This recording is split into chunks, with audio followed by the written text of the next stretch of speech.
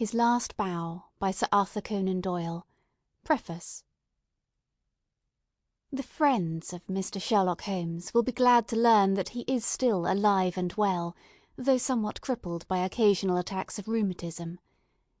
He has, for many years, lived in a small farm upon the Downs 5 miles from Eastbourne, where his time is divided between philosophy and agriculture. During this period of rest he has refused the most princely offers to take up various cases, having determined that his retirement was a permanent one.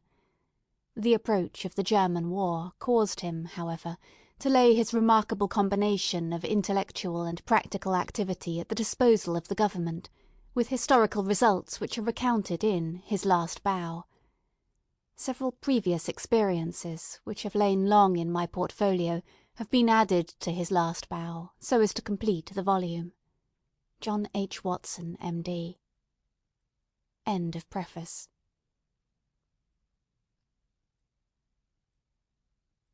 Section 1 of His Last Bow by Sir Arthur Conan Doyle, Wisteria Lodge, Part 1.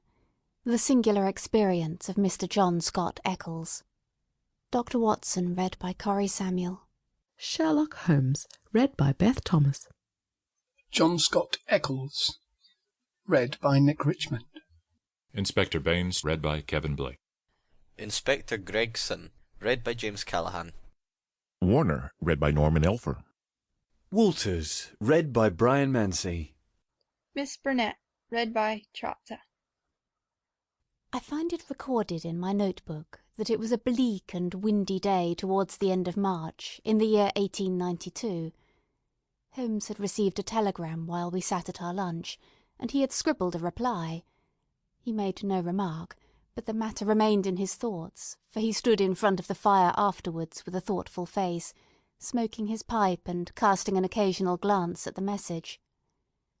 Suddenly he turned upon me with a mischievous twinkle in his eyes. "I suppose, Watson, we must look upon you as a man of letters," said he. "How do you define the word grotesque?" "Strange, remarkable," I suggested. He shook his head at my definition. "There is surely something more than that," said he. "Some underlying suggestion of the tragic and the terrible.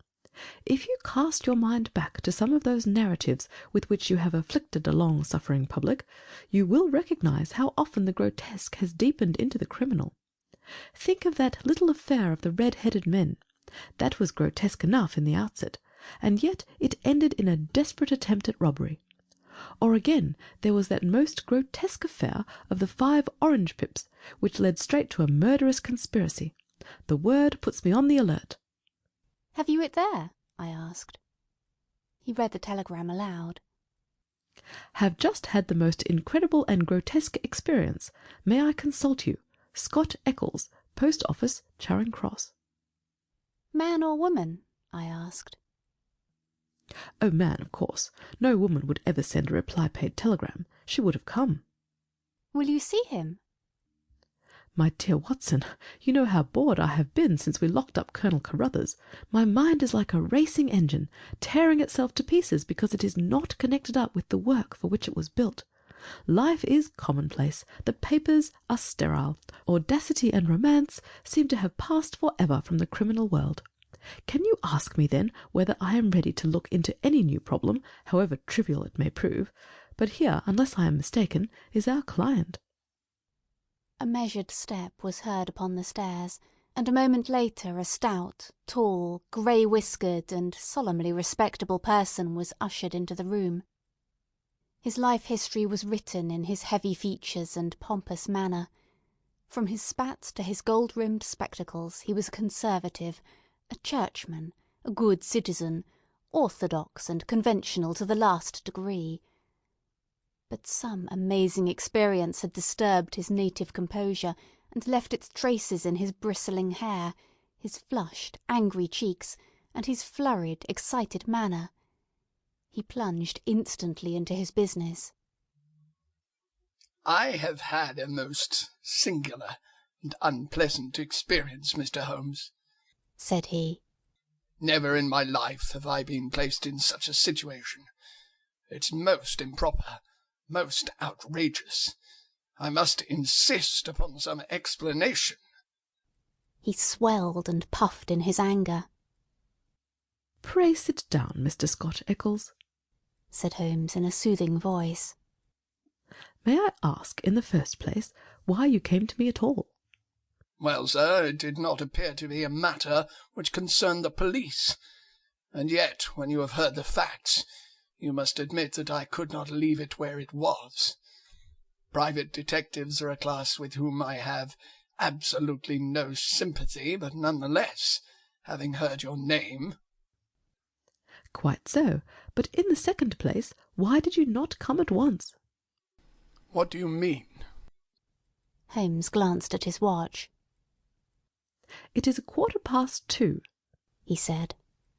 Your telegram was dispatched about 1, but no one can glance at your toilette and attire without seeing that your disturbance dates from the moment of your waking."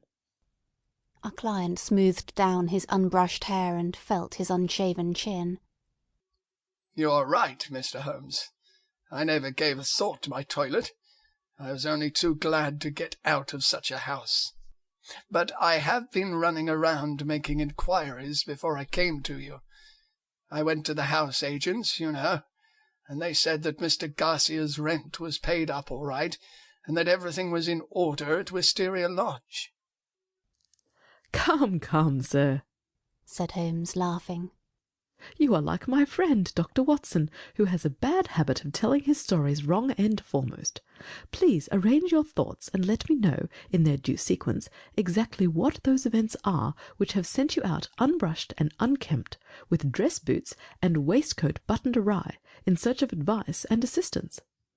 Our client looked down with a rueful face at his own unconventional appearance. "I'm sure it must look very bad, Mr. Holmes, and I'm not aware that in my whole life such a thing has ever happened before. But I will tell you the whole queer business, and when I have done, so you will admit, I am sure, there has been enough to excuse me."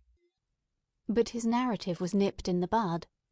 There was a bustle outside, and Mrs. Hudson opened the door to usher in 2 robust and official-looking individuals, one of whom was well known to us as Inspector Gregson of Scotland Yard, an energetic, gallant, and, within his limitations, a capable officer.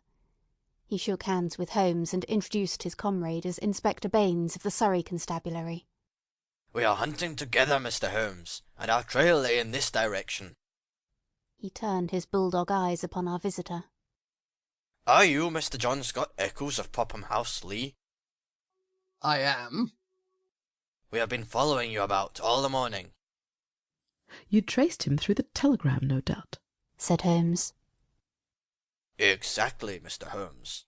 We picked up the scent at Charing Cross Post Office and came on here." "But why do you follow me? What do you want?" "We wish a statement, Mr. Scott Eccles, as to the events which led up to the death last night of Mr. Aloysius Garcia of Wisteria Lodge near Isha." Our client had sat up with staring eyes and every tinge of colour struck from his astonished face. "Dead? Did you say he was dead?" "Yes, sir, he is dead." "But how? An accident?"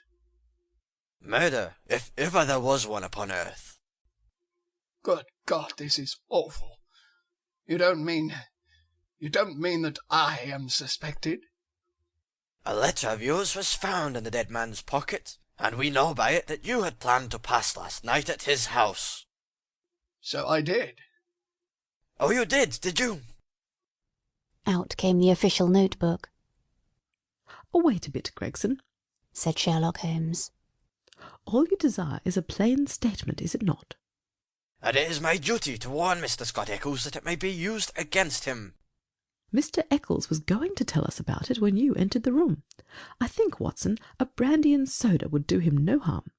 Now, sir, I suggest that you take no notice of this addition to your audience, and that you proceed with your narrative exactly as you would have done had you never been interrupted." Our visitor had gulped off the brandy, and the colour had returned to his face. With a dubious glance at the inspector's notebook, he plunged at once into his extraordinary statement. I am a bachelor, said he. and being of a sociable turn, I cultivate a large number of friends. Among these are the family of a retired brewer called Melville, living at Albemarle Mansion, Kensington. It was at his table that I met some weeks ago a young fellow named Garcia. He was, I understand, of Spanish descent, and connected in some way with the embassy. He spoke perfect English, and was pleasing in his manners, and as good-looking a man as I ever saw in my life. In some way we struck up quite a friendship, this young fellow and I. He seemed to take a fancy to me from the first, and within 2 days of our meeting he came to see me at Lee. One thing led to another, and it ended in his inviting me out to spend a few days at his house, Wisteria Lodge, between Esher and Oxshott. Yesterday evening I went to Esher to fulfil this engagement. He had described his household to me before I went there. He lived with a faithful servant, a countryman of his own, who looked after all his needs. This fellow could speak English, and did his housekeeping for him. Then there was a wonderful cook, he said, a half-breed whom he had picked up in his travels, who could serve an excellent dinner. I remember that he remarked what a queer household it was to find in the heart of Surrey, and that I agreed with him, though it has proved a good deal queerer than I thought. I drove to the place, about 2 miles on the south side of Esher. The house was a fair-sized one, standing back down from the road, with a curving drive which was banked with high evergreen shrubs. It was an old tumble-down building in a crazy state of disrepair. When the trap pulled up on the grass-grown drive in front of the blotched and weather-stained door, I had doubts as to my wisdom in visiting a man whom I knew so slightly. He opened the door himself, however, and greeted me with a great show of cordiality. I was handed over to the manservant, a melancholy, swarthy individual, who led the way, my bag in his hand, to my bedroom. The whole place was depressing. Our dinner was tete-a-tete, and though my host did his best to be entertaining, his thoughts seemed to continually wander, and he talked so vaguely and wildly that I could hardly understand him. He continually drummed his fingers on the table, gnawed his nails, and gave other signs of nervous impatience. The dinner itself was neither well served nor well cooked, and the gloomy presence of the taciturn servant did not help to enliven us. I can assure you that many times in the course of the evening I wished that I could invent some excuse which would take me back to Lee. One thing comes back to my memory which may have a bearing upon the business that you 2 gentlemen are investigating. I thought nothing of it at the time. Near the end of the dinner a note was handed in by the servant. I noticed that after my host had read it, he seemed even more distrait and strange than before. He gave up all pretence at conversation, and sat, smoking endless cigarettes, lost in his own thoughts. But he made no remark as to the contents. About 11, I was glad to go to bed. Some time later, Garcia looked in at my door. The room was dark at the time, and asked me if I had rung. I said that I had not. He apologized for having disturbed me so late, saying that it was nearly 1 o'clock. I dropped off after this, and slept soundly all night. And now I come to the amazing part of my tale. When I woke, it was broad daylight. I glanced at my watch, and the time was nearly 9. I had particularly asked to be called at 8, so I was very much astonished at this forgetfulness. I sprang up and rang for the servant. There was no response. I rang again and again with the same result. Then I came to the conclusion that the bell was out of order. I huddled on my clothes and hurried downstairs, in an exceedingly bad temper, to order some hot water. You can imagine my surprise when I found that there was no one there. I shouted in the hall. There was no answer. Then I ran from room to room. All were deserted.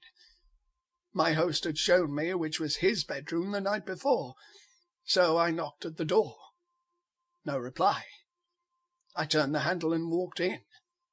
The room was empty, and the bed had never been slept in. He had gone with the rest. The foreign host, the foreign footman, the foreign cook, all had vanished in the night. That was the end of my visit to Wisteria Lodge. Sherlock Holmes was rubbing his hands and chuckling as he added this bizarre incident to his collection of strange episodes. "Your experience is, so far as I know, perfectly unique," said he. "May I ask, sir, what you did then?" I was furious. My first idea was that I'd been the victim of some absurd practical joke. I packed my things, banged the hall door behind me, and set off for Esher with my bag in my hand. I called at Allen Brothers, the chief land agents in the village, and found that it was from this firm that the villa had been rented. It struck me that the whole proceeding could hardly be for the purpose of making a fool of me, and that the main object must be to get out of the rent. It is late in March, so quarter day is at hand. But this theory would not work. The agent was obliged to me for my warning, but told me that the rent had been paid in advance. Then I made my way to town and called at the Spanish embassy. The man was unknown there. After this I went to see Melville, at whose house I had first met Garcia, but I found that he really knew rather less about him than I did. Finally, when I got your reply to my wire, I came out to you, since I gather that you are a person who gives advice in difficult cases. But now, Mr. Inspector, I understand from what you said when you entered the room that you can carry the story on, and that some tragedy had occurred. I can assure you that every word I have said is the truth, and that outside of what I have told you, I know absolutely nothing about the fate of this man. My only desire is to help the law in every possible way.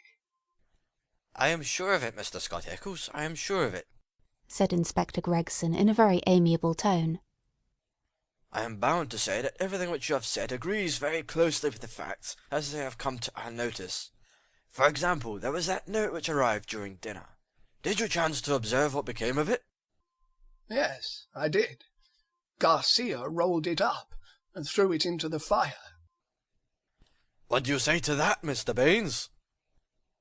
The country detective was a stout, puffy, red man, whose face was only redeemed from grossness by two extraordinarily bright eyes, almost hidden behind the heavy creases of cheek and brow.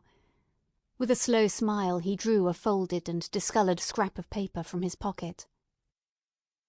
It was a dog grate, Mr. Holmes, and he overpitched it. I picked this out unburned from the back of it. Holmes smiled his appreciation. "You must have examined the house very carefully to find a single pellet of paper."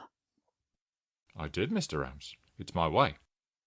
Shall I read it, Mr. Gregson? The Londoner nodded. The note is written upon ordinary cream-laid paper without watermark. It's a quarter sheet. The paper is cut in 2 snips with a short-bladed scissors. It's been folded over 3 times and sealed with purple wax, put on hurriedly and pressed down with some flat oval object. It's addressed to Mr. Garcia, Wisteria Lodge. It says, "Our own colours, green and white. Green open, white shut.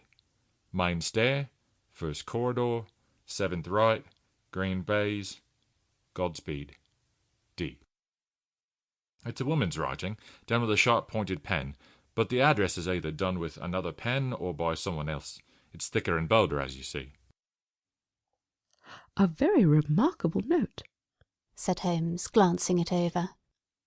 I must compliment you, Mr. Baines, upon your attention to detail in your examination of it. A few trifling points might perhaps be added. The oval seal is undoubtedly a plain sleeve-link. What else is of such a shape? The scissors were bent nail scissors. Short as the two snips are, you can distinctly see the same slight curve in each. The country detective chuckled.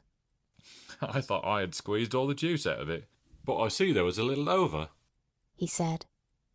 I'm bound to say I make nothing of the note, except that there was something on hand, and that a woman, as usual, was at the bottom of it. Mr. Scott Eccles had fidgeted in his seat during this conversation. I'm glad you found the note, since it corroborates my story, said he. But I beg to point out that I have not yet heard what has happened to Mr. Garcia, nor what became of his household. As to Garcia, said Gregson, that is easily answered. He was found dead this morning upon Oxshott Common, nearly a mile from his home. His head had been smashed to pulp by heavy blows of a sandbag or some such instrument, which had crushed rather than wounded. It is a lonely corner, and there is no house within 1/4 of a mile of the spot. He had apparently been struck down first from behind, but his assailant had gone on beating him long after he was dead. It was a most furious assault. There are no footsteps nor any clue to the criminals. Robbed? No, there was no attempt at robbery. This is very painful and terrible, said Mr. Scott Eccles in a querulous voice. But it is really uncommonly hard on me. I had nothing to do with my host going off upon a nocturnal excursion and meeting so sad an end. How do I come to be mixed up with this case? Very simple, sir, Inspector Baines answered. The only document found in the pocket of the deceased was a letter from you saying that you would be with him on the night of his death. It was the envelope of this letter which gave us the dead man's name and address. It was after 9 this morning when we reached his house and found neither you nor anyone else inside it. I wired to Mr. Gregson to run you down in London while I examined Wisteria Lodge. Then I came into town, joined Mr. Gregson, and here we are. I think now, said Gregson, rising, we had best put this matter into an official shape. You will come round with us to the station, Mr. Scott Eccles, and let us have your statement in writing. Certainly, I will come at once. But I retain your services, Mr. Holmes. I desire you to spare no expense and no pains to get at the truth. My friend turned to the country inspector. I suppose that you have no objection to my collaborating with you, Mr. Baines? Highly honoured, sir, I'm sure. You appear to have been very prompt and businesslike in all that you have done. Was there any clue, may I ask, as to the exact hour that the man met his death? He had been there since 1 o'clock. There was rain about that time, and his death had certainly been before the rain. But that is perfectly impossible, Mr. Baines, cried our client. His voice is unmistakable. I could swear to it that it was he who addressed me in my bedroom at that very hour. Remarkable, but by no means impossible, said Holmes, smiling. You have a clue? Asked Gregson. On the face of it, the case is not a very complex one, though it certainly presents some novel and interesting features. A further knowledge of facts is necessary before I would venture to give a final and definite opinion. By the way, Mr. Baines, did you find anything remarkable besides this note in your examination of the house? The detective looked at my friend in a singular way. There were, said he. 1 or 2 very remarkable things. Perhaps when I finished at the police station, you'd care to come out and give me your opinion of them. I am entirely at your service, said Sherlock Holmes, ringing the bell. You will show these gentlemen out, Mrs. Hudson, and kindly send the boy with this telegram. He is to pay a 5-shilling reply. We sat for some time in silence after our visitors had left. Holmes smoked hard, with his brows drawn down over his keen eyes, and his head thrust forward in the eager way characteristic of the man. Well, Watson, he asked, turning suddenly upon me. What do you make of it? I can make nothing of this mystification of Scott Eccles. But the crime? Well, taken with the disappearance of the man's companions, I should say that they were in some way concerned in the murder and had fled from justice. That is certainly a possible point of view. On the face of it, you must admit, however, that it is very strange that his two servants should have been in a conspiracy against him, and should have attacked him on the one night when he had a guest. They had him alone at their mercy every other night of the week. Then why did they fly? Quite so. Why did they fly? There is a big fact. Another big fact is the remarkable experience of our client, Scott Eccles. Now, my dear Watson, is it beyond the limits of human ingenuity to furnish an explanation which would cover both of these big facts? If it were one which would also admit of the mysterious note, with its very curious phraseology, why, then it would be worth accepting as a temporary hypothesis. If the fresh facts which come to our knowledge all fit themselves into the scheme, then our hypothesis may gradually become a solution. But what is our hypothesis? Holmes leaned back in his chair with half-closed eyes. You must admit, my dear Watson, that the idea of a joke is impossible. There were grave events afoot, as the sequel showed, and the coaxing of Scott Eccles to Wisteria Lodge had some connection with them. But what possible connection? Let us take it link by link. There is, on the face of it, something unnatural about this strange and sudden friendship between the young Spaniard and Scott Eccles. It was the former who forced the pace. He called upon Eccles at the other end of London on the very day after he first met him, and kept in close touch with him until he got him down to Esher. Now what did he want with Eccles? What could Eccles supply? I see no charm in the man. He is not particularly intelligent, not a man likely to be congenial to a quick-witted Latin. Why, then, was he picked out from all the other people whom Garcia met as particularly suited to his purpose? Has he any one outstanding quality? I say that he has. He is the very type of conventional British respectability, and the very man as a witness to impress another Briton. You saw yourself how neither of the inspectors dreamed of questioning his statement, extraordinary as it was. But what was he to witness? Nothing, as things turned out. But everything had they gone another way. That is how I read the matter. I see. He might have proved an alibi. Exactly, my dear Watson. He might have proved an alibi. We will suppose, for argument's sake, that the household of Wisteria Lodge are confederates in some design. The attempt, whatever it may be, is to come off, we will say, before 1 o'clock. By some juggling of the clocks it is quite possible that they may have got Scott Eccles to bed earlier than he thought. But in any case it is likely that when Garcia went out of his way to tell him that it was 1, it was really not more than 12. If Garcia could do whatever he had to do and be back by the hour mentioned, he had evidently a powerful reply to any accusation. Here was this irreproachable Englishman ready to swear in any court of law that the accused was in his house all the time. It was an insurance against the worst. Yes, I see that. But how about the disappearance of the others?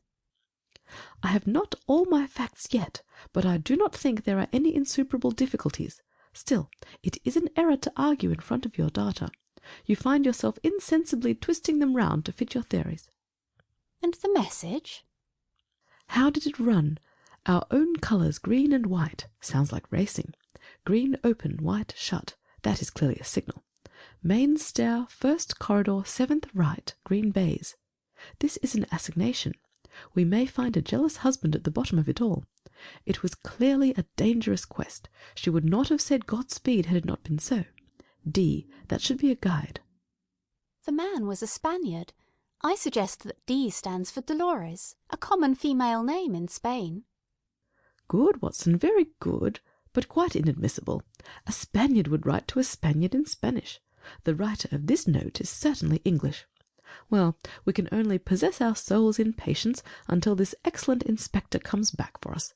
Meanwhile, we can thank our lucky fate which has rescued us for a few short hours from the insufferable fatigues of idleness. An answer had arrived to Holmes's telegram before our Surrey officer had returned. Holmes read it, and was about to place it in his notebook when he caught a glimpse of my expectant face. He tossed it across with a laugh. "We are moving in exalted circles," said he. The telegram was a list of names and addresses. Lord Harringby, the Dingle, Sir George Folliot, Oxshott Towers, Mr. Hines, J.P. Purdy Place, Mr. James Baker Williams, Forton Old Hall, Mr. Henderson, High Gable, Reverend Joshua Stone, Nether Walsling. This is a very obvious way of limiting our field of operations, said Holmes. No doubt Baines, with his methodical mind, has already adopted some similar plan. I don't quite understand. Well, my dear fellow, we have already arrived at the conclusion that the message received by Garcia at dinner was an appointment or an assignation. Now, if the obvious reading of it is correct, and in order to keep this tryst one has to ascend a main stair and seek the 7th door in a corridor, it is perfectly clear that the house is a very large one. It is equally certain that this house cannot be more than a mile or two from Oxshott, since Garcia was walking in that direction, and hoped, according to my reading of the facts, to be back in Wisteria Lodge in time to avail himself of an alibi, which would only be valid up to 1 o'clock. As the number of large houses close to Oxshott must be limited, I adopted the obvious method of sending to the agents mentioned by Scott Eccles and obtaining a list of them. Here they are in this telegram, and the other end of our tangled skein must lie among them. It was nearly 6 o'clock before we found ourselves in the pretty Surrey village of Esher, with Inspector Baines as our companion. Holmes and I had taken things for the night, and found comfortable quarters at the Bull. Finally, we set out in the company of the detective on our visit to Wisteria Lodge. It was a cold, dark March evening, with a sharp wind and a fine rain beating upon our faces, a fit setting for the wild common over which our road passed, and the tragic goal to which it led us. End of section 1.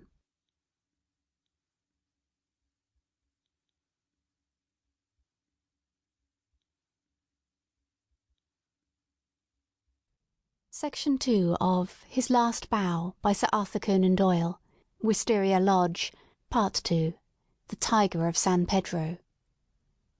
A cold and melancholy walk of a couple of miles brought us to a high wooden gate, which opened into a gloomy avenue of chestnuts.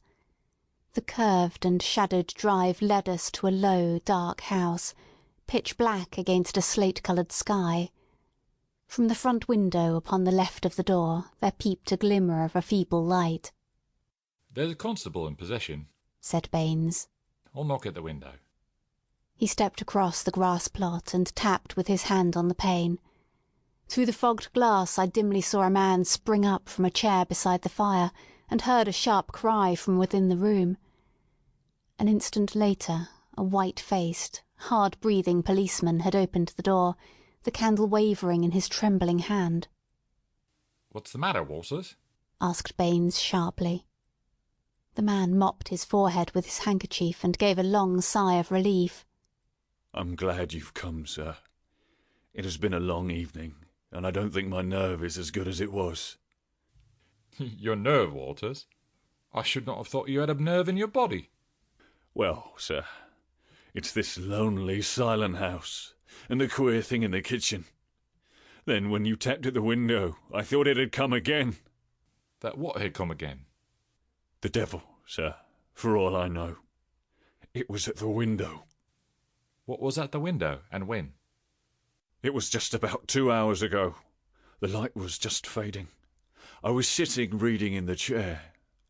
I didn't know what made me look up, but there was a face looking in at me through the lower pane. Lord, sir, what a face it was! I'll see it in my dreams. Tut, tut, Walters. This is not the talk for a police constable. I know, sir, I know. But it shook me, sir, and there's no use to deny it. It wasn't black, sir, nor was it white, nor any colour that I know, but a kind of queer shade like clay with a splash of milk in it. Then there was the size of it. It was twice yours, sir, and the look of it, the great staring goggle eyes, and the line of white teeth like a hungry beast. I tell you, sir, I couldn't move a finger, nor get my breath, till it whisked away and was gone. Out I ran through the shrubbery, but thank God there was no one there. If I didn't know you were a good man, Walters, I should put a black mark against you for this. If it were the devil himself, a constable on duty should never thank God that he could not lay his hands upon him. I suppose the whole thing is not a vision, but a touch of nerves. That, at least, is very easily settled, said Holmes, lighting his little pocket lantern. Yes, he reported, after a short examination of the grass bed. A number 12 shoe, I should say. If he was all on the same scale as his foot, he must certainly have been a giant. What became of him? He seems to have broken through the shrubbery and made for the road.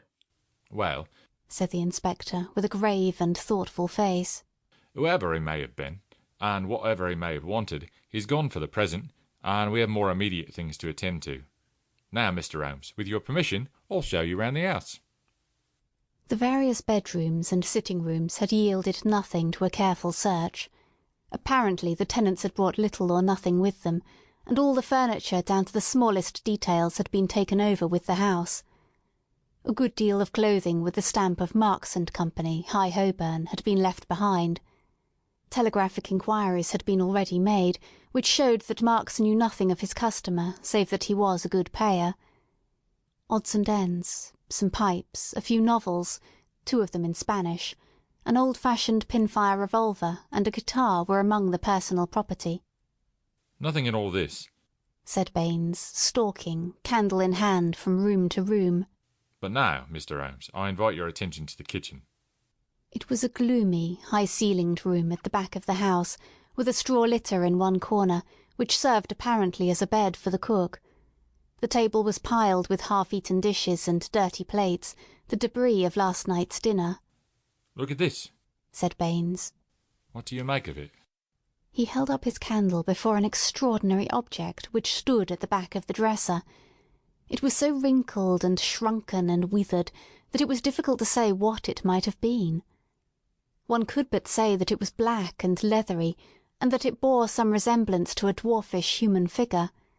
At first, as I examined it, I thought that it was a mummified negro baby, and then it seemed a very twisted and ancient monkey. Finally, I was left in doubt as to whether it was animal or human. A double band of white shells was strung round the centre of it.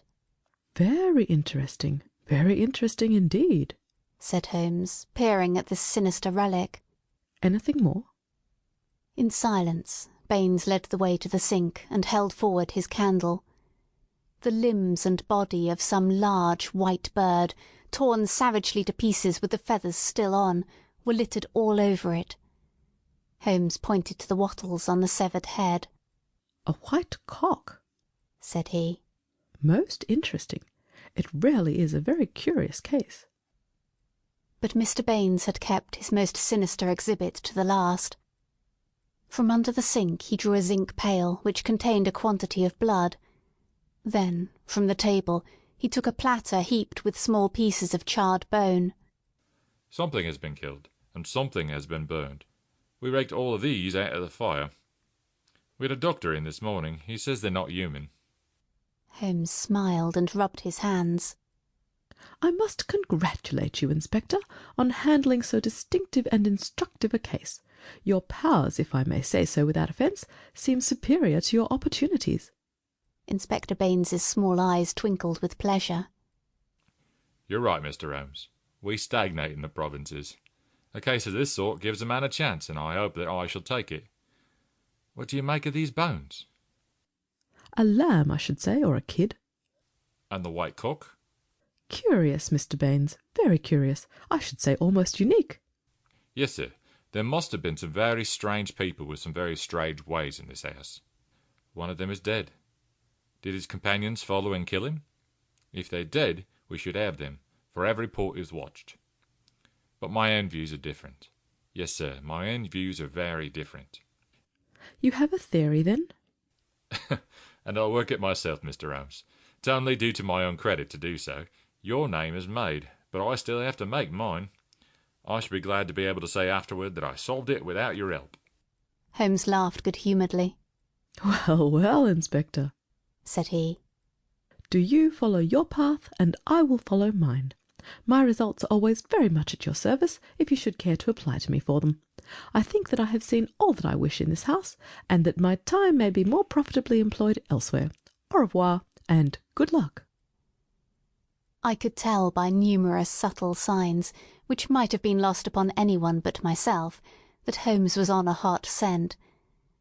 As impassive as ever to the casual observer, there were, none the less, a subdued eagerness and suggestion of tension in his brightened eyes and brisker manner, which assured me that the game was afoot. After his habit he said nothing, and after mine I asked no questions. Sufficient for me to share the sport and lend my humble help to the capture, without distracting that intent brain with needless interruption. All would come round to me in due time. I waited, therefore. But, to my ever-deepening disappointment, I waited in vain. Day succeeded day, and my friend took no step forward. One morning he spent in town, and I learned from a casual reference that he had visited the British Museum. Save for this one excursion, he spent his days in long and often solitary walks, or in chatting with a number of village gossips whose acquaintance he had cultivated. "I'm sure, Watson, that a week in the country will be invaluable to you," he remarked. "It is very pleasant to see the first green shoots upon the hedges and the catkins on the hazels once again. With a spud, a tin box, and an elementary book on botany, there are instructive days to be spent." He prowled about with this equipment himself, but it was a poor show of plants which he would bring back of an evening. Occasionally, in our rambles, we came across Inspector Baines. His fat, red face wreathed itself in smiles, and his small eyes glittered as he greeted my companion. He said little about the case, but from that little we gathered that he also was not dissatisfied at the course of events. I must admit, however, that I was somewhat surprised when, some 5 days after the crime, I opened my morning paper to find in large letters, "The Oxshott Mystery. A solution. Arrest of supposed assassin." Holmes sprang in his chair as if he had been stung when I read him the headlines. "By Jove!" he cried. "You don't mean that Baines has got him?" "Apparently," said I, as I read the following report. Great excitement was caused in Esher and the neighbouring district when it was learned, late last night, that an arrest had been effected in connection with the Oxshott murder. It will be remembered that Mr. Garcia, of Wisteria Lodge, was found dead on Oxshott Common, his body showing signs of extreme violence, and that on the same night his servant and his cook fled, which appeared to show their participation in the crime. It was suggested, but never proved, that the deceased gentleman may have had valuables in the house, and that their abstraction was the motive of the crime. Every effort was made by Inspector Baines, who has the case in hand, to ascertain the hiding place of the fugitives, and he had good reason to believe that they had not gone far, but were lurking in some retreat which had been already prepared. It was certain from the first, however, that they would eventually be detected, as the cook, from the evidence of 1 or 2 tradespeople who have caught a glimpse of him through the window, was a man of most remarkable appearance, being a huge and hideous mulatto, with yellowish features of a pronounced negroid type. This man has been seen since the crime, for he was detected and pursued by Constable Walters on the same evening, when he had the audacity to revisit Wisteria Lodge. Inspector Baines, considering that such a visit must have some purpose in view, and was likely therefore to be repeated, abandoned the house, but left an ambuscade in the shrubbery. The man walked into the trap and was captured last night, after a struggle in which Constable Downing was badly bitten by the savage. We understand that when the prisoner is brought before the magistrates, a remand will be applied for by the police, and that great developments are hoped from his capture. "Really, we must see Baines at once," cried Holmes, picking up his hat. "We will just catch him before he starts." We hurried down the village street, and found, as we had expected, that the inspector was just leaving his lodgings. "You seen the paper, Mr. Holmes?" he asked, holding one out to us. "Yes, Baines, I've seen it. Pray don't think it a liberty if I give you a word of friendly warning." "Of warning, Mr. Holmes?" "I have looked into this case with some care, and I am not convinced that you are on the right line. I don't want you to commit yourself too far unless you are sure. Oh, you're very kind, Mr. Holmes. I assure you I speak for your good. It seemed to me that something like a wink quivered for an instant over one of Mr. Baines's tiny eyes. We agreed to work on our own lines, Mr. Holmes. That's what I'm doing. Oh, very good, said Holmes. Don't blame me. No, sir, I believe you mean well by me, but we all have our own systems, Mr. Holmes. You have yours, and maybe I have mine. Let us say no more about it. You're welcome always to my niece. This fellow's a perfect savage, as strong as a cart horse and as fierce as the devil. He chewed Danning's thumb nearly off before they could master him. He hardly speaks a word of English, and we can't get nothing out of him but grunts. And you think you have evidence that he murdered his late master? I didn't say so, Mr. Holmes. I didn't say so. We all have our own little ways. You try yours, and I'll try mine. That's the agreement. Holmes shrugged his shoulders as we walked away together. I can't make the man out. He seems to be riding for a fall. Well, as he says, we must each try our own way and see what comes of it. But there's something in Inspector Baines which I can't quite understand. Just sit down in that chair, Watson, said Sherlock Holmes, when we had returned to our apartment at the Bull. I want to put you in touch with the situation, as I may need your help tonight. Let me show you the evolution of the case so far as I have been able to follow it. Simple as it has been in its leading features, it has none the less presented surprising difficulties in the way of an arrest. There are gaps in that direction which we have still to fill. We will go back to the note which was handed in to Garcia upon the evening of his death. We may put aside this idea of Baines's that Garcia's servants were concerned in the matter. The proof of this lies in the fact that it was he who had arranged for the presence of Scott Eccles, which could only have been done for the purpose of an alibi. It was Garcia, then, who had an enterprise, and apparently a criminal enterprise, in hand that night in the course of which he met his death. I say criminal because only a man with a criminal enterprise desires to establish an alibi. Who, then, is most likely to have taken his life? Surely the person against whom the criminal enterprise was directed. So far it seems to me that we are on safe ground. We can now see a reason for the disappearance of Garcia's household. They were all confederates in the same unknown crime. If it came off when Garcia returned, any possible suspicion could be warded off by the Englishman's evidence, and all would be well. But the attempt was a dangerous one, and if Garcia did not return by a certain hour, it was probable that his own life had been sacrificed. It had been arranged, therefore, that in such a case his two subordinates were to make for some prearranged spot where they could escape investigation and be in a position afterwards to renew their attempt. That would fully explain the facts, would it not? The whole inexplicable tangle seemed to straighten out before me. I wondered, as I always did, how it had not been obvious to me before. But why should one servant return? We can imagine that in the confusion of flight, something precious, something which he could not bear to part with, had been left behind. That would explain his persistence, would it not? Well, what is the next step? The next step is the note received by Garcia at the dinner. It indicates a confederate at the other end. Now, where was the other end? I have already shown you that it could only lie in some large house, and that the number of large houses is limited. My first days in this village were devoted to a series of walks, in which, in the intervals of my botanical researches, I made a reconnaissance of all the large houses, and an examination of the family history of the occupants. One house, and only one, riveted my attention. It is the famous old Jacobean Grange of High Gable, 1 mile on the farther side of Oxshott, and less than half a mile from the scene of the tragedy. The other mansions belong to prosaic and respectable people, who live far aloof from romance.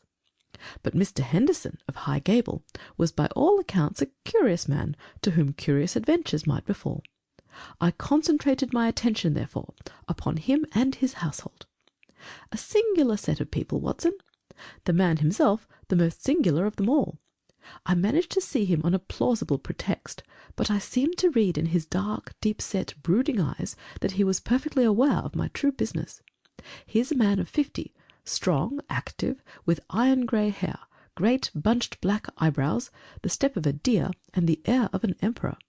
A fierce, masterful man, with a red-hot spirit behind his parchment face. He is either a foreigner or has lived long in the tropics, for he is yellow and sapless, but tough as whipcord. His friend and secretary, Mr. Lucas, is undoubtedly a foreigner, chocolate brown, wily, suave, and cat-like, with a poisonous gentleness of speech.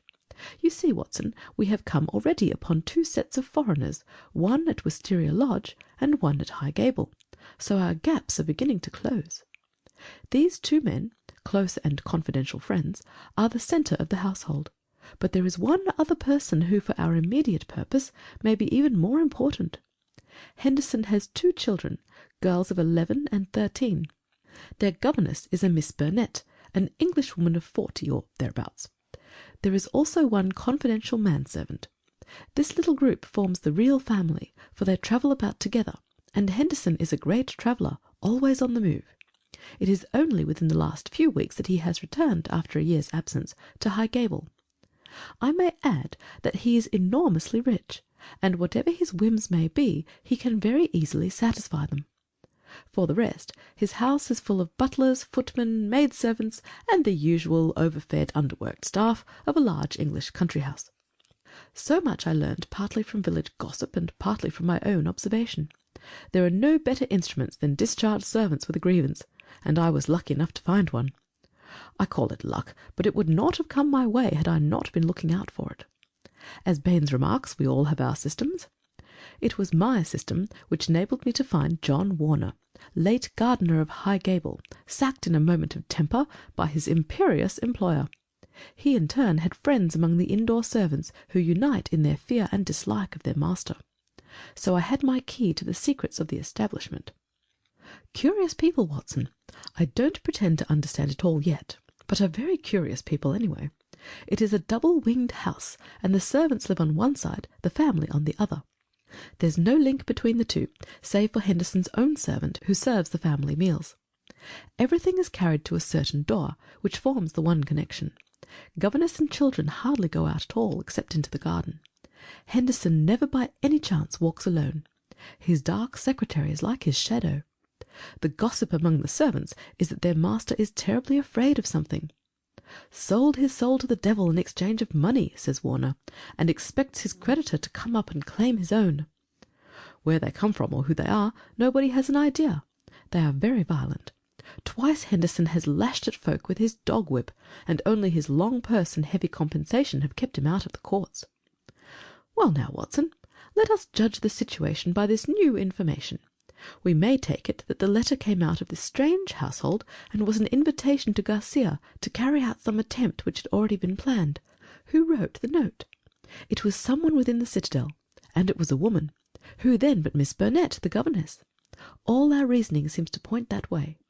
At any rate, we may take it as a hypothesis, and see what consequences it would entail. I may add that Miss Burnett's age and character make it certain that my first idea that there might be a love interest in our story is out of the question. If she wrote the note, she was presumably the friend and confederate of Garcia. What then might she be expected to do if she heard of his death? If he met it in some nefarious enterprise, her lips might be sealed. Still, in her heart she must retain bitterness and hatred against those who had killed him, and would presumably help so far as she could to have revenge upon them. Could we see her then, and try to use her? That was my first thought. But now we come to a sinister fact. Miss Burnett has not been seen by any human eye since the night of the murder. From that evening she has utterly vanished. Is she alive? Has she perhaps met her end on the same night as the friend whom she had summoned? Or is she merely a prisoner? There is the point which we still have to decide. You will appreciate the difficulty of the situation, Watson. There is nothing upon which we can apply for a warrant. Our whole scheme might seem fantastic if laid before a magistrate. The woman's disappearance counts for nothing, since in that extraordinary household any member of it might be invisible for a week.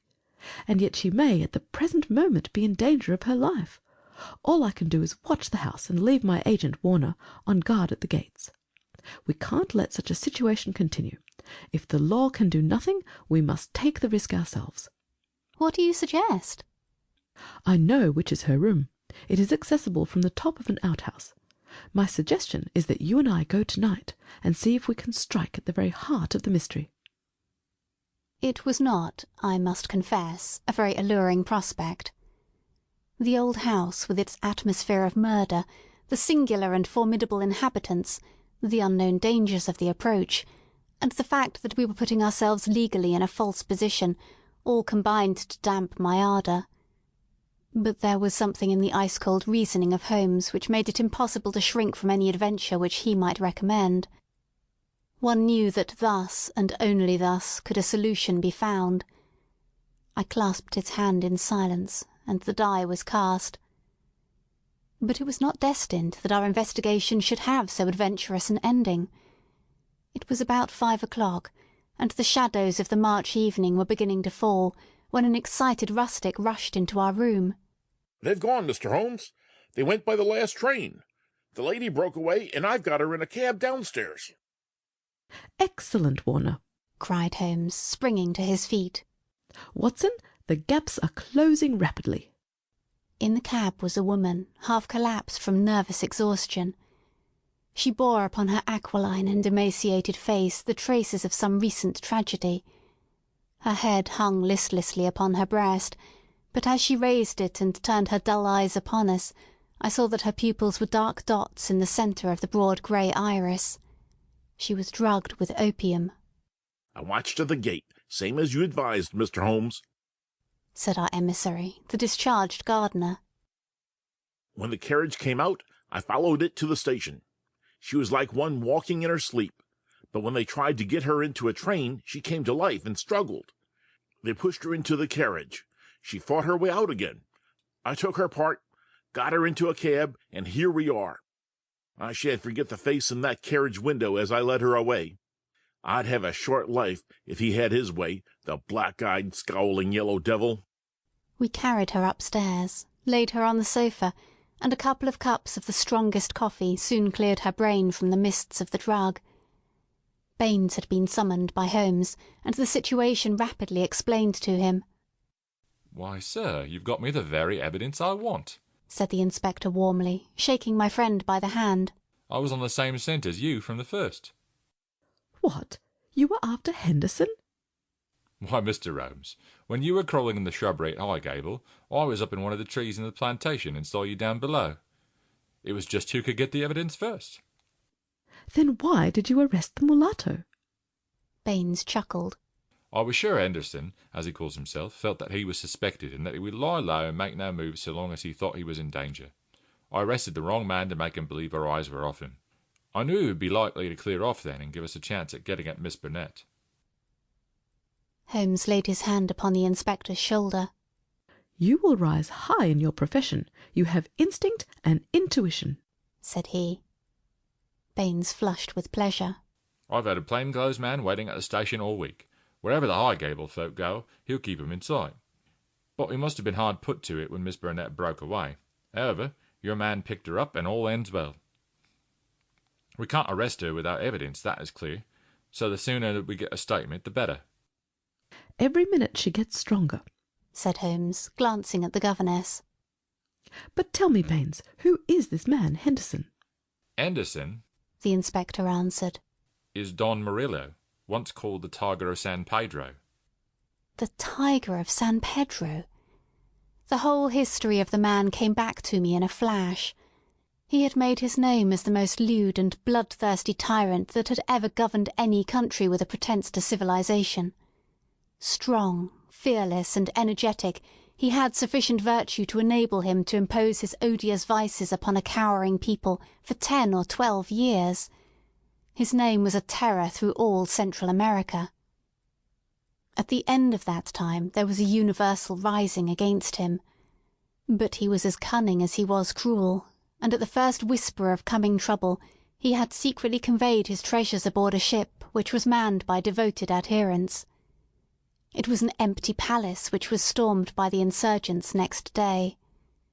The dictator, his 2 children, his secretary, and his wealth had all escaped them. From that moment he had vanished from the world, and his identity had been a frequent subject for comment in the European press. "Yes, sir, Don Murillo, the Tiger of San Pedro," said Baines.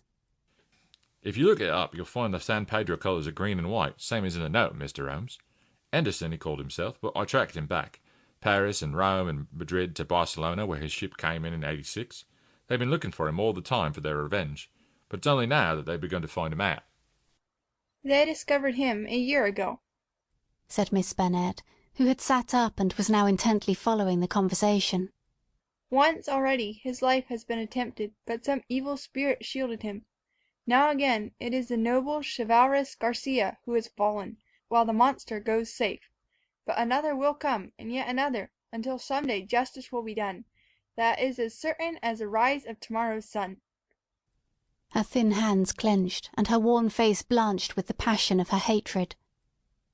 "But how come you into this matter, Miss Bennet?" asked Holmes. "How can an English lady join in such a murderous affair?"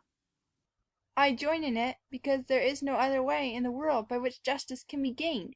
What does the law of England care for the rivers of blood shed years ago in San Pedro, or for the shipload of treasure which this man has stolen? To you they are like crimes committed in some other planet. But we know. We have learned the truth in sorrow and suffering. To us there is no fiend in hell like Juan Murillo, and no peace in life while his victims still cry for vengeance. "No doubt," said Holmes. "he was, as you say. I have heard that he was atrocious. But how are you affected?" I will tell you it all. This villain's policy was to murder, on one pretext or another, every man who showed such promise that he might in time come to be a dangerous rival. My husband, yes, my real name is Signora Victor Durando, was a San Pedro minister in London. He met me and married me there. A nobler man never lived upon earth. Unhappily, Murillo heard of his excellence, recalled him on some pretext, and had him shot. With a premonition of his fate, he had refused to take me with him. His estates were confiscated, and I was left with a pittance and a broken heart. Then came the downfall of the tyrant. He escaped as you have just described, but the many whose lives he had ruined, whose nearest and dearest had suffered torture and death at his hands, would not let the matter rest. They banded themselves into a society which should never be dissolved until the work was done. It was my part, after we had discovered in the transformed Henderson the fallen despot, to attach myself to his household and keep the others in touch with his movements. This I was able to do by securing the position of governess in his family. He little knew that the woman who faced him at every meal was a woman whose husband he had hurried at an hour's notice into eternity. I smiled on him, did my duty to his children, and bided my time. An attempt was made in Paris and failed. We zigzagged swiftly here and there over Europe to throw off the pursuers, and finally returned to this house, which he had taken upon his first arrival in England. But here also the ministers of justice were waiting. Knowing that he would return there, Garcia, who is the son of the former highest dignitary in San Pedro, was waiting with two trusty companions of humble station, all three fired with the same reasons for revenge. He could do little during the day.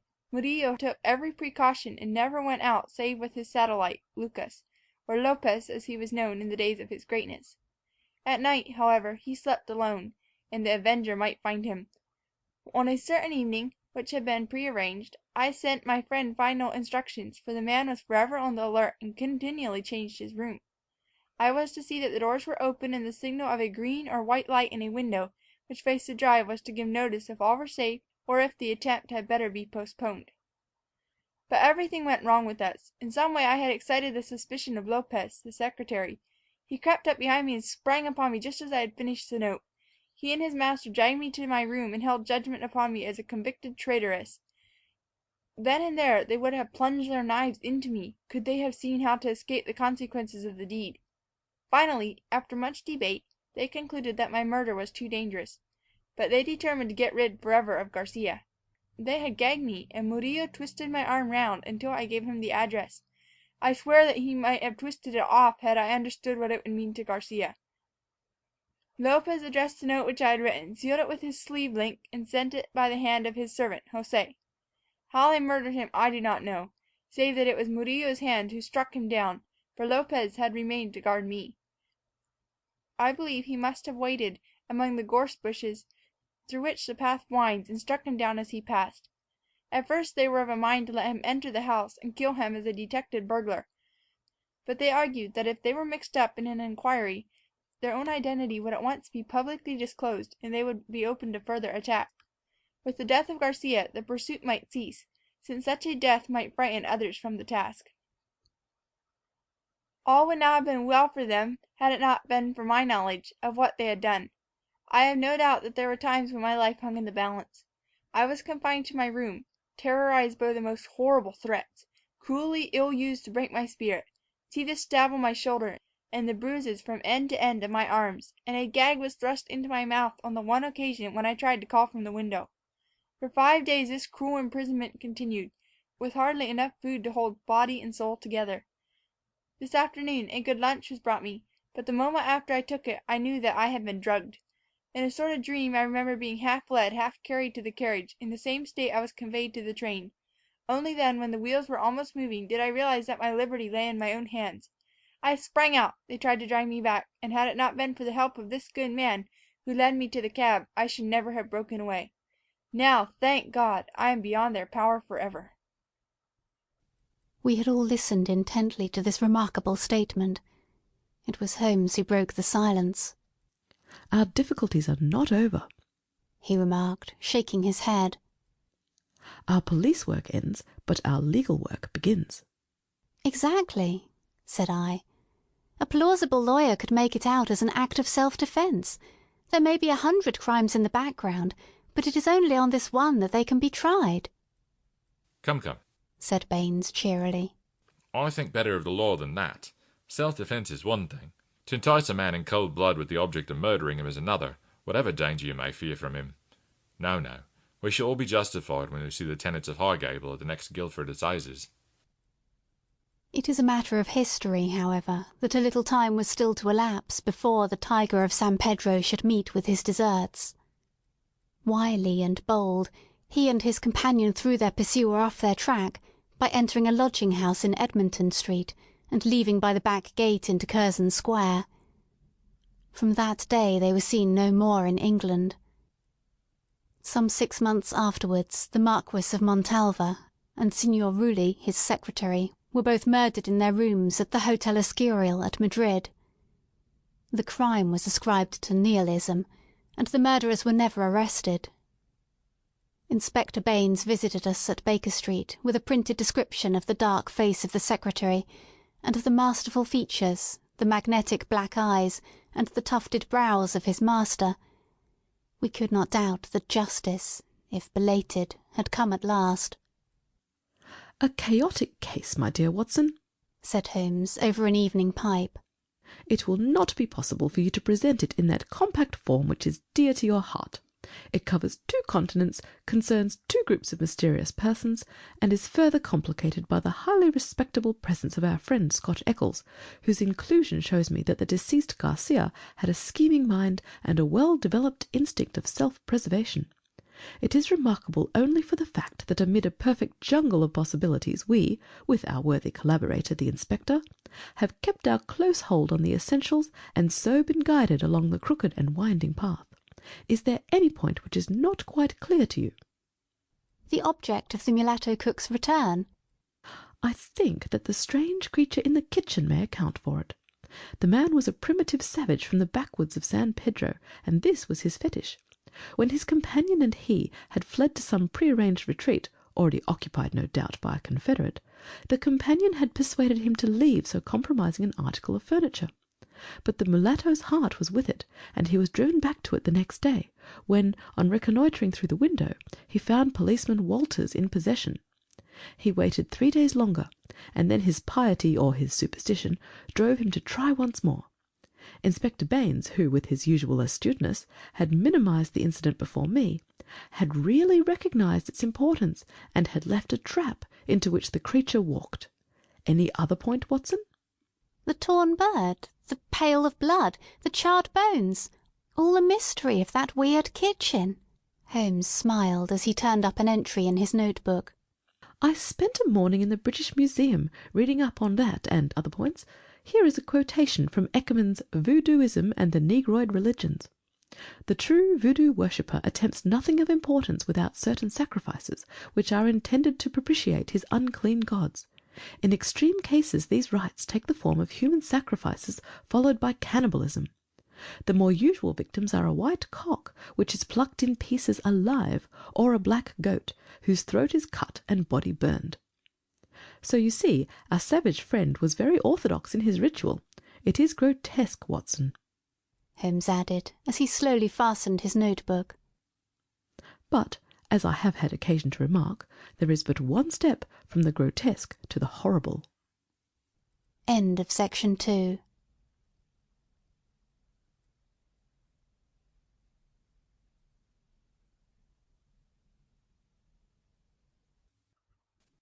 Section 3 of His Last Bow by Sir Arthur Conan Doyle. The Adventure of the Cardboard Box. Dr. Watson, read by Corrie Samuel. Sherlock Holmes, read by Beth Thomas. Inspector Lestrade, read by Natalie Paula. Miss Susan Cushing, read by Shakira Searle. Doctor to Miss Cushing by Norman Elford. Miss Sarah Cushing, read by Frances Brown. Mary Browner, read by Kay Cotter. Cabby, read by Brian Mancy. Jem Browner, read by James Callahan.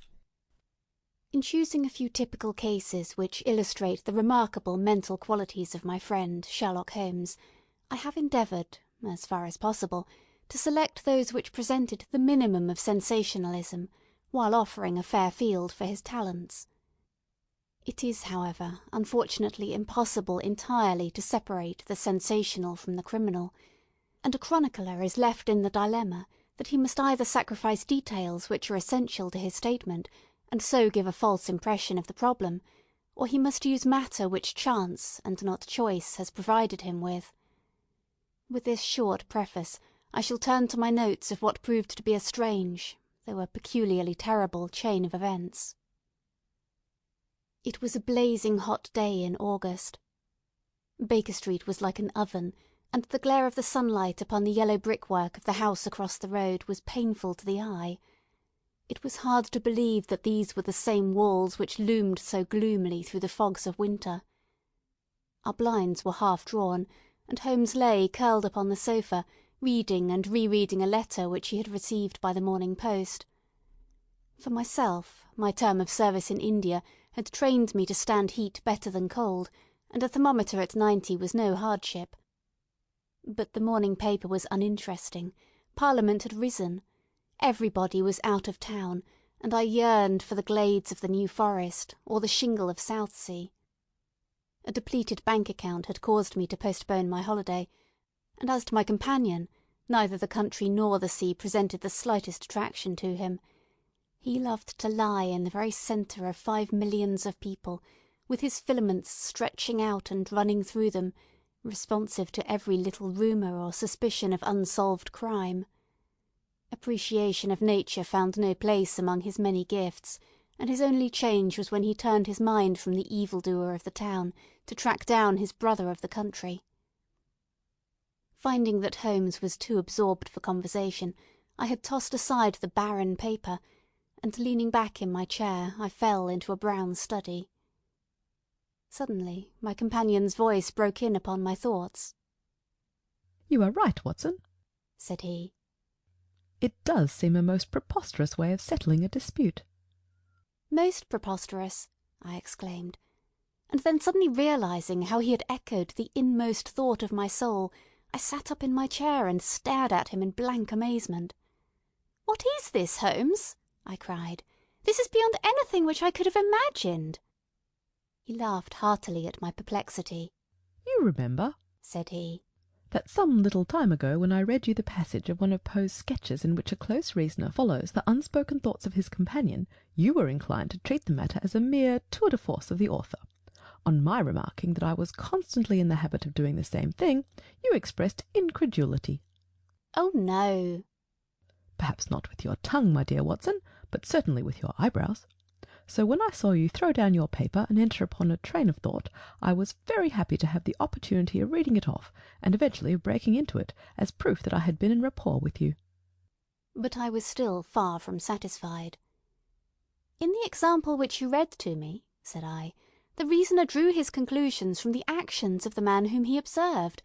If I remember right, He stumbled over a heap of stones, looked up at the stars, and so on. But I have been seated quietly in my chair, and what clues can I have given you?" "You do yourself an injustice. The features are given to man as the means by which he shall express his emotions, and yours are faithful servants." "Do you mean to say that you read my train of thoughts from my features?" "Your features, and especially your eyes. Perhaps you cannot yourself recall how your reverie commenced." "No, I cannot." "Then I will tell you. After throwing down your paper, which was the action which drew my attention to you, you sat for half a minute with a vacant expression.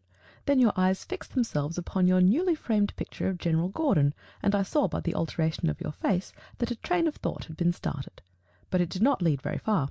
Your eyes flashed across to the unframed portrait of Henry Ward Beecher, which stands upon the top of your books. Then you glanced up at the wall, and of course your meaning was obvious. You were thinking that if the portrait were framed, it would just cover that bare space and correspond with Gordon's picture there." "You have followed me wonderfully," I exclaimed. So far I could hardly have gone astray, but now your thoughts went back to Beecher, and you looked hard across as if you were studying the character in his features. Then your eyes ceased to pucker, but you continued to look across, and your face was thoughtful. You were recalling the incidents of Beecher's career. I was well aware that you could not do this without thinking of the mission which he undertook on behalf of the North at the time of the Civil War, for I remember your expressing your passionate indignation at the way in which he was received by the more turbulent of our people. You felt so strongly about it that I knew you could not think of Beecher without thinking of that also. When a moment later I saw your eyes wander away from the picture, I suspected that your mind had now turned to the Civil War, and when I observed that your lips set, your eyes sparkled, and your hands clenched, I was positive that you were indeed thinking of the gallantry which was shown by both sides of that desperate struggle. But then, again, your face grew sadder, you shook your head, you were dwelling upon the sadness and horror and useless waste of life. Your hand stole towards your own wound, and a smile quivered on your lips, which showed me that the ridiculous side of this method of settling international questions had forced itself upon your mind. At this point I agreed with you that it was preposterous, and was glad to find that all my deductions had been correct. "Absolutely," said I. "And now that you have explained it, I confess that I am as amazed as before." "It was very superficial, my dear Watson, I assure you. I should not have intruded upon your attention had you not shown some incredulity the other day. But I have in my hands here a little problem which may prove to be more difficult of solution than my small essay in thought-reading. Have you observed in the paper a short paragraph referring to the remarkable contents of a packet sent through the post to Miss Cushing of Cross Street, Croydon?" "No, I saw nothing." "Ah, then you must have overlooked it. Just toss it over to me. Here it is, under the financial column. Perhaps you would be good enough to read it aloud." I picked up the paper which he had thrown back to me, and read the paragraph indicated. It was headed, "A Gruesome Packet." "Miss Susan Cushing, living at Cross Street, Croydon, has been made the victim of what must be regarded as a peculiarly revolting practical joke, unless some more sinister meaning should prove to be attached to the incident. At 2 o'clock yesterday afternoon, a small packet, wrapped in brown paper, was handed in by the postman. A cardboard box was inside, which was filled with coarse salt. On emptying this, Miss Cushing was horrified to find 2 human ears, apparently quite freshly severed. The box had been sent by parcel post from Belfast upon the morning before. There is no indication as to the sender, and the matter is the more mysterious as Miss Cushing, who is a maiden lady of 50, has led a most retired life, and has so few acquaintances or correspondents that it is a rare event for her to receive anything through the post. Some years ago, however, when she resided at Penge, she let apartments in her house to 3 young medical students, whom she was obliged to get rid of on account of their noisy and irregular habits. The police are of opinion that this outrage may have been perpetrated upon Miss Cushing by these youths, who owed her a grudge and who hoped to frighten her by sending her these relics of the dissecting rooms. Some probability is lent to the theory by the fact that one of these students came from the north of Ireland, and, to the very best of Miss Cushing's belief, from Belfast. In the meantime, the matter is being actively investigated, Mr. Lestrade, one of the very smartest of our detective officers, being in charge of the case." "So much for the Daily Chronicle," said Holmes as I finished reading. "Now for our friend Lestrade. I had a note from him this morning in which he says, I think that this case is very much in your line. We have every hope of clearing the matter up, but we find a little difficulty in getting anything to work upon. We have of course wired to the Belfast post office, but a large number of parcels were handed in upon that day, and they have no means of identifying this particular one, or of remembering the sender. The box is a half-pound of honeydew tobacco, and it does not help us in any way. The medical student theory still appears to me to be the most feasible, but if you should have a few hours to spare, I should be very happy to see you out here. I shall be either at the house or at the police station all day. What say you, Watson? Can you rise superior to the heat and run down to Croydon with me on the off chance of a case for your annals? I was longing for something to do. You shall have it then. Ring for our boots and tell them to order a cab. I'll be back in a moment when I have changed my dressing gown and filled my cigar case. A shower of rain fell while we were in the train, and the heat was far less oppressive in Croydon than in town. Holmes had sent on a wire, so that Lestrade, as wiry, as dapper, and as ferret-like as ever, was waiting for us at the station. A walk of 5 minutes took us to Cross Street, where Miss Cushing resided. It was a very long street of 2-storey brick houses, neat and prim, with whitened stone steps and little groups of aproned women gossiping at the doors. Half-way down, Lestrade stopped and tapped at a door, which was opened by a small servant girl. Miss Cushing was sitting in the front room, into which we were ushered. She was a placid-faced woman, with large, gentle eyes, and grizzled hair curving down over her temples on each side. A worked antimacassar lay upon her lap, and a basket of coloured silks stood upon a stool beside her. "They are in the outhouse, those dreadful things," said she, as Lestrade entered. "I wish that you would take them away altogether." So I shall, Miss Cushing. I only kept them here until my friend, Mr. Holmes, should have seen them in your presence. "Why in my presence, sir?" In case he wished to ask any questions. "What is the use of asking me questions, when I tell you I know nothing whatever about it?" "Quite so, madam," said Holmes in his soothing way. "I have no doubt that you have been annoyed more than enough already over this business." "Indeed I have, sir. I am a quiet woman, and live a retired life. It is something new for me to see my name in the papers, and to find the police in my house. I won't have those things in here, Mr. Lestrade. If you wish to see them, you must go to the outhouse." It was a small shed in the narrow garden which ran behind the house. Lestrade went in and brought out a yellow cardboard box, with a piece of brown paper and some string.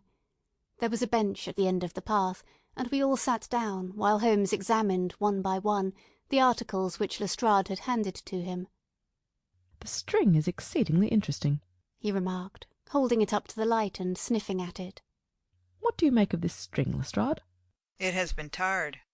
"Precisely, it is a piece of tarred twine.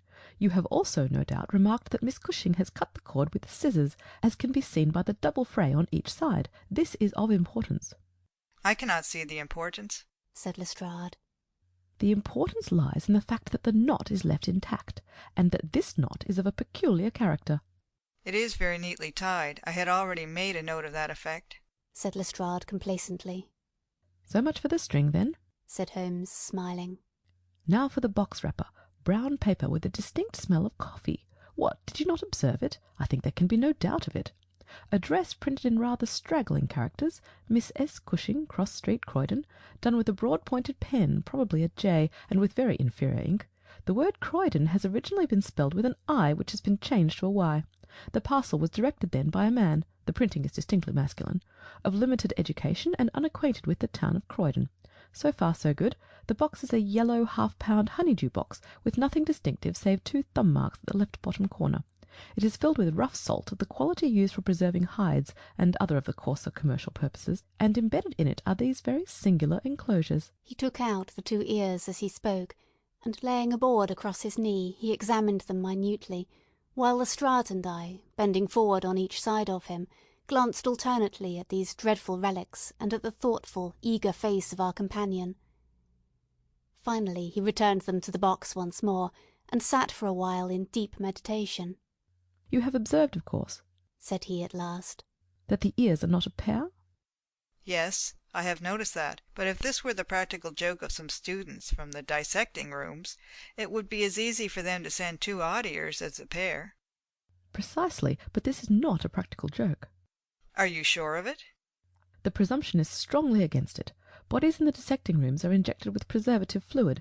These ears bear no signs of this. They are fresh, too. They have been cut off with a blunt instrument, which would hardly happen if a student had done it. Again, carbolic or rectified spirits would be the preservatives which would suggest themselves to the medical mind, certainly not rough salt. I repeat that there is no practical joke here, but we are investigating a serious crime. A vague thrill ran through me as I listened to my companion's words, and saw the stern gravity which had hardened his features. This brutal preliminary seemed to shadow forth some strange and inexplicable horror in the background.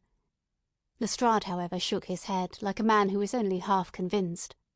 There are objections to the joke theory, no doubt, said he. But there are much stronger reasons against the other. We know that this woman had led a most quiet and respectable life, at Peng and here for the last 20 years. She has hardly been away from her home for a day during that time. Why on earth, then, should any criminal send her proofs of his guilt, especially as, unless she is a most consummate actress, she understands quite as little of the matter as we do? That is the problem which we have to solve, Holmes answered. And for my part, I shall set about it by presuming that my reasoning is correct, and that a double murder has been committed. One of these ears is a woman's, small, finely formed, and pierced for an earring. The other is a man's, sunburned, discoloured, and also pierced for an earring. These two people are presumably dead, or we should have heard their story before now. Today is Friday. The packet was posted on Thursday morning. The tragedy then occurred on Wednesday or Tuesday, or earlier. If the two people were murdered, who but their murderer would have sent this sign of his work to Miss Cushing? We may take it that the sender of the packet is the man whom we want. But he must have some strong reason for sending Miss Cushing this packet. What reason, then? It must have been to tell her that the deed was done, or to pain her, perhaps. But in that case she knows who it is. Does she know? I doubt it. If she knew, why would she call the police in? She might have buried the ears, and no one would have been the wiser. That is what she would have done if she had wished to shield the criminal. But if she does not wish to shield him, she would give his name. There is a tangle here which needs straightening out. He had been talking in a high, quick voice, staring blankly up over the garden fence, but now he sprang briskly to his feet and walked towards the house. I have a few questions to ask Miss Cushing, said he. In that case I may leave you here, said Lestrade, for I have other small business on hand. I think that I have nothing further to learn from Miss Cushing. You will find me at the police station. We shall look in on our way to the train, answered Holmes. A moment later he and I were back in the front room, where the impassive lady was still quietly working away at her antimacassar. She put it down on her lap as we entered, and looked at us with her frank, searching blue eyes. I am convinced, sir, she said, that this matter is a mistake, and that the parcel was never meant for me at all. I have said this several times to the gentleman from Scotland Yard, but he simply laughs at me. I have not an enemy in the world, as far as I know, so why should anyone play me such a trick? I am coming to be of the same opinion, Miss Cushing, said Holmes, taking a seat beside her. I think that it is more than probable. He paused, and I was surprised, on glancing round, to see that he was staring with singular intentness at the lady's profile. Surprise and satisfaction were both for an instant to be read upon his eager face, though when she glanced round to find out the cause of his silence, he had become as demure as ever. I stared hard myself at her flat grizzled hair, her trim cap, her little gilt earrings, her placid features, but I could see nothing which could account for my companion's evident excitement. There were one or two questions. Oh, I am weary of questions, cried Miss Cushing impatiently. You have two sisters, I believe. How could you know that? I observed, the very instant that I entered the room, that you have a portrait group of 3 ladies upon the mantelpiece, one of whom is undoubtedly yourself, while the others are so exceedingly like you that there could be no doubt of the relationship.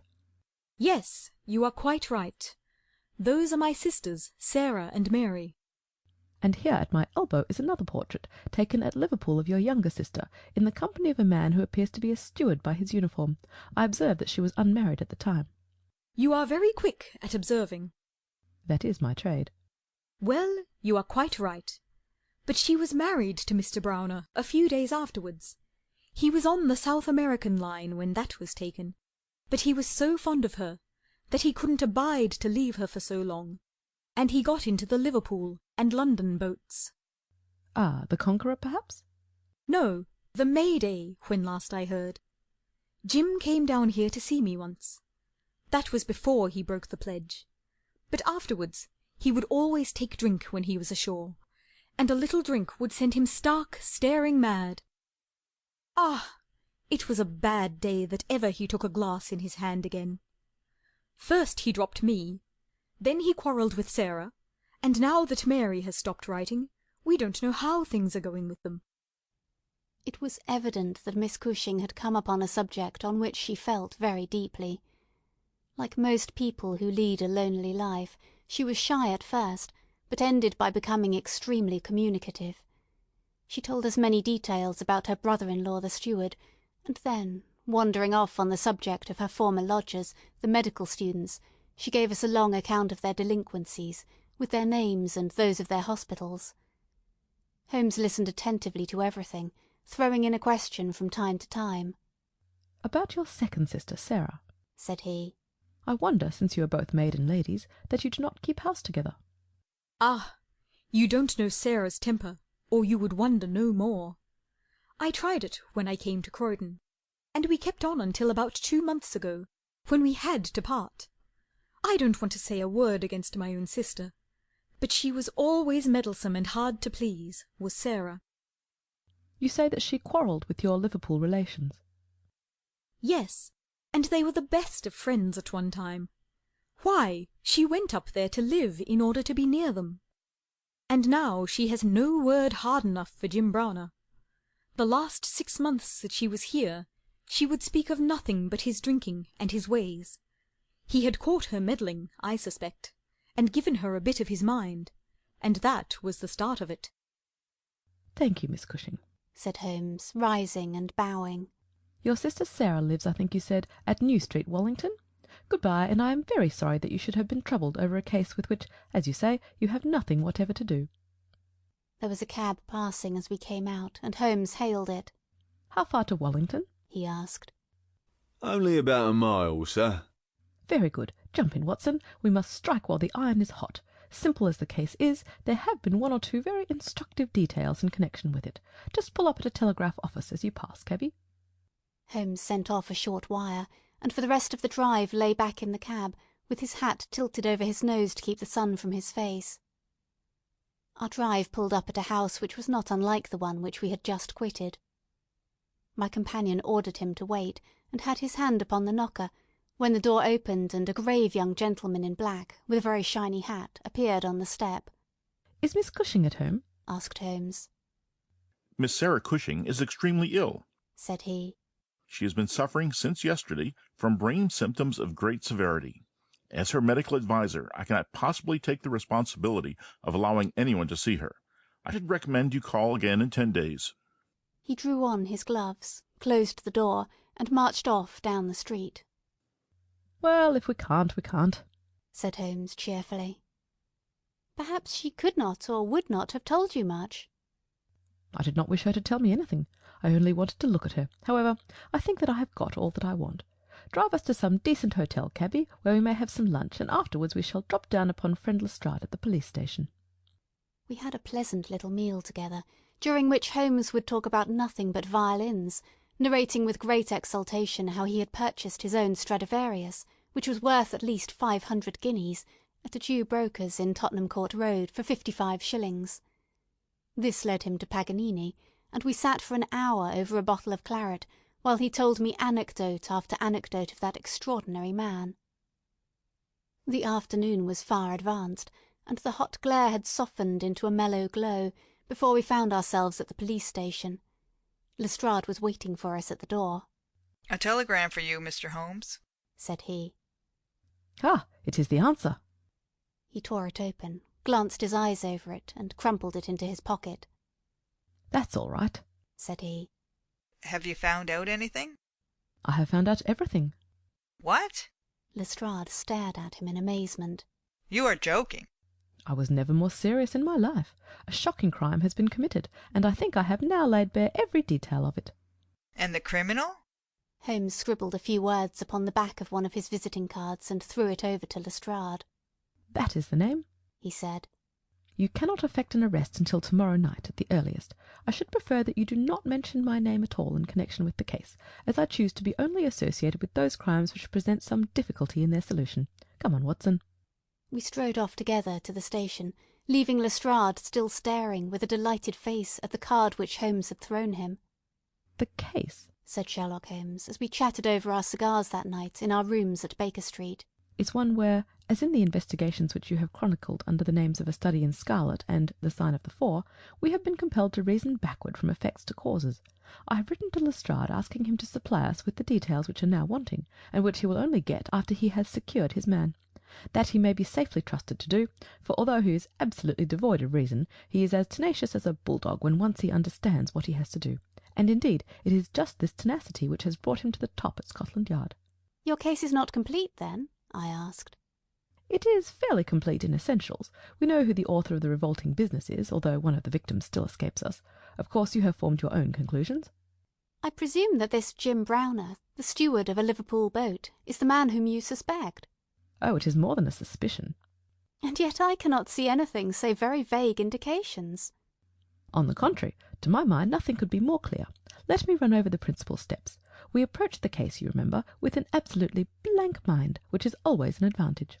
We had formed no theories. We were simply there to observe and to draw inferences from our observations. What did we see first? A very placid and respectable lady who seemed quite innocent of any secret, and a portrait which showed me that she had 2 younger sisters. It instantly flashed across my mind that the box might have been meant for one of these. I set the idea aside as one which could be disproved or confirmed at our leisure. Then we went to the garden, as you remember, and we saw the very singular contents of the little yellow box. The string was of a quality which is used by sailmakers aboard ship, and at once a whiff of the sea was perceptible in our investigation. When I observed that the knot was one which is popular with sailors, that the parcel had been posted at a port, and that the male ear was pierced for an earring, which is so much more common among sailors than landsmen, I was quite certain that all the actors in the tragedy were to be found among our seafaring classes. When I came to examine the address of the packet, I observed that it was to Miss S. Cushing. Now, the oldest sister would of course be Miss Cushing, and although her initial was S, it might belong to one of the others as well. In that case we should have to commence our investigation from a fresh basis altogether. I therefore went into the house with the intention of clearing up this point. I was about to assure Miss Cushing that I was convinced that a mistake had been made, when you may remember that I suddenly came to a stop. The fact was that I had just seen something which filled me with surprise, and at the same time narrowed the field of our inquiry immensely. As a medical man, you are aware, Watson, that there is no part of the body which varies so much as the human ear. Each ear is, as a rule, quite distinctive and differs from all other ones. In last year's Anthropological Journal you will find 2 short monographs from my pen upon the subject. I had therefore examined the ears in the box with the eyes of an expert, and had carefully noted their anatomical peculiarities. Imagine my surprise, then, when on looking at Miss Cushing I perceived that her ear corresponded exactly with the female ear which I had just inspected. The matter was entirely beyond coincidence. There was the same shortening of the pinna, the same broad curve of the upper lobe, the same convolution of the inner cartilage. In all essentials it was the same ear. In the first place, her sister's name was Sarah, and her address had until recently been the same, so that it was quite obvious how the mistake had occurred, and for whom the packet was meant. Then we heard of this steward married to the 3rd sister, and learned that he had at one time been so intimate with Miss Sarah that she had actually gone up to Liverpool to be near the Browners, but a quarrel had afterwards divided them. This quarrel had put a stop to all communications for some months, so that if Browner had occasion to address a packet to Miss Sarah, he would undoubtedly have done so to her old address. And now the matter had begun to straighten itself out wonderfully. We had learned of the existence of this steward, an impulsive man of strong passions. You remember that he threw up what must have been a very superior berth in order to be nearer to his wife, subject too to occasional fits of hard drinking. We had reason to believe that his wife had been murdered, and that a man, presumably a seafaring man, had been murdered at the same time. Jealousy, of course, at once suggests itself as the motive for the crime. And why should these proofs of the deed be sent to Miss Sarah Cushing? Probably because during her residence in Liverpool she had some hand in bringing about the events which led to the tragedy. You will observe that this line of boats call at Belfast, Dublin, and Waterford, so that, presuming that Browner had committed the deed and had embarked at once upon his steamer the May Day, Belfast would be the first place at which he could post his terrible packet. A second solution was at this stage obviously possible, and although I thought it exceedingly unlikely, I was determined to elucidate it before going further. An unsuccessful lover might have killed Mr. and Mrs. Browner, and the male ear might have belonged to the husband. There were many grave objections to this theory, but it was conceivable. I therefore sent off a telegram to my friend Algar of the Liverpool force, and asked him to find out if Mrs. Browner were at home, and if Browner had departed in the May-Day. We then went on to Wallington to visit Miss Sarah. I was curious in the first place to see how far the family ear had been reproduced in her. Then, of course, she might give us very important information, but I was not sanguine that she would. She must have heard of the business the day before, since all Croydon was ringing with it, and she alone could have understood for whom the packet was meant. If she had been willing to help justice, she would probably have communicated with the police already. However, it was clearly our duty to see her, and so we went. We found that the news of the arrival of the packet, for her illness dated from that time, had such an effect upon her as to bring on brain fever. It was clearer than ever that she understood its full significance, but equally clear that we should have to wait some time for any assistance from her. However, we were really independent of her help. Our answers were waiting for us at the police station, where I had directed Algar to send them. Nothing could be more conclusive. Mrs. Browner's house had been closed for more than 3 days, and the neighbours were of the opinion that she had gone south to see her relatives. It had been ascertained at the shipping offices that Browner had left aboard of the May-Day, and I calculate that she is due in the Thames to-morrow night. When he arrives, he will be met by the obtuse but resolute Lestrade, and I have no doubt that we shall have all of our details filled in. Sherlock Holmes was not disappointed in his expectations. 2 days later he received a bulky envelope, which contained a short note from the detective, and a typewritten document, which covered several pages of foolscap. "Lestrade has got him all right," said Holmes, glancing up at me. "Perhaps it would interest you to hear what he says." My dear Mr. Holmes, in accordance with the scheme which we had formed in order to test our theories. The "we" is rather fine, Watson, is it not? I went down to Albert Dock yesterday at 6 p.m. and boarded the SS May-Day, belonging to Liverpool, Dublin, and London Steam Packet Company. On inquiry, I found that there was a steward on board of the name James Browner, and he had acted during the voyage in such an extraordinary manner that the captain had been compelled to relieve him of his duties. On descending to his berth, I found him seated upon a chest with his head sunk upon his hands, rocking himself to and fro. He is a big, powerful chap, clean-shaven and very swarthy, something like Aldridge, who helped us in the bogus laundry affair. He jumped up when he heard my business, and I had my whistle to my lips to call a couple of river police who were round the corner, but he seemed to have no heart in him, and he held out his hands quietly enough for the darbies. We brought him along to the cells, and his box as well, for we thought there might be something incriminating. But bar a big sharp knife such as most sailors have, we got nothing for our trouble. However, we find that we shall want no more evidence, for on being brought before the inspector at the station, he asked leave to make a statement, which was, of course, taken down, just as he made it, by our shorthand man. We had 3 copies typewritten, one of which I enclose. The affair proves, as I always thought it would, to be an extremely simple one, but I am obliged to you for assisting me in my investigation. With kind regards, yours truly, G. Lestrade. The investigation was really a very simple one, remarked Holmes. But I don't think it struck him in that light when he first called us in. However, let us see what Jim Browner has to say for himself. This is his statement as made before the Inspector Montgomery at the Shadwell police station, and it has the advantage of being verbatim. Have I anything to say? Yes, I have a deal to say. I have to make a clean breast of it all. You can hang me, or you can leave me alone. I don't care a plug what you do. I tell you, I've not shut an eye in sleep since I did it, and I don't believe I ever will again until I get past all waking. Sometimes it's his face, but most generally it's hers. I'm never without one or the other before me. He looks frowning and black-like, but she has a kind of surprise upon her face. Aye, the white lamb. She might well be surprised when she read death on a face that had seldom looked anything but love upon her before. But it was Sarah's fault, and may the curse of a broken man put a blight upon her, and set the blood rotting in her veins. It's not that I want to clear myself. I know that I went back to drink, like the beast that I was. But she would have forgiven me. She would have stuck as close to me as a rope to a block if that woman had never darkened our door. For Sarah Cushing loved me. That's the root of the business. She loved me until all her love turned to poisonous hate, when she knew that I thought more of my wife's footmark in the mud than I did of her whole body and soul.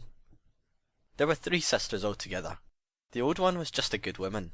The second was a devil, and the third was an angel. Sarah was 33, and Mary was 29 when I married. We were just as happy as the day was long when we set up house together, and in all Liverpool there was no better woman than my Mary. And then we asked Sarah up for a week, and the week grew into a month, and one thing led to another until she was just one of ourselves. I was blue ribbon at that time, and we were putting a little money by, and all was as bright as a new dollar. My God, whoever would have thought that it could have come to this? Whoever would have dreamed it? I used to be home for the weekends very often, and sometimes if the ship were held back for cargo, I would have a whole week at a time, and in this way I saw a deal of my sister-in-law Sarah. She was a fine, tall woman, black and quick and fierce, with a proud way of carrying her head and a glint from her eye like a spark from a flint. But when little Mary was there, I had never a thought of her, and that, I swear, as a hope for God's mercy. It had seemed to me sometimes that she liked to be alone with me, or to coax me out for a walk with her, but I had never thought anything of that. But one evening my eyes were opened. I had come up from the ship and found my wife out, but Sarah at home. "Where's Mary?" I asked. "Oh, she's gone to pay some accounts." I was impatient and paced up and down the room. "Can't you be happy for 5 minutes without Mary, Jim?" says she. "It's a bad compliment to me that you can't be contented with my society for so short a time." "That's all right, my lass," said I, putting out my hand towards her in a kindly way. But she had it in both hers in an instant, and they burned as if they were in a fever. I looked into her eyes and I read it all there. There was no need for her to speak, nor for me either. I frowned and drew my hand away. Then she stood by my side in silence for a bit, and then put up her hand and patted me on the shoulder. "Steady, old Jim," said she, and with a kind of mocking laugh she ran out the room. Well, from that time Sarah hated me with her whole heart and soul, and she's a woman who can hate too. I was a fool to let her go on biding with us, a besotted fool, but I never said a word to Mary, for I knew it would grieve her. Things went on much as before, but after a time I began to find that there was a bit of change in Mary herself. She had always been so trusting and so innocent, but now she became queer and suspicious, wanting to know where I had been and what I'd been doing, and whom my letters were from, and what I had in my pockets, and 1,000 such follies. Day by day she grew queerer and more irritable, and we had ceaseless rows about nothing. I was fairly puzzled by it all. Sarah avoided me now, but she and Mary were just inseparable. I can see now how she was plotting and scheming and poisoning my wife's mind against me, but I was such a blind beetle that I could not understand it at the time. Then I broke my blue ribbon and began to drink again, but I think I should not have done it if Mary had been the same as ever. She had some reason to be disgusted with me now, and the gap between us began to be wider and wider. And then this Alec Fairbairn chipped in, and things became 1,000 times blacker. It was to see Sarah that he came to my house first, but soon it was to see us, for he was a man with winning ways, and he made friends wherever he went. He was a dashing, swaggering chap, smart and curled, who had seen half the world and could talk of what he had seen. He was good company, I won't deny it, and he had wonderful polite ways with him for a sailor man, so that I think there must have been a time when he knew more of the poop than of the forecastle. For a month he was in and out of my house, and never once did it cross my mind that harm might come of his soft, tricky ways.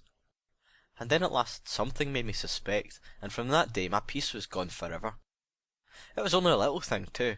I'd come into the parlour unexpected, and as I was walking in the door, I saw a light of welcome on my wife's face, but as she saw who it was, it faded again, and she turned away with a look of disappointment. That was enough for me. There was no one but Alec Fairbairn whose steps she could have mistaken for mine. If I could have seen him then, I should have killed him, for I have always been like a madman when my temper gets loose. Mary saw the devil's light in my eyes, and she ran forward with her hands on my sleeve. "Don't, Jim, don't," says she. "Where's Sarah?" I asked. "In the kitchen," says she. "Sarah," says I as I went in, "this man Fairbairn is never to darken my door again." "Why not?" says she. "Because I order it." "Oh," says she. "If my friends are not good enough for this house, then I'm not good enough for it either."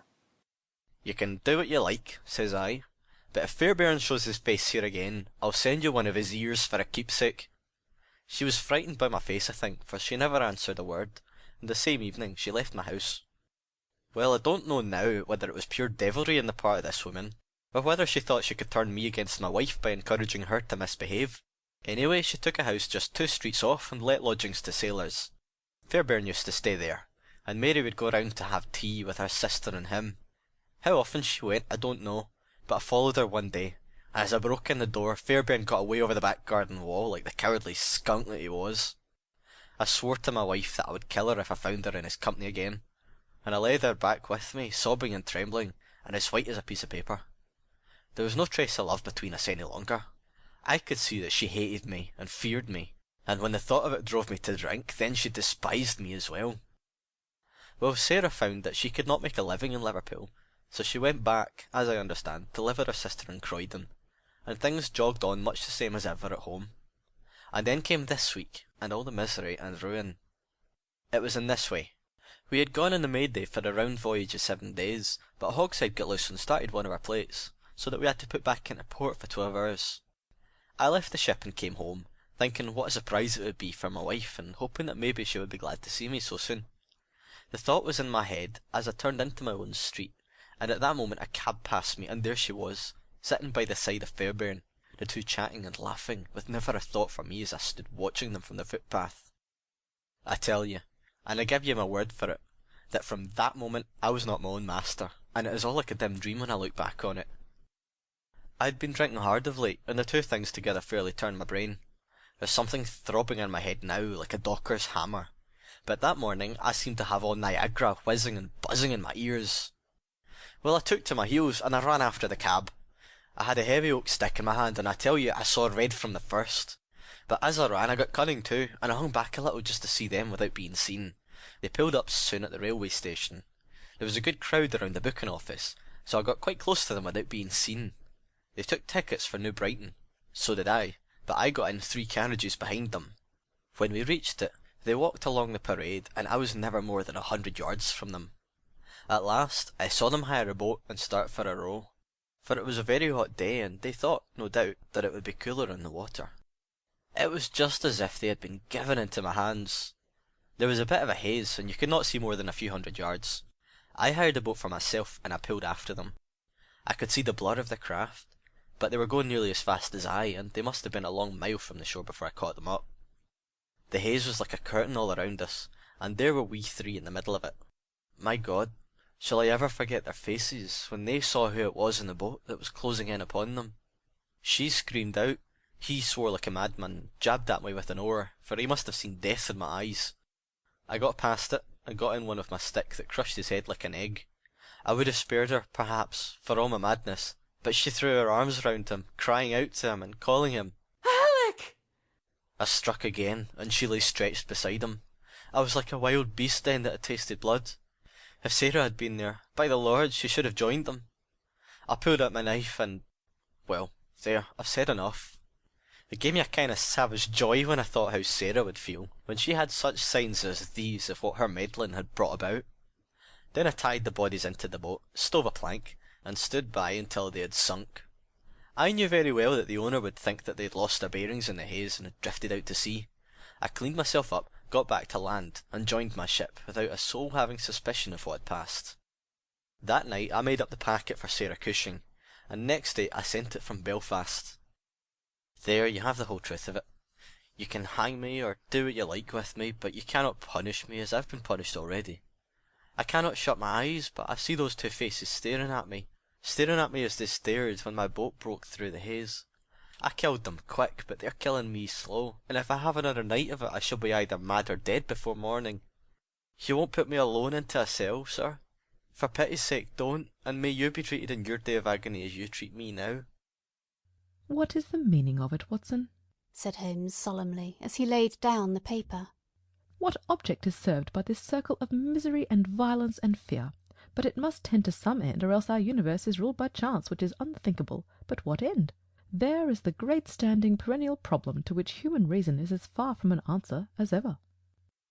End of section 3.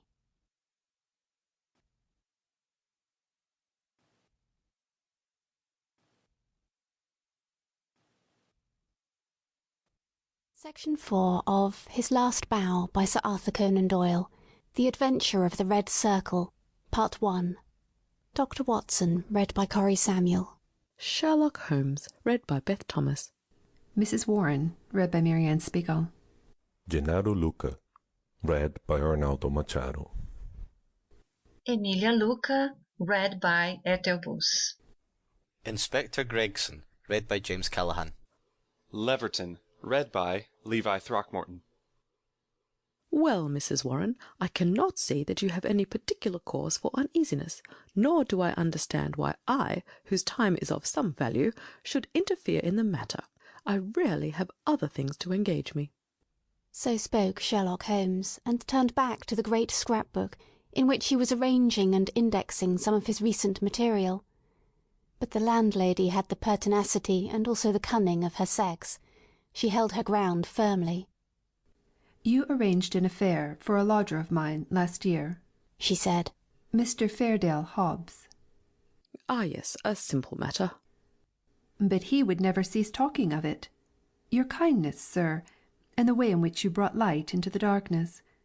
I remembered his words when I was in doubt and darkness myself. I know you could, if you only would."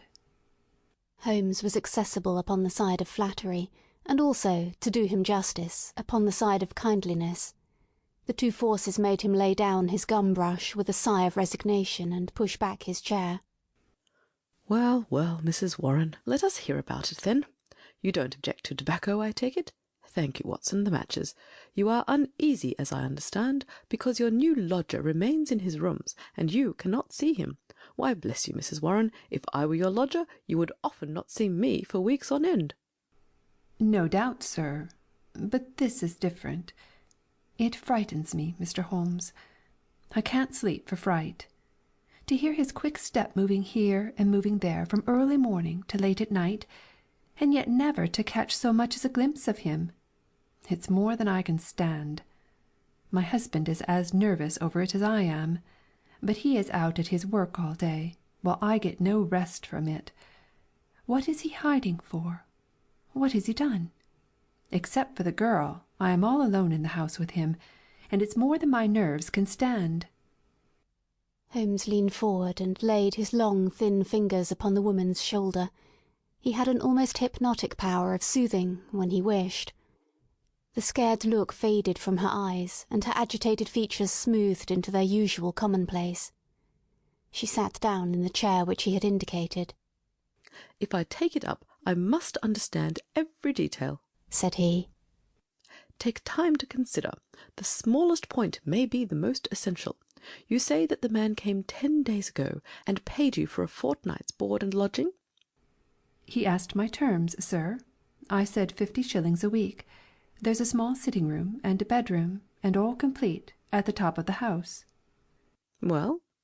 "He said, I'll pay you £5 a week if I can have it on my own terms."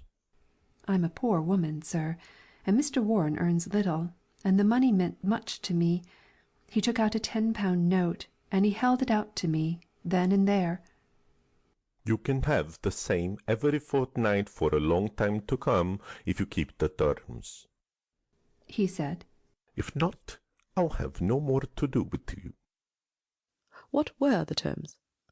"Well, sir, they were that he was to have a key of the house. That was all right. Lodgers often have them. Also, he was to be left entirely to himself, and never, upon any excuse, to be disturbed." "Nothing wonderful in that, surely?" "Not in reason, sir. But this is out of all reason. He has been there for 10 days, and neither Mr. Warren, nor I, nor the girl has once set eyes upon him. We can hear that quick step of his pacing up and down, night, morning, and noon. But except on that first night, he had never once gone out of the house." "Oh, he went out the first night, did he?" "Yes, sir, and returned very late, after we were all in bed.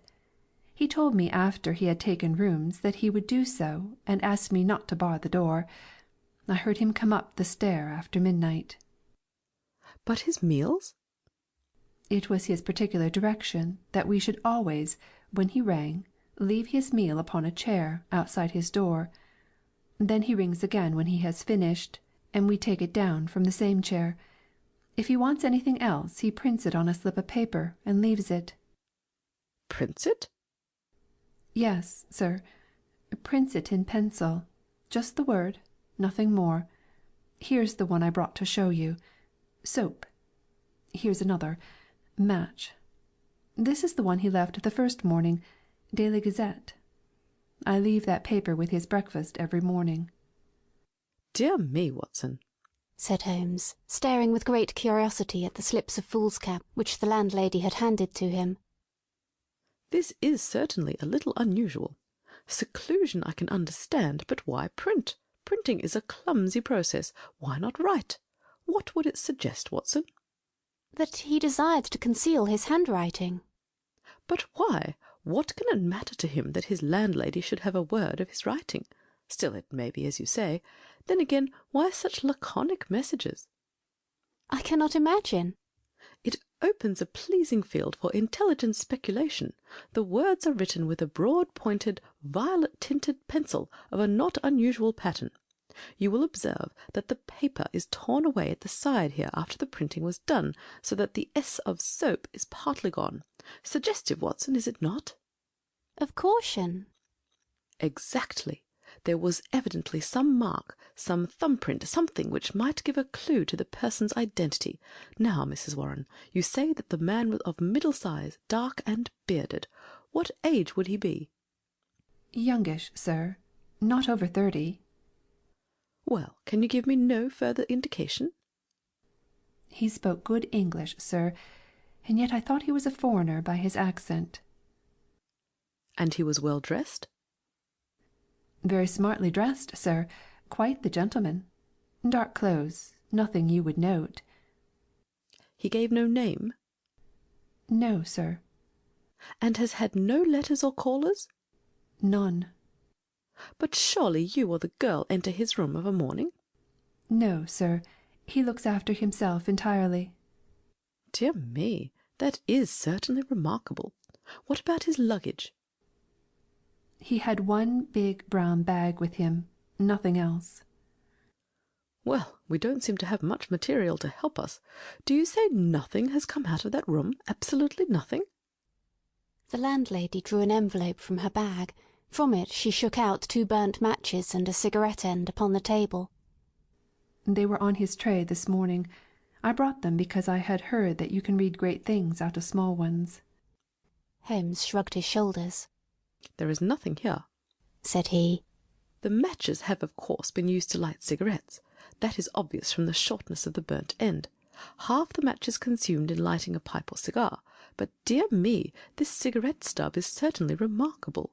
The gentleman was bearded and moustached, you say?" "Yes, sir."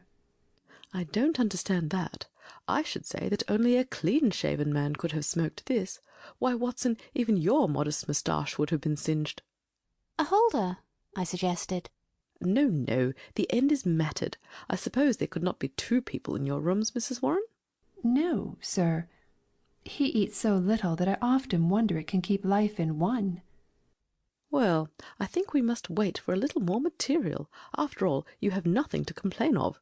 You have received your rent, and he is not a troublesome lodger, though he is certainly an unusual one. He pays you well, and if he chooses to lie concealed, it is no direct business of yours. We have no excuse for an intrusion upon his privacy until we have some reason to think that there is a guilty reason for it. I've taken up the matter, and I won't lose sight of it. Report to me if anything fresh occurs, and rely upon my assistance if it should be needed." "There are certainly some points of interest in this case, Watson," he remarked when the landlady had left us. "It may of course be trivial, individual eccentricity, or it may be very much deeper than appears on the surface. The first thing that strikes one is the obvious possibility that the person now in the rooms may be entirely different from the one who engaged them." "Why should you think so?" "Well, apart from this cigarette end, was it not suggestive that the only time the lodger went out was immediately after his taking the rooms? He came back, or someone came back, when all the witnesses were out of the way. We have no proof that the person who came back was the person who went out. Then again, the man who took the rooms spoke English well. This other, however, prints match when it should have been matches. I can imagine that the word was taken out of a dictionary, which would give the noun but not the plural. The laconic style may be to conceal the absence of knowledge of English. Yes, Watson, there are good reasons to suspect that there has been a substitution of lodgers. But for what possible end? Ah, there lies our problem. There is one rather obvious line of investigation. He took down the great book, in which, day by day, he filed the agony columns of the various London journals. Dear me, said he, turning over the pages. What a chorus of groans, cries, and bleatings! What a rag-bag of singular happenings! But surely the most valuable hunting ground that ever was given to a student of the unusual. This person is alone, and cannot be approached by letter without a breach of that absolute secrecy which is desired. How is any news or any message to reach him from without? Obviously by advertisement through a newspaper. There seems no other way, and fortunately we need concern ourselves with the one paper only. Here are the Daily Gazette extracts of the last fortnight. Lady with a black boa at Prince's Skating Club. That we may pass. Surely Jimmy will not break his mother's heart. That appears to be irrelevant. If the lady who fainted on Brixton bus... Oh, she does not interest me. Every day my heart longs. Bleat, Watson, unmitigated bleat. Ah, this is a little more possible. Listen to this. Be patient. We'll find some sure means of communications. Meanwhile, this column G. That is 2 days after Mrs. Warren's lodger arrived. It sounds plausible, does it not? The mysterious one could understand English, even if he could not print it. Let us see if we can pick up the trace again. Yes, here we are, 3 days later. In making successful arrangements, patience and prudence, the clouds will pass. G. Nothing for a week after that. Then comes something much more definite. The path is clearing. If I find chance signal message, remember code agreed. 1A, 2B, and so on. You will hear soon. G. That was in yesterday's paper, and there is nothing in today's. It's all very appropriate to Mrs. Warren's lodger.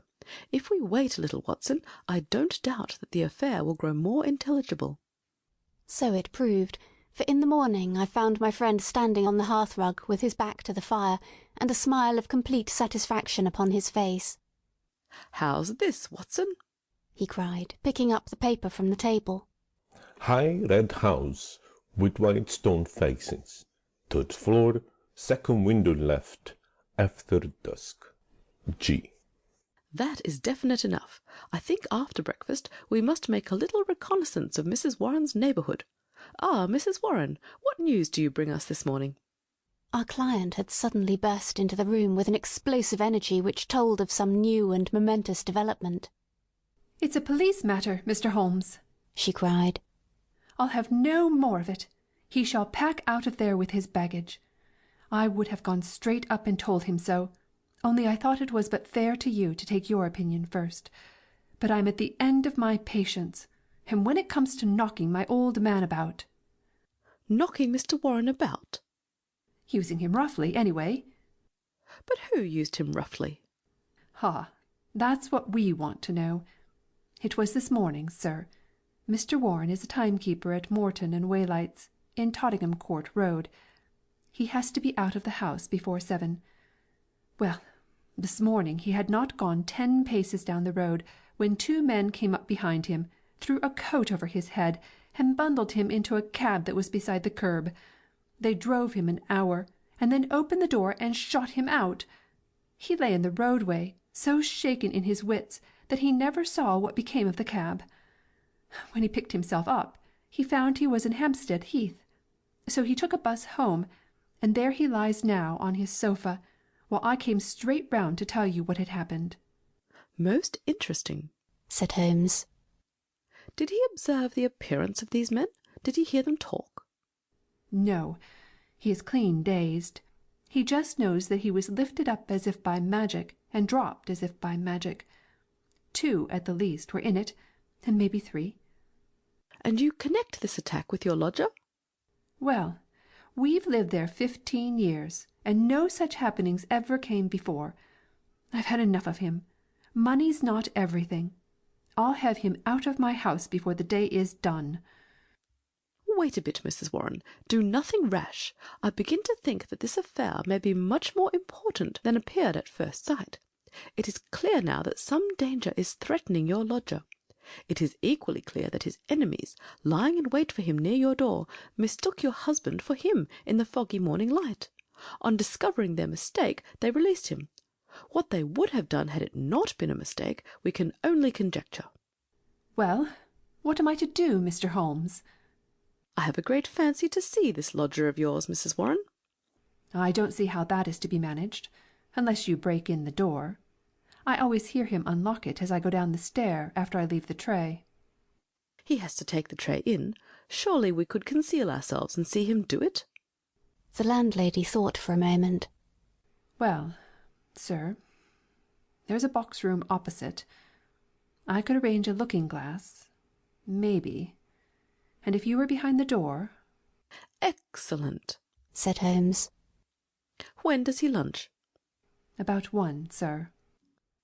Then Dr. Watson and I will come around in time. For the present, Mrs. Warren, good-bye. At 12:30 we found ourselves upon the steps of Mrs. Warren's house, a high, thin, yellow brick edifice in Great Orme Street, a narrow thoroughfare at the north-east side of the British Museum.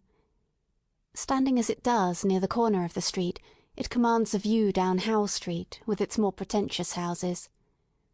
Holmes pointed with a chuckle to one of these, a row of residential flats, which projected so that they could not fail to catch the eye.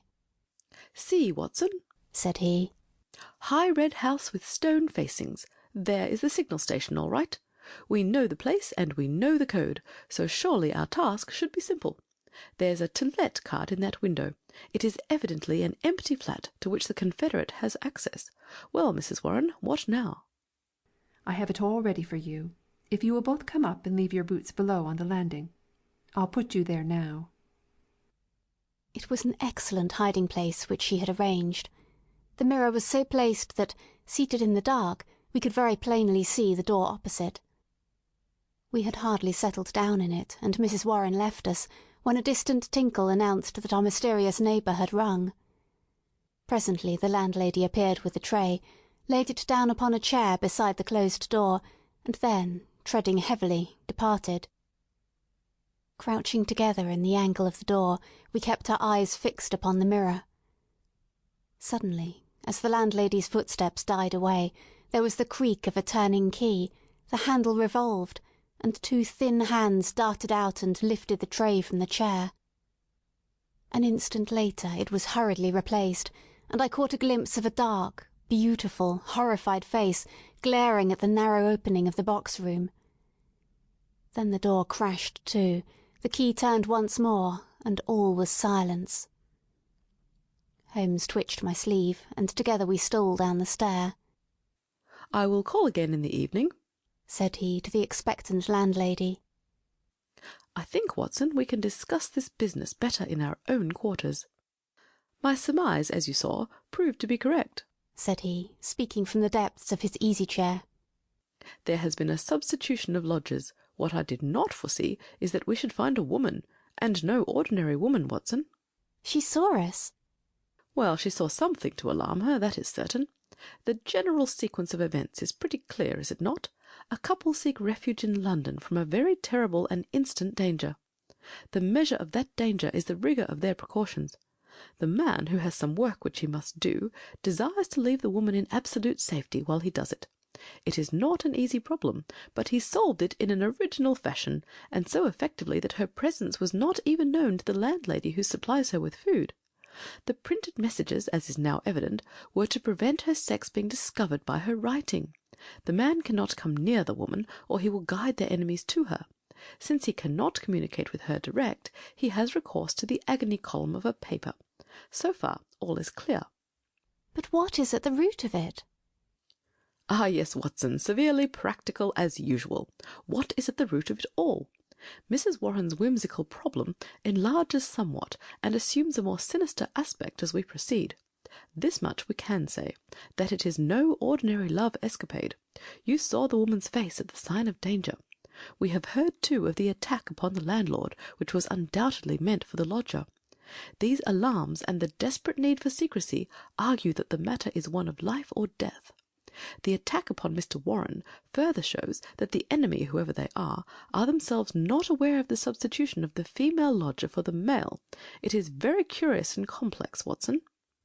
Why should you go further in it? What have you to gain from it? What indeed? It is art for art's sake, Watson. I suppose when you doctored you found yourself studying cases without thought of a fee?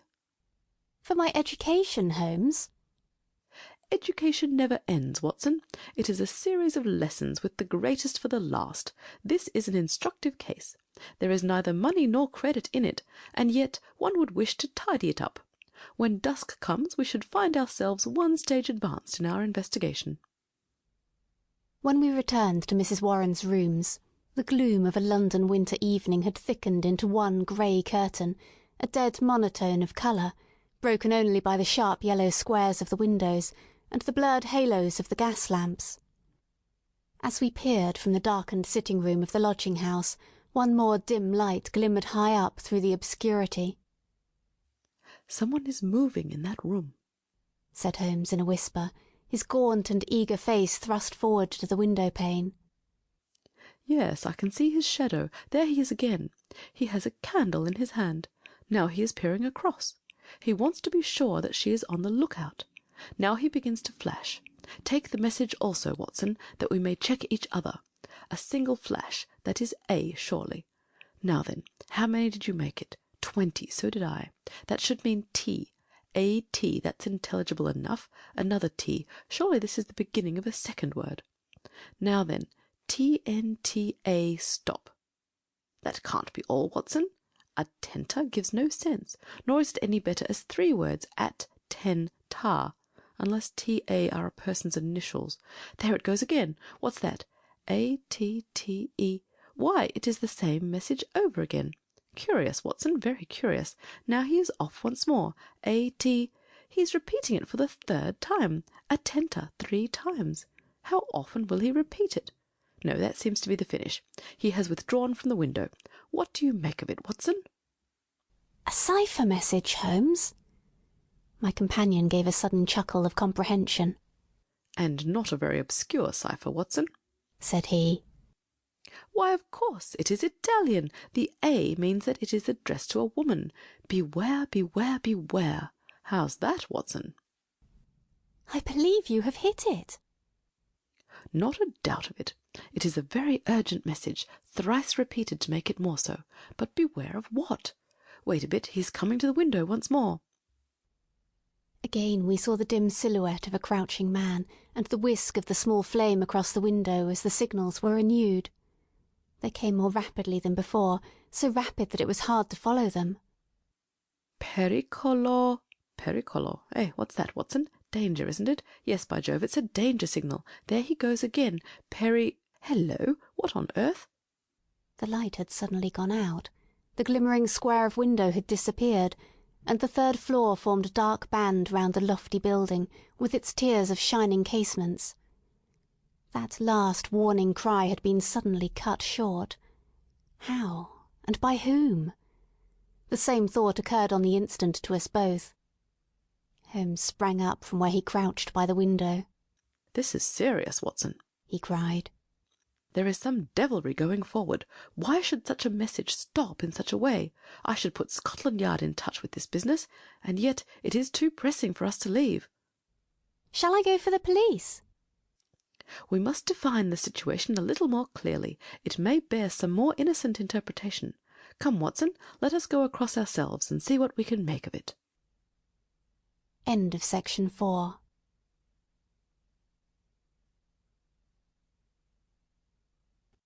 Section 5 of His Last Bow by Sir Arthur Conan Doyle.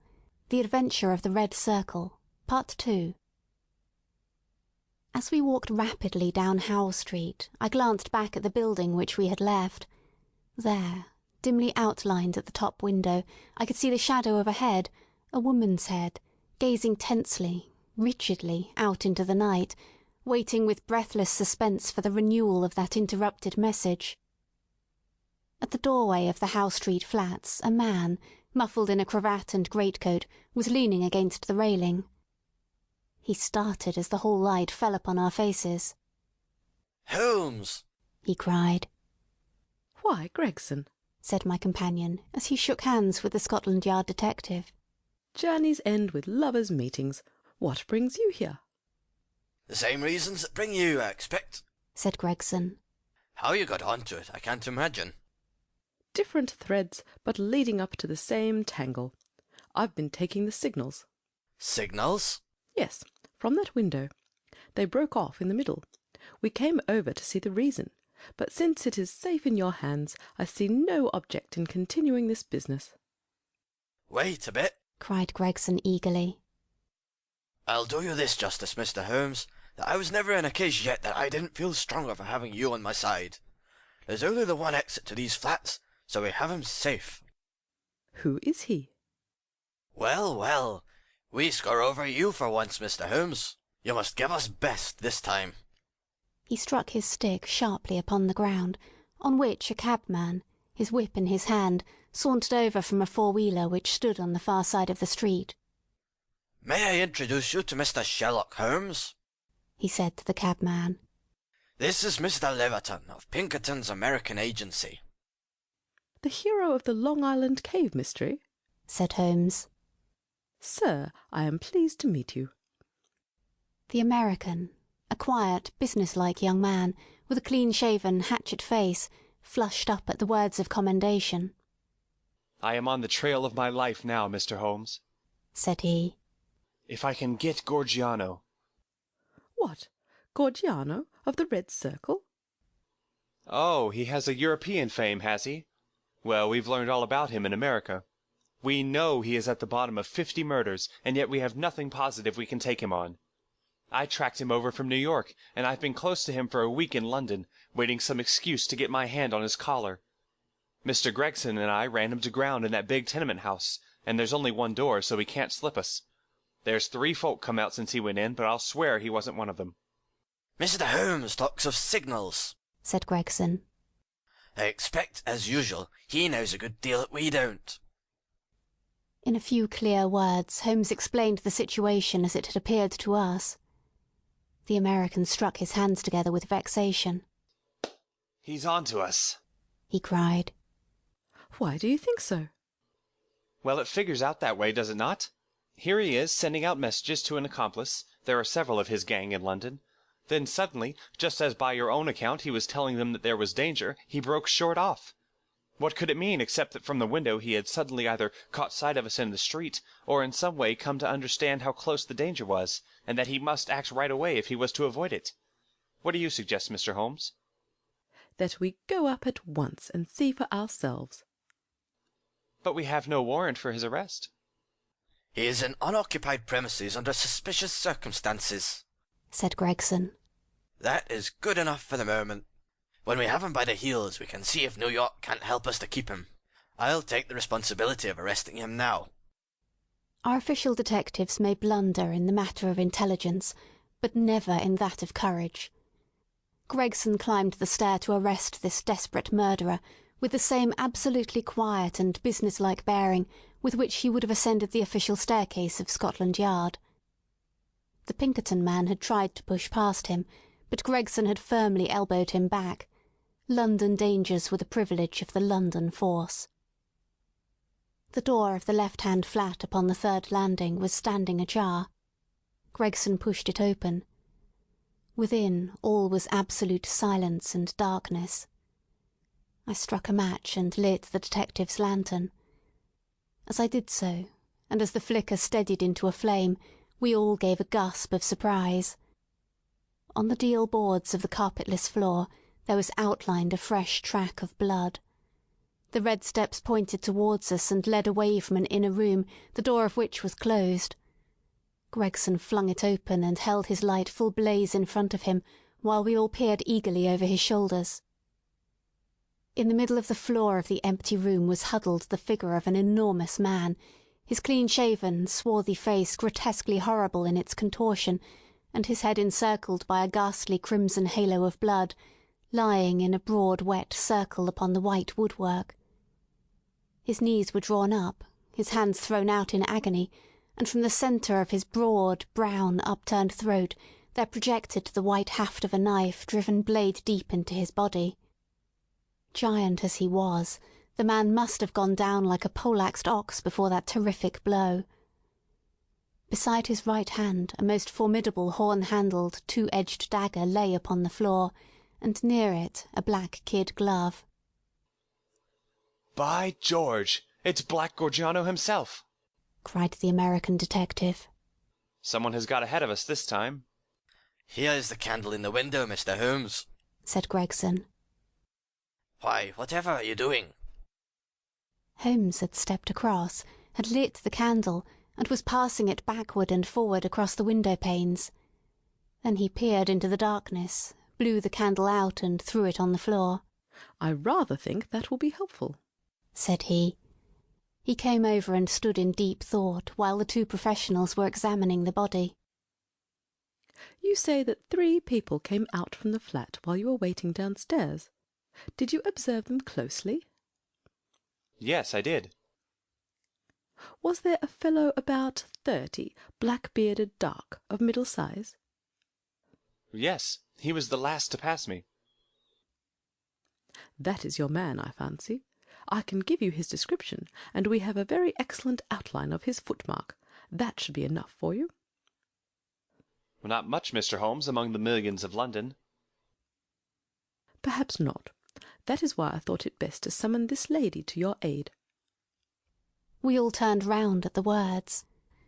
There, framed in the doorway, was a tall and beautiful woman, the mysterious lodger of Bloomsbury. Slowly she advanced, her face pale and drawn with a frightful apprehension, her eyes fixed and staring, her terrified gaze riveted upon the dark figure on the floor.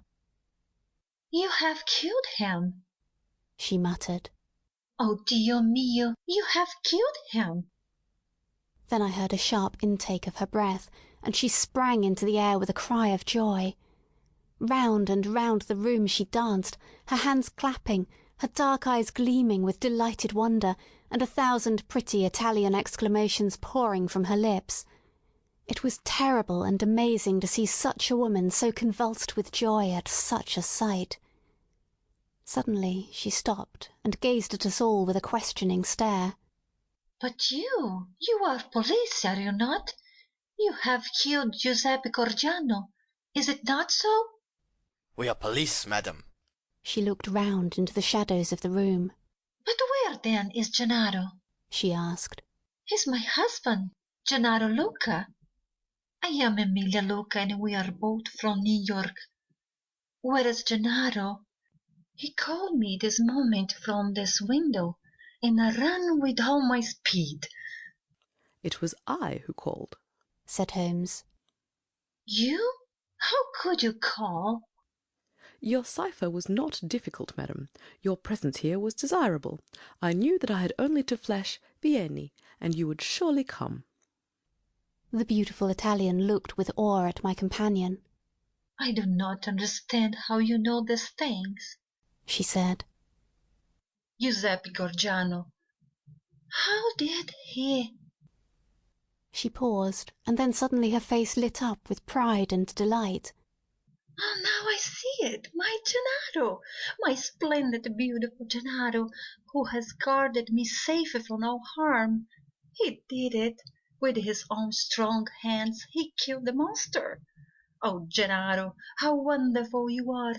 What woman could ever be worthy of such a man?" "Well, Mrs. Luca?" said the prosaic Gregson, laying his hand upon the lady's sleeve with as little sentiment as if she were a Notting Hill hooligan. "I am not very clear yet who you are, or what you are. But you have said enough to make it very clear that we shall want you at the Yard." "One moment, Gregson," said Holmes. "I rather fancy that this lady may be as anxious to give us information as we can be to get it. You understand, madam, that your husband will be arrested and tried for the death of the man who lies before us. What you say may be used in evidence, but if you think that he has acted from motives which are not criminal, and which he would wish to have known, then you cannot serve him better than by telling us the whole story." "Now that Gorgiano is dead, we fear nothing," said the lady. He was a devil and a monster, and there can be no judge in the world who would punish my husband for having killed him. In that case, said Holmes, my suggestion is that we lock this door, leave things as we found them, go with this lady to her room, and form our opinion after we have heard what it is that she has to say to us. Half an hour later we were seated, all four, in the small sitting-room of Signora Luca, listening to her remarkable narrative of those sinister events, the ending of which we had chanced to witness. She spoke in rapid and fluent, but very unconventional English, which for the sake of clearness I will make grammatical. I was born at Posillipo near Naples, said she, and was the daughter of Augusto Barelli, who was the chief lawyer and also the deputy of that part. Gennaro was in my father's employment, and I came to love him, as any woman must. He had neither money nor position, nothing but his beauty and strength and energy. So my father forbade the match. We fled together. We married at Bari, and sold my jewels to gain the money which would take us to America. This was 4 years ago, and we have been in New York ever since. Fortune was very good to us at first. Gennaro was able to do a service to an Italian gentleman. He saved him from some ruffians in the place called the Baueri, and so made a powerful friend. His name was Tito Castellotti, and he was the senior partner of the great firm of Castellotti and Zamba, who are the chief fruit importers of New York. Signor Zamba is an invalid, and our new friend Castellotti has all power within the firm, which employs more than 300 men. He took my husband into his employment, made him head of the department, and showed him goodwill towards him in every way. Signor Castellotti was a bachelor, and I believe that he felt as if Gennaro was his son, and both my husband and I loved him as if he were our father. We had taken and furnished a little house in Brooklyn, and our whole future seemed assured when that black cloud appeared which was soon to overspread our sky. One night when Gennaro returned from his work, he brought a fellow countryman back with him. His name was Gorgiano, and he had come also from Posillipo. He was a huge man, as you can testify, for you have looked upon his corpse. Not only was his body that of a giant, but everything about him was grotesque, gigantic, and terrifying. His voice was like thunder in our little house. There was scarce room for the whir of his great arms as he talked. His thoughts, his emotions, his passions, all were exaggerated and monstrous. He talked, or rather roared, with such energy that others could but sit and listen. Cowed with the mighty stream of words, his eyes blazed at you and held you at his mercy. He was terrible and wonderful man. I thank God that he is dead. He came again and again, yet I was aware that Gennaro was no more happy than I was in his presence. My poor husband would sit pale and listless, listening to the endless raving upon politics and upon social questions with made-up or visitors' conversation. Gennaro said nothing, but I, who knew him so well, could read in his face some emotion which I had never seen there before. At first I thought that it was dislike, and then gradually I understood that it was more than dislike. It was fear, a deep, secret, shrinking fear. That night, the night that I read his terror, I put my arms round him, and I implored him, by his love for me, and by all that he held dear, to hold nothing from me, and to tell me why this huge man overshadowed him so. He told me, and my own heart grew cold as ice as I listened. My poor Gennaro, in his wild and fiery days, when all the world seemed against him, and his mind was driven half mad by the injustice of life, had joined a Neapolitan society, the Red Circle, which was allied to the old Carbonari. The oath and secret of this brotherhood was frightful, but once within its rule no escape was possible. When we had fled to America, Gennaro thought that he had cast in all off forever. What was his horror one evening to meet in the street the very man who had initiated him in Naples, the giant Gorgiano, a man who had earned the name of death in the south of Italy, for he was red to the elbow in murder. He had come to New York to avoid the Italian police, and he had already planted a branch of this dreadful society in his new home. All this Gennaro told me, and showed me a summons which he had received that very day, a red circle drawn upon the head of it, telling him that the lodge would be held upon a certain date, and that his presence at it was required and ordered. That was bad enough, but worse was to come. I had noticed for some time that when Gorgiano came to us, as he constantly did, in the evening, he spoke much to me, and even when his words were to my husband, those terrible glaring white beast eyes of his were always turned upon me. One night his secret came out. I had awakened that he called love with him, the love of a brute, a savage. Gennaro had not yet returned when he came. He pushed his way in, seized me in his mighty arms, hugged me in his bare embrace, covered me with kisses, and implored me to come away with him.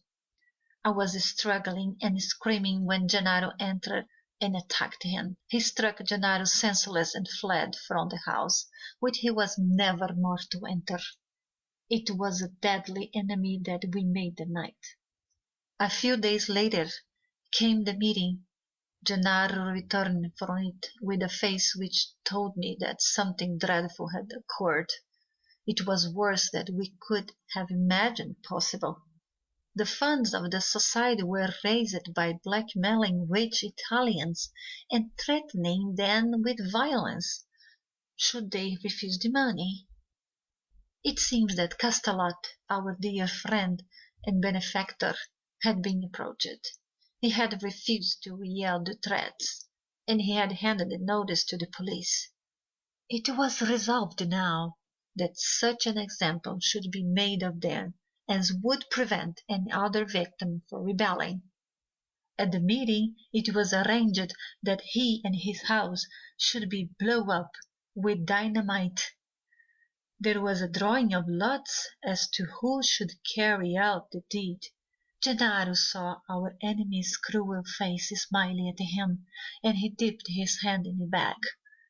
No doubt it had been prearranged in some fashion, for it was the fatal disc with the red circle upon it, the mandate for the murder, which lay upon his palm. He was to kill his best friend, or he was to expose himself and me to the vengeance of these comrades. It was part of their fiendish system to punish those whom they feared or hated by injuring not only their own persons, but those whom they loved, and it was the knowledge of this which hung as a terror over my poor Gennaro's head and drove him nearly crazy with apprehension.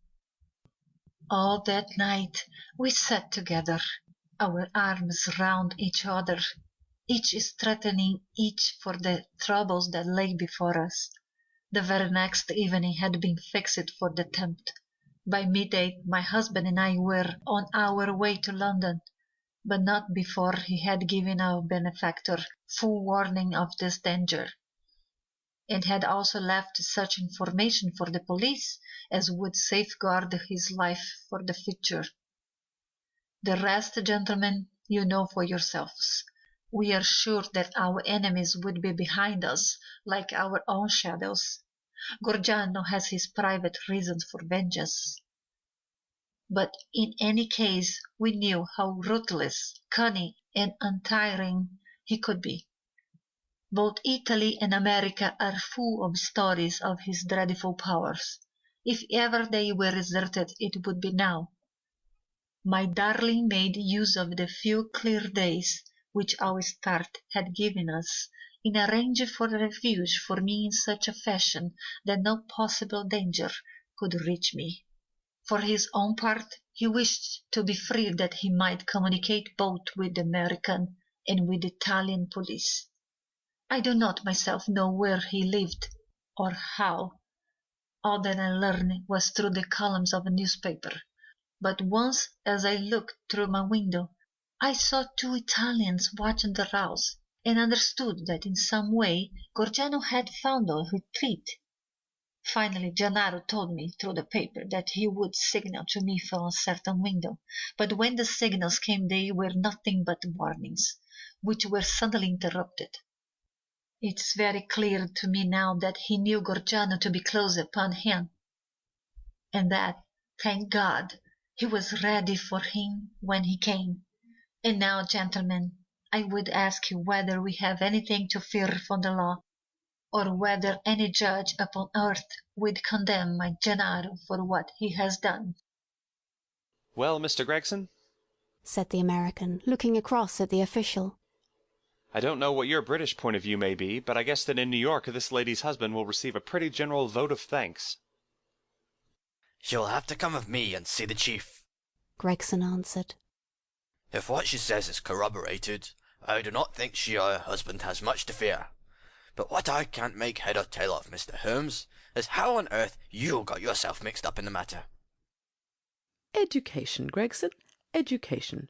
Still seeking knowledge at the old university. Well, Watson, you have one more specimen of the tragic and grotesque to add to your collection. By the way, it is not 8 o'clock, and a Wagner night at Covent Garden. If we hurry, we might be in time for the second act. End of section 5.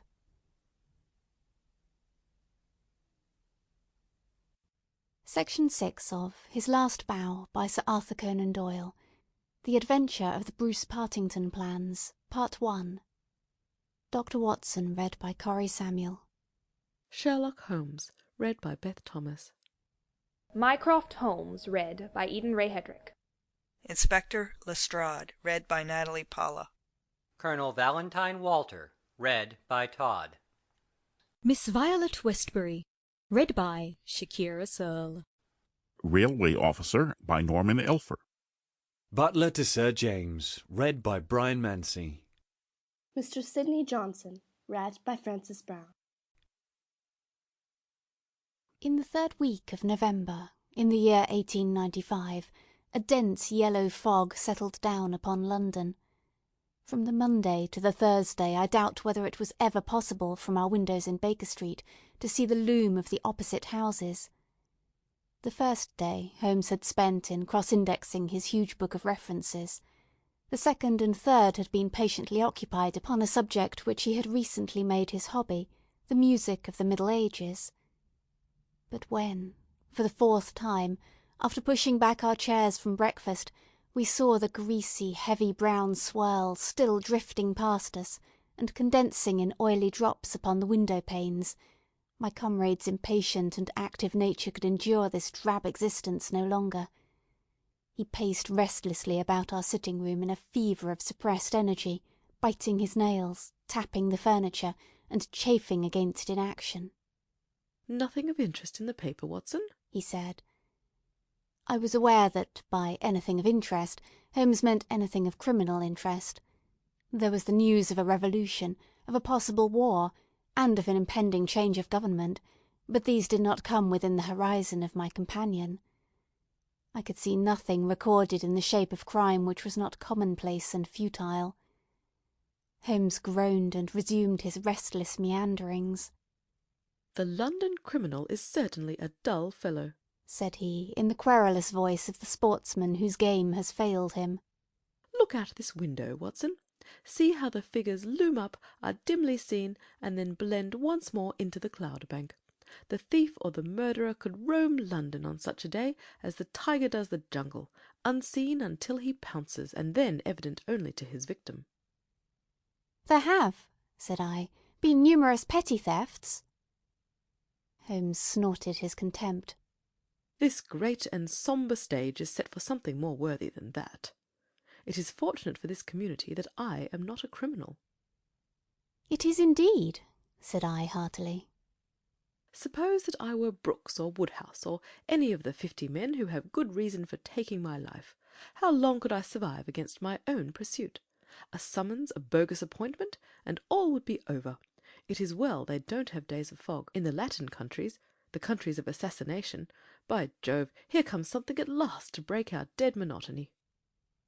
It was the maid with a telegram. Holmes tore it open and burst out laughing. "Well, well, what next?" said he. "Brother Mycroft is coming around." "Why not?" I asked. "Why not? It is as if you met a tram-car coming down a country lane. Mycroft has his rails, and he runs on them. His Pall Mall lodgings, the Diogenes Club, Whitehall, that is his cycle. Once, and only once, he has been here. What upheaval can possibly have derailed him?" "Does he not explain?" Holmes handed me his brother's telegram. "Must see you over Cadogan West. Coming at once. Mycroft." Cadogan West? I have heard the name. It recalled nothing to my mind, but that Mycroft should break out in this erratic fashion. A planet might as well leave its orbit. By the way, do you know what Mycroft is? I had some vague recollection of an explanation at the time of the adventure of the Greek interpreter. "You told me that he had some small office under the British government." Holmes chuckled.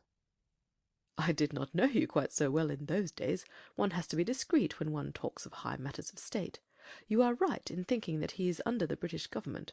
You would also be right in a sense if you said that occasionally he is the British government." "My dear Holmes!" "I thought I might surprise you.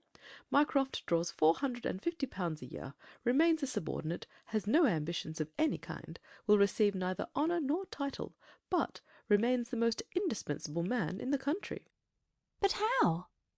"Well, his position is unique. He has made it for himself. There has never been anything like it before, nor will be again. He has the tidiest and most orderly brain, with the greatest capacity for storing facts of any man living. The same great powers which I have turned to the detection of crime, he has used for this particular business.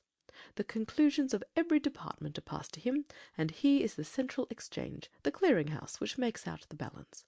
All other men are specialists, but his specialism is omniscience. We will suppose that a minister needs information as to a point which involves the Navy, India, Canada, and the bimetallic question. He could get his separate advices from various departments upon each, but only Mycroft can focus them all, and say offhand how each factor would affect the other. They began by using him as a short-cut, convenience. Now he has made himself an essential. In that great brain of his everything is pigeonholed, and can be handed out in an instant.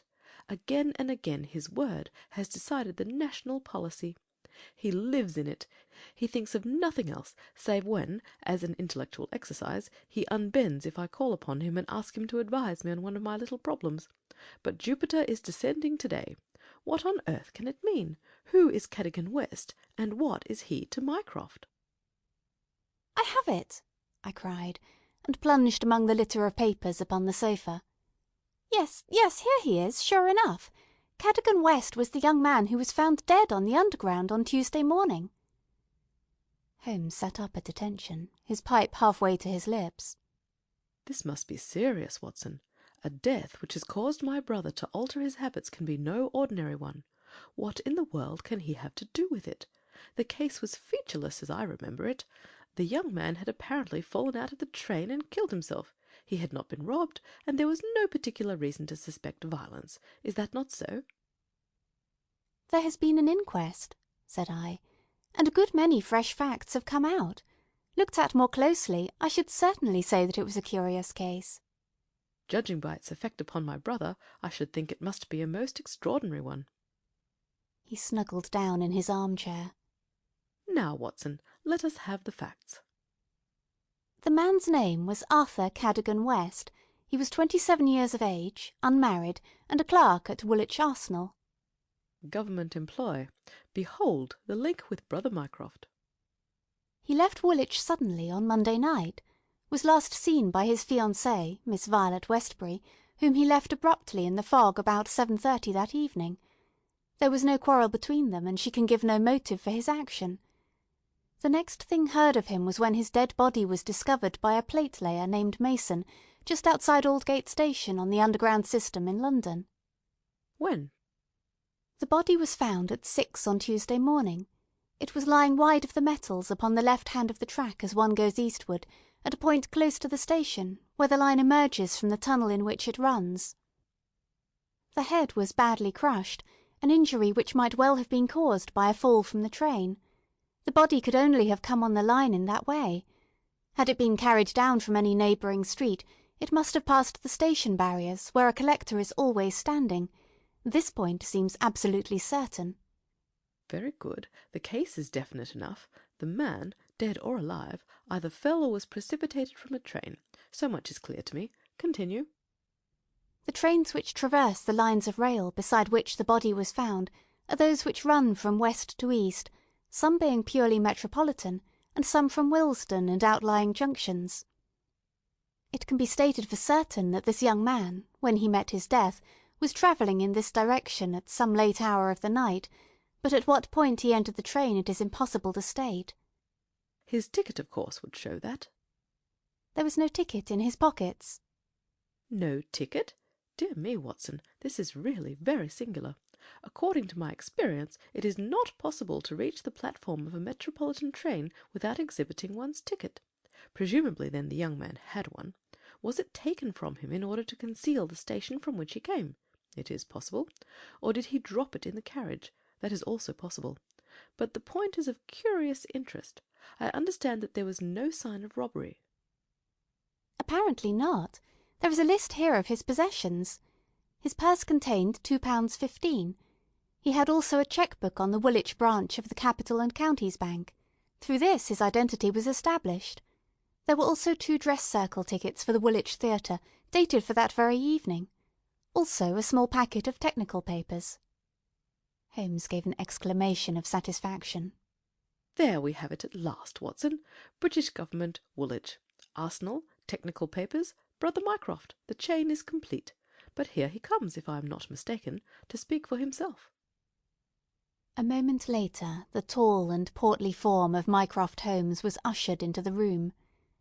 Heavily built and massive, there was a suggestion of uncouth physical inertia in the figure, but above this unwieldy frame there was perched a head so masterful in its brow, so alert in its steel-grey, deep-set eyes, so firm in its lips, and so subtle in its play of expression, that after the first glance one forgot the gross body, and remembered only the dominant mind.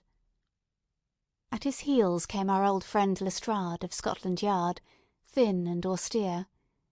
The gravity of both their faces foretold some weighty quest. The detective shook hands without a word. Mycroft Holmes struggled out of his overcoat and subsided into an armchair. "A most annoying business, Sherlock," said he. "I extremely dislike altering my habits, but the powers that be would take no denial. In the present state of Siam it is most awkward that I should be away from the office, but it is a real crisis. I have never seen the Prime Minister so upset. As to the Admiralty, it is buzzing like an overturned beehive. Have you read up the case?" We have just done so. What were the technical papers? "Ah, there's the point. Fortunately, it has not come out. The press would be furious if it did. The papers which this wretched youth had in his pocket were the plans of the Bruce-Partington submarine." Mycroft Holmes spoke with a solemnity which showed his sense of the importance of the subject. His brother and I sat expectant. "Surely you have heard of it. I thought everyone had heard of it." Only as a name. "Its importance can hardly be exaggerated. It has been the most jealously guarded of all government secrets. You may take it from me that naval warfare becomes impossible within the radius of a Bruce-Partington's operation. 2 years ago, a very large sum was smuggled through the estimates, and was expended in acquiring a monopoly of the invention. Every effort has been made to keep the secret. The plans, which are exceedingly intricate, comprising some 30 separate patents, each essential to the working of the whole, are kept in an elaborate safe in a confidential office adjoining the arsenal, with burglar-proof doors and windows. Under no conceivable circumstances were the plans to be taken from the office. If the chief constructor of the Navy desired to consult them, even he was forced to go to the Woolwich office for the purpose. And yet, here we find them in the pocket of a dead junior clerk in the heart of London. From an official point of view, it's simply awful. But you have recovered them? No, Sherlock, no, that's the pinch. We have not. 10 papers were taken from Woolwich. There were 7 in the pocket of Cadogan West. The 3 most essential are gone, stolen, vanished. You must drop everything, Sherlock. Never mind your usual petty puzzles of the police court. It's a vital international problem that you have to solve. Why did Cadogan West take the papers? Where are the missing ones? How did he die? How came his body where it was found? How can the evil be set right? Find an answer to all these questions, and you will have done good service for your country. Why do you not solve it yourself, Mycroft? You can see as far as I. Possibly, Sherlock, but it is a question of getting details. Give me your details, and from an armchair I will return you an excellent expert opinion. But to run here and run there, to cross-question railway guards, and lie on my face with a lens to my eye, it is not my métier. No, you are the one man who can clear the matter up. If you have a fancy to see your name in the next honours list. My friend smiled and shook his head. I play the game for the game's own sake, said he. But the problem certainly presents some points of interest, and I shall be very pleased to look into it. Some more facts, please. I have jotted down the most essential ones upon this sheet of paper, together with a few addresses which you will find of service.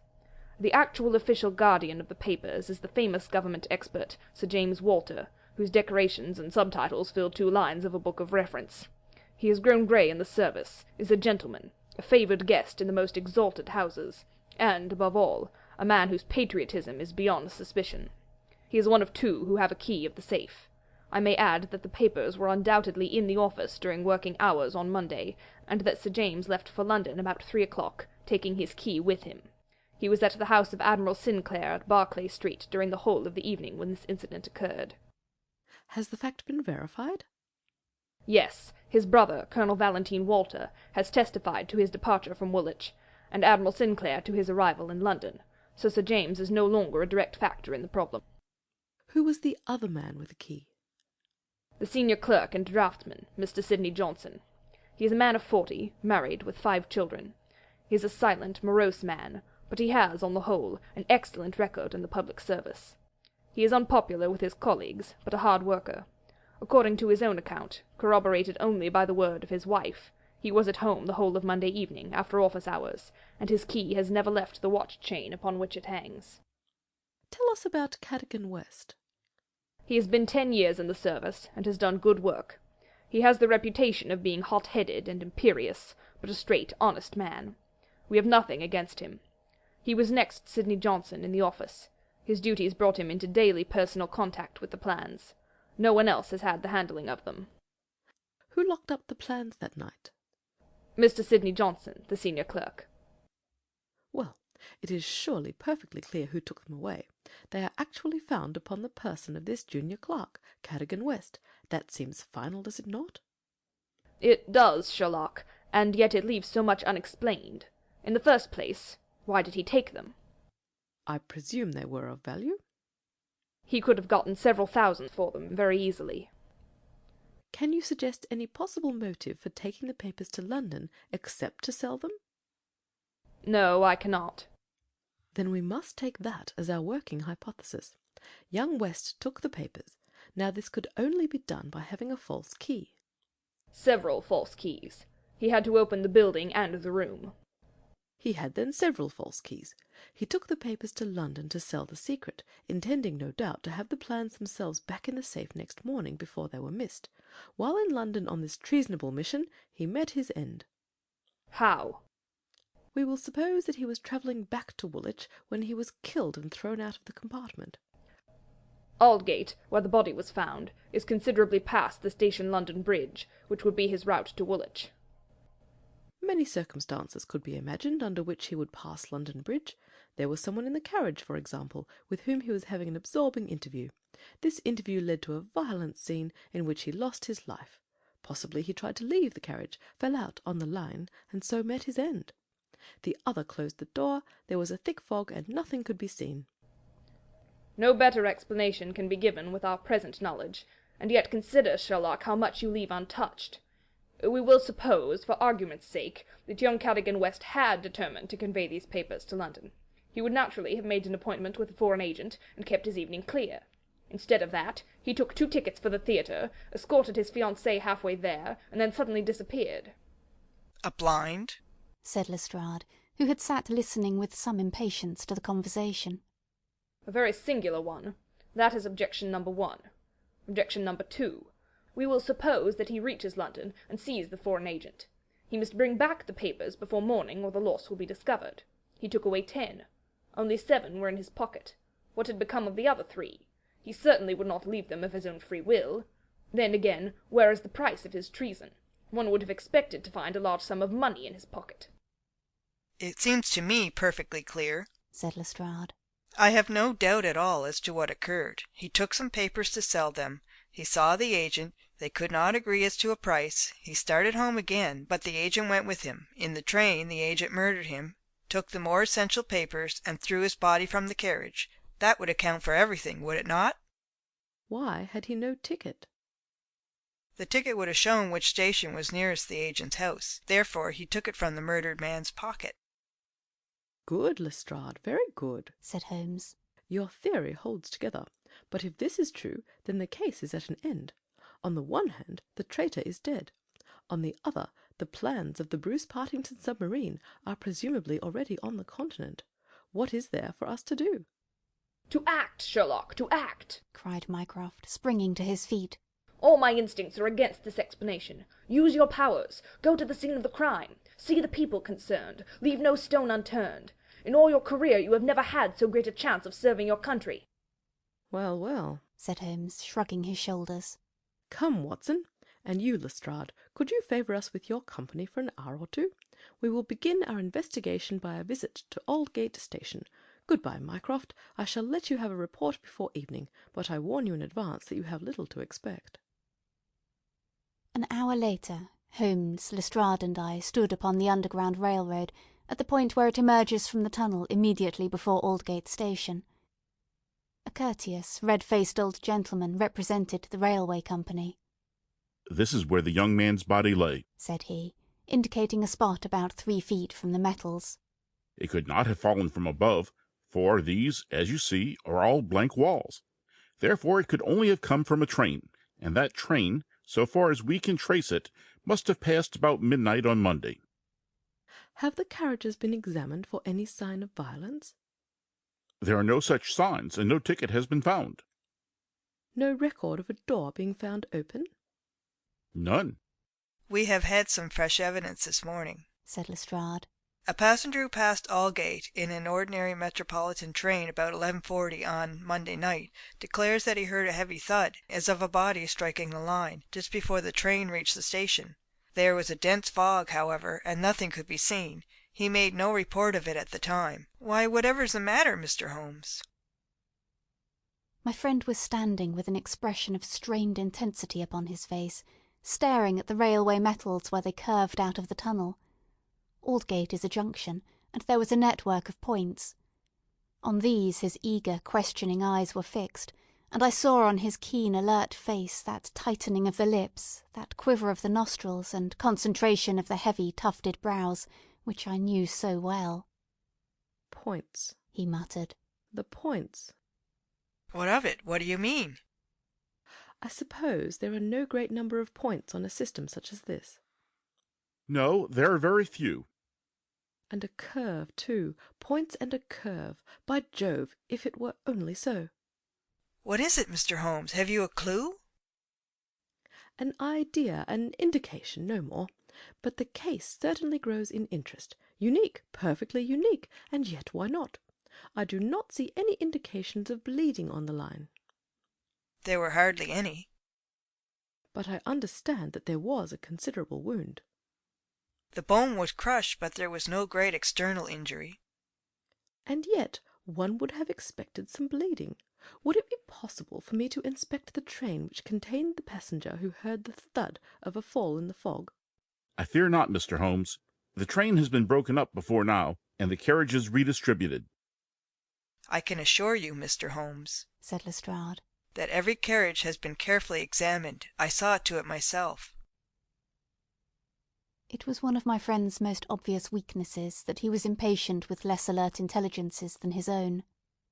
Very likely, said he, turning away. As it happens, it was not the carriages which I desired to examine. Watson, we have done all we can here. We need not trouble you any further, Mr. Lestrade. I think our investigations must now carry us to Woolwich. At London Bridge, Holmes wrote a telegram to his brother, which he handed to me before dispatching it. It ran thus: See some light in the darkness, but it may possibly flicker out. Meanwhile, please send by messenger, to await return at Baker Street, a complete list of all foreign spies or international agents known to be in England, with full address. Sherlock. That should be helpful, Watson, he remarked, as we took our seats in the Woolwich train. We certainly owe Brother Mycroft a debt for having introduced us to what promises to be a really very remarkable case. His eager face still wore that expression of intense and high-strung energy which showed me that some novel and suggestive circumstance had opened up a stimulating line of thought. See the foxhound with hanging ears and drooping tail as it lolls about the kennels, and compare it with the same hound as, with gleaming eyes and straining muscles, it runs upon a breast-high scent. Such was the change in Holmes since the morning. He was a different man from the limp and lounging figure in the mouse-coloured dressing-gown who had prowled so restlessly only a few hours before round the fog-girt room. There is material here, there is scope, said he. I am dull indeed not to have understood its possibilities. Even now they are dark to me. The end is dark to me also, but I have hold of one idea which may lead us far. The man met his death elsewhere, and his body was on the roof of a carriage. On the roof? Remarkable, is it not? But consider the facts.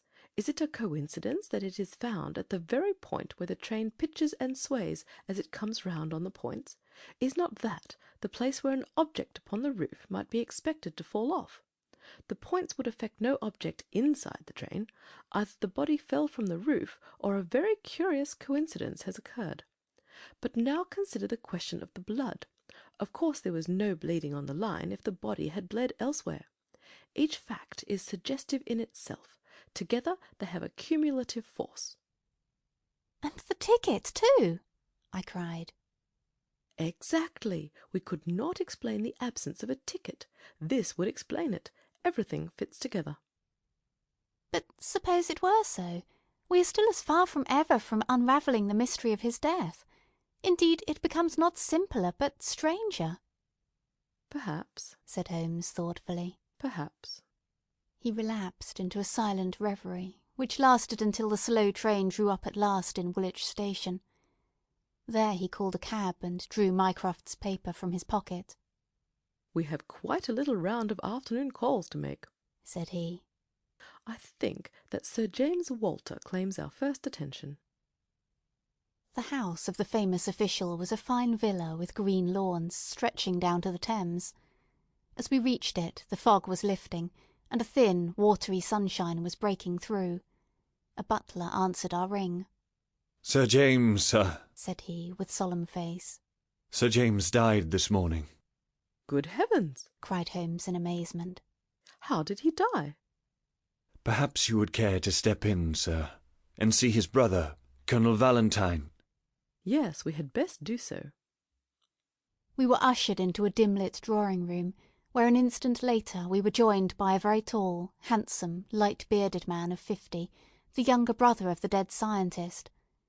His wild eyes, stained cheeks, and unkempt hair all spoke of the sudden blow which had fallen upon the household. He was hardly articulate as he spoke of it. "It was this horrible scandal," said he. "My brother, Sir James, was a man of very sensitive honour, and he could not survive such an affair. It broke his heart. He was always so proud of the efficiency of his department, and this was a crushing blow."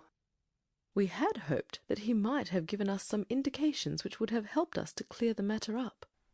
I assure you that it was all a mystery to him as it is to you and to all of us. He had already put all his knowledge at the disposal of the police. Naturally, he had no doubt that Cunning West was guilty. But all the rest was inconceivable. You cannot throw any new light upon the affair? I know nothing myself save what I have read or heard. I have no desire to be discourteous, but you can understand, Mr. Holmes, that we are much disturbed at present, and I must ask you to hasten this interview to an end. This is indeed an unexpected development, said my friend when we had regained the cab. I wonder if the death was natural, or whether the poor fellow killed himself. If the latter, may it be taken as some sign of self-reproach for duty neglected? We must leave that question to the future. Now we shall turn to the Cadogan Wests. A small but well-kept house in the outskirts of the town sheltered the bereaved mother. The old lady was too dazed with grief to be of any use to us, but at her side was a white-faced young lady, who introduced herself as Miss Violet Westbury, the fiancée of the dead man, and the last to see him upon that fatal night. "I cannot explain it, Mr. Holmes," she said. "I have not shut an eye since the tragedy, thinking night and day what the true meaning of it can be. Arthur was the most single-minded, chivalrous, patriotic man upon earth. He would have cut his right hand off before he would sell a state secret confided to his keeping. It is absurd, impossible, preposterous to anyone who knew him." "But the facts, Miss Westbury?" Yes, I admit I cannot explain them." "Was he in any want of money?" "No. His needs were very simple, and his salary ample. He had saved a few hundreds, and we were to marry at the New Year." "No sign of any mental excitement? Come, Miss Westbury, be absolutely frank with us." The quick eye of my companion had noted some change in her manner. She coloured and hesitated. "Yes," she said at last. "I had a feeling that there was something on his mind." "For long?" "Only for the last week or so. He was thoughtful and worried. Once I pressed him about it. He admitted that there was something, and that it was concerned with his official life. 'It is too serious for me to speak about, even to you,' said he. I could get nothing more." Holmes looked grave. "Go on, Miss Westbury. Even if it seems to tell against him, go on. We cannot say what it may lead to." "Indeed, I have nothing more to tell. Once or twice it seemed that he was on the point of telling me something. He spoke one evening of the importance of the secret, and I have some recollection that he said no doubt foreign spies would pay a great deal to have it." My friend's face grew graver still. "Anything else?" "He said that we were slack about such matters, that it would be easy for a traitor to get the plans." "Was it only recently that he made such remarks?" "Yes, quite recently." "Now, tell us of that last evening." "We were to go to the theatre. The fog was so thick that a cab was useless. We walked, and our way took us close to the office. Suddenly he darted away into the fog." "Without a word?" "He gave an exclamation, that was all. I waited, but he never returned. Then I walked home. Next morning, after the office opened, they came to inquire. About 12 o'clock we heard the terrible news. Oh, Mr. Holmes, if you could only save his honour! It was so much to him." Holmes shook his head sadly. "Come, Watson," said he. "Our ways lie elsewhere. Our next station must be the office from which the papers were taken. It was black enough before against this young man, but our inquiries make it blacker," he remarked as the cab lumbered off. "His coming marriage gives a motive for the crime. He naturally wanted money. The idea was in his head since he spoke about it. He nearly made the girl an accomplice in the treason by telling her his plans. It is all very bad." "But surely Holmes' character goes for something. Then again, why should he leave the girl in the street and dart away to commit a felony? Exactly. There are certainly objections, but it is a formidable case which they have to meet. End of section 6.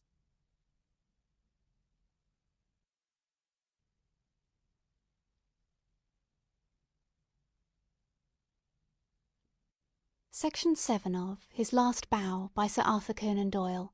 The Adventure of the Bruce-Partington Plans, Part 2. Mr. Sidney Johnson, the senior clerk, met us at the office and received us with that respect which my companion's card always commanded. He was a thin, gruff, bespectacled man of middle age, his cheeks haggard and his hands twitching from the nervous strain to which he had been subjected.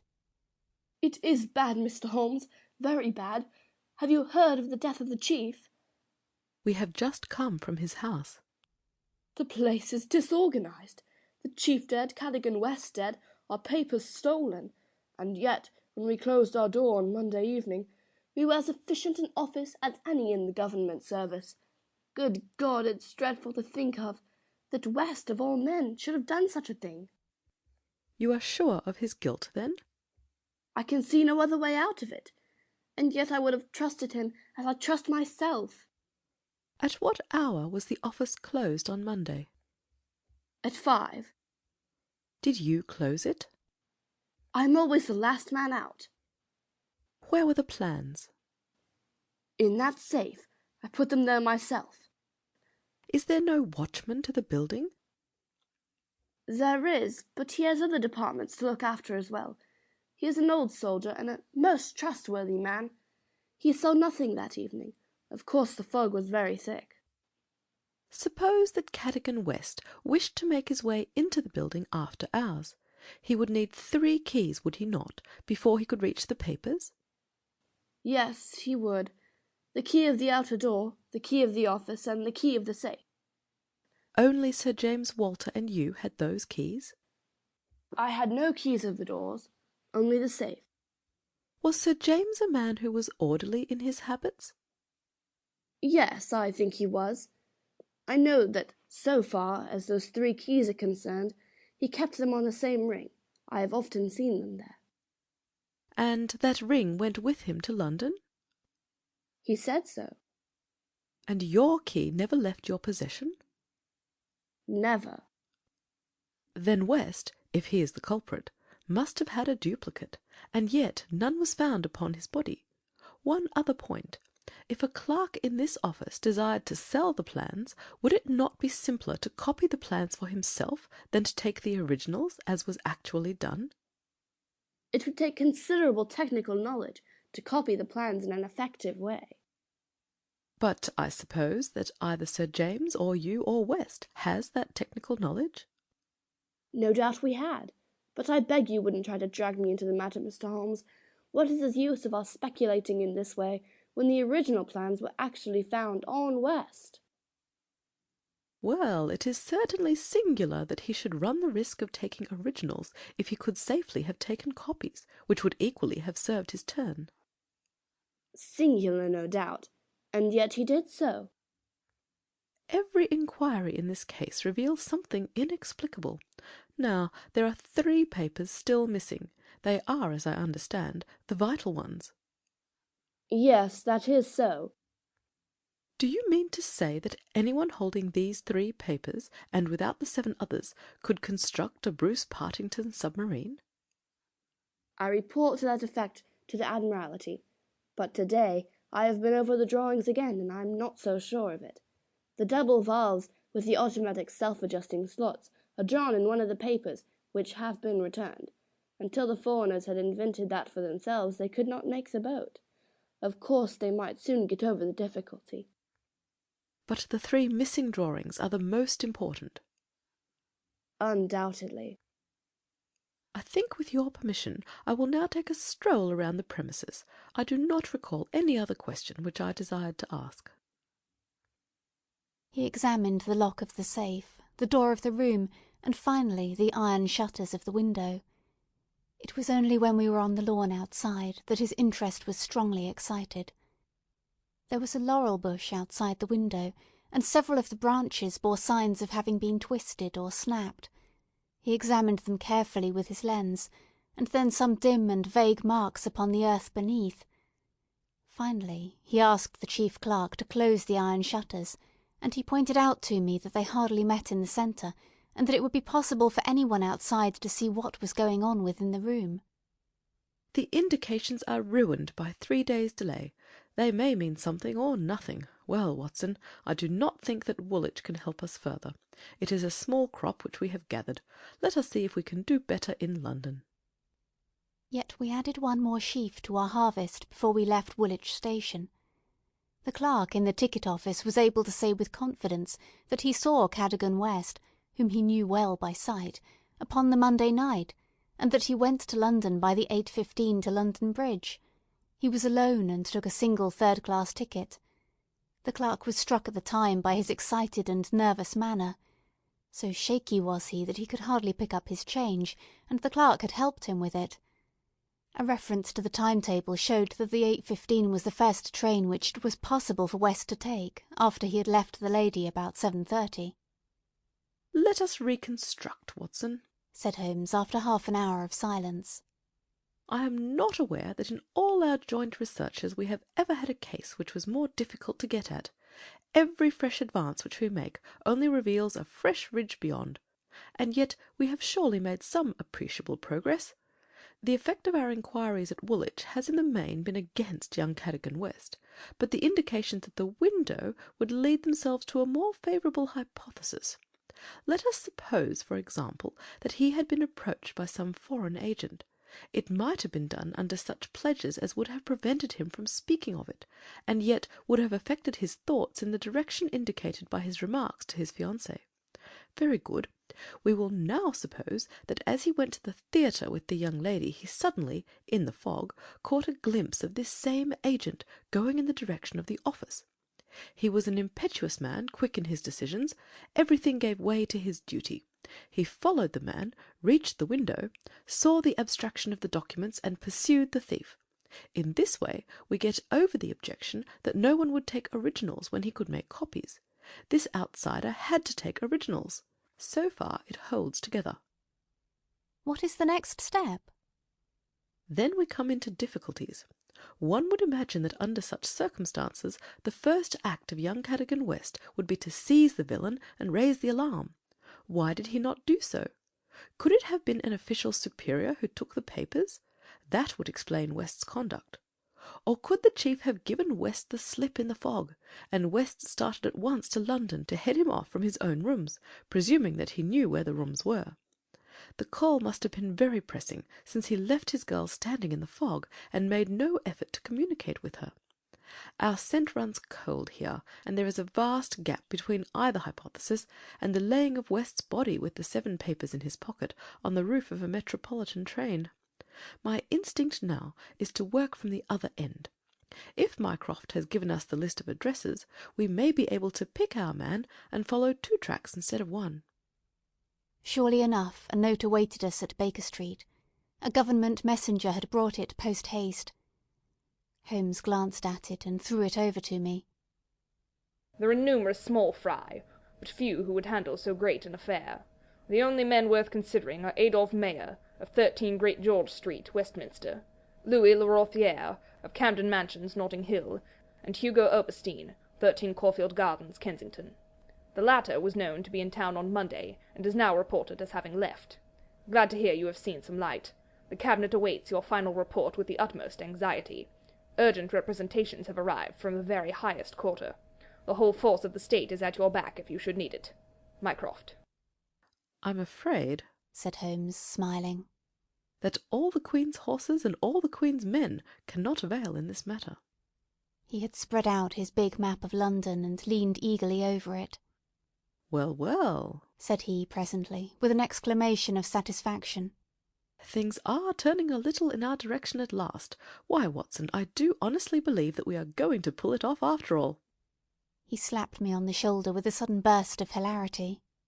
I am going out now. It is only a reconnaissance. I will do nothing serious without my trusted comrade and biographer at my elbow.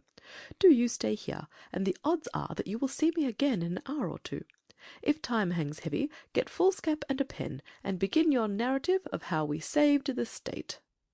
I felt some reflection of his elation in my own mind, for I knew well that he would not depart so far from his usual austerity of demeanour unless there was good cause for exultation. All the long November evening I waited, filled with impatience for his return. At last, shortly after 9 o'clock, there arrived a messenger with a note. Am dining at Goldini's restaurant, Gloucester Road, Kensington. Please come at once and join me there. Bring with you a jemmy, a dark lantern, a chisel, and a revolver. S.H. It was a nice equipment for a respectable citizen to carry through the dim, fog-draped streets. I stowed them all discreetly away in my overcoat, and drove straight to the address given.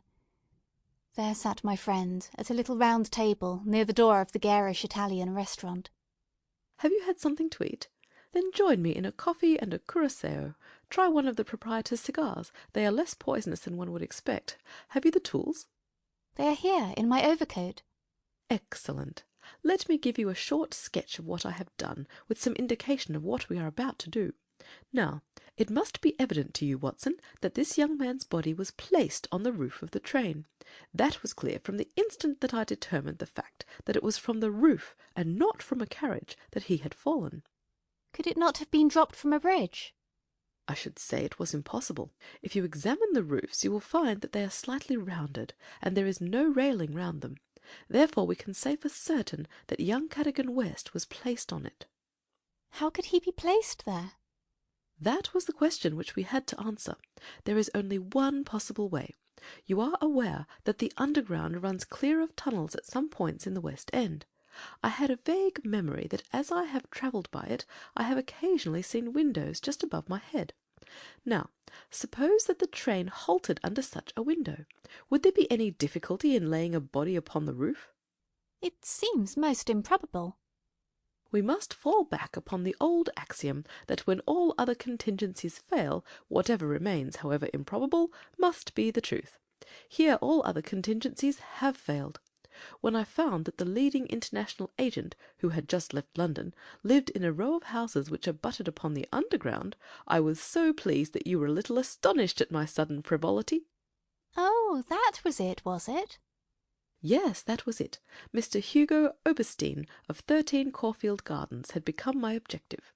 I began my operations at Gloucester Road Station, where a very helpful official walked with me along the track, and allowed me to satisfy myself not only that the back stair window of Caulfield Gardens opens on to the line, but the even more essential fact that, owing to the intersection of one of the larger railways, the underground trains are frequently held motionless for some minutes at that very spot.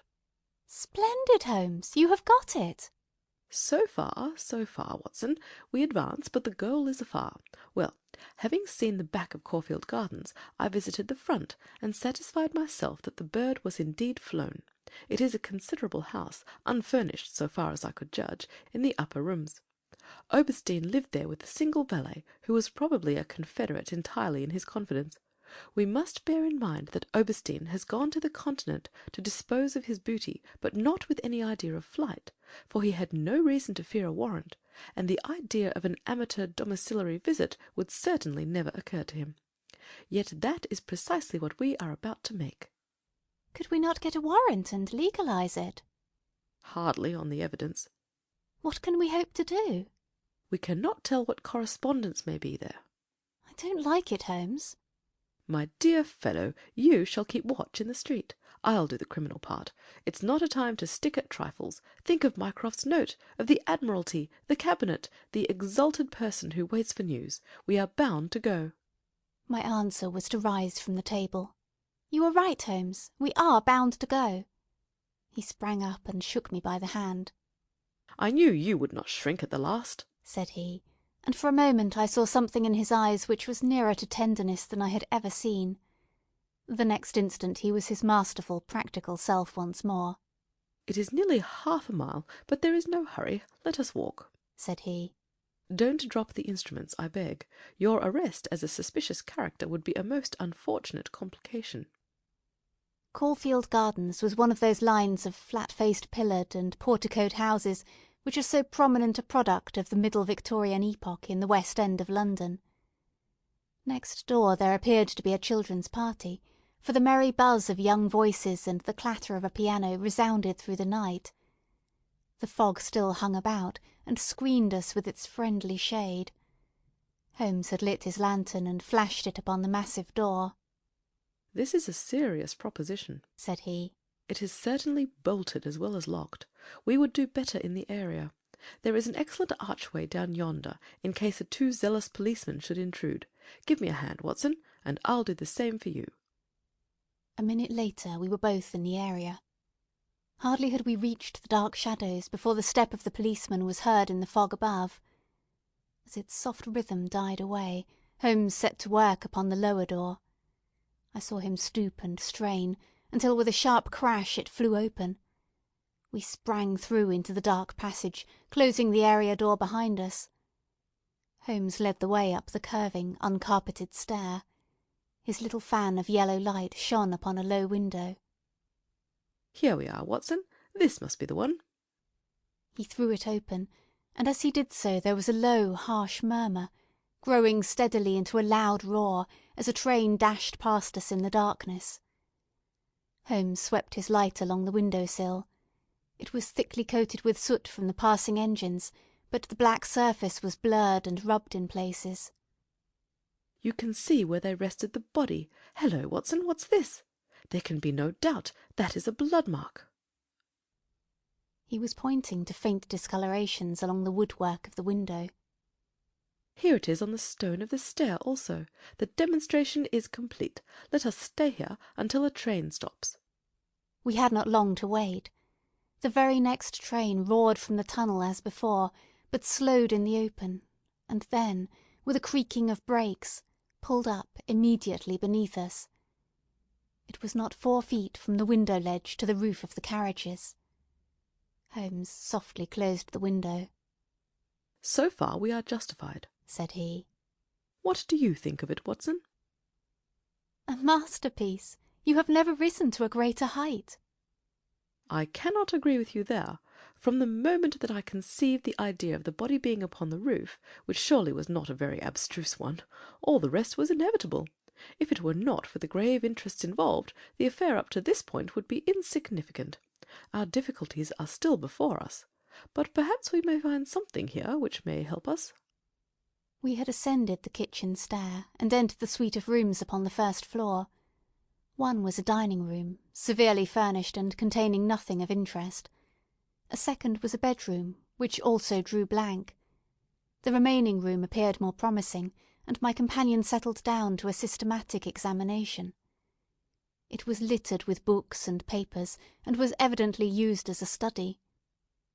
Swiftly and methodically Holmes turned over the contents of drawer after drawer, and cupboard after cupboard, but no gleam of success came to brighten his austere face. At the end of an hour he was no further than when he started.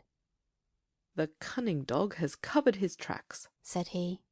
"He has left nothing to incriminate him. His dangerous correspondence has been destroyed or removed.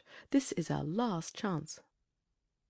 It was a small tin cash-box which stood upon the writing-desk. Holmes pried it open with his chisel. Several rolls of paper were within, covered with figures and calculations, without any note to show to what they referred. The recurring words, water pressure, and pressure to the square inch, suggested some possible relation to a submarine. Holmes tossed them all impatiently aside. There only remained an envelope with some small newspaper slips inside it.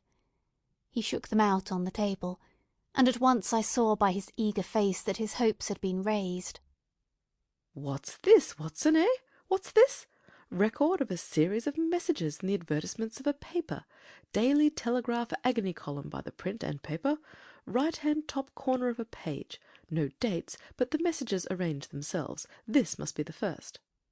Hoped to hear sooner. Terms agreed to. Write fully to address given on card. Pierrot. Next comes Too complex for description. Must have full report. Stuff awaits you when goods delivered. Pierrot. Then comes Matter presses. Must withdraw offer unless contract completed. Make appointment by letter. Will confirm by advertisement. Pierrot. Finally. Monday night after 9. 2 taps. Only ourselves. Do not be so suspicious. Payment in hard cash when goods delivered. Pierrot. A fairly complete record, Watson, if we could only get at the man at the other end. He sat lost in thought, tapping his fingers on the table. Finally he sprang to his feet.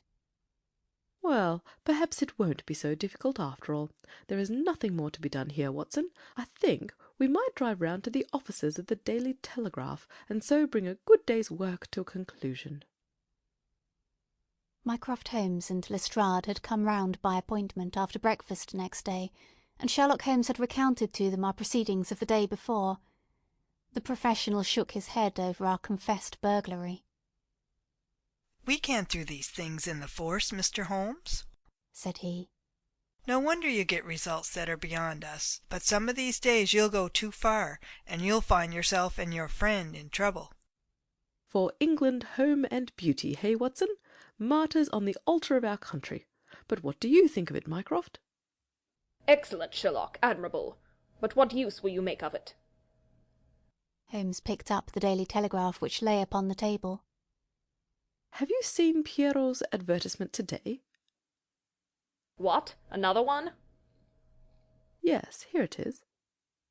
Tonight, same hour, same place. 2 taps. Most vitally important. Your own safety at stake. Pierrot. "By George!" cried Lestrade. "If he answers, we've got him." That was my idea when I put it in. I think if you could both make it convenient to come with us at about 8 o'clock to Caulfield Gardens, we might possibly get a little nearer to a solution.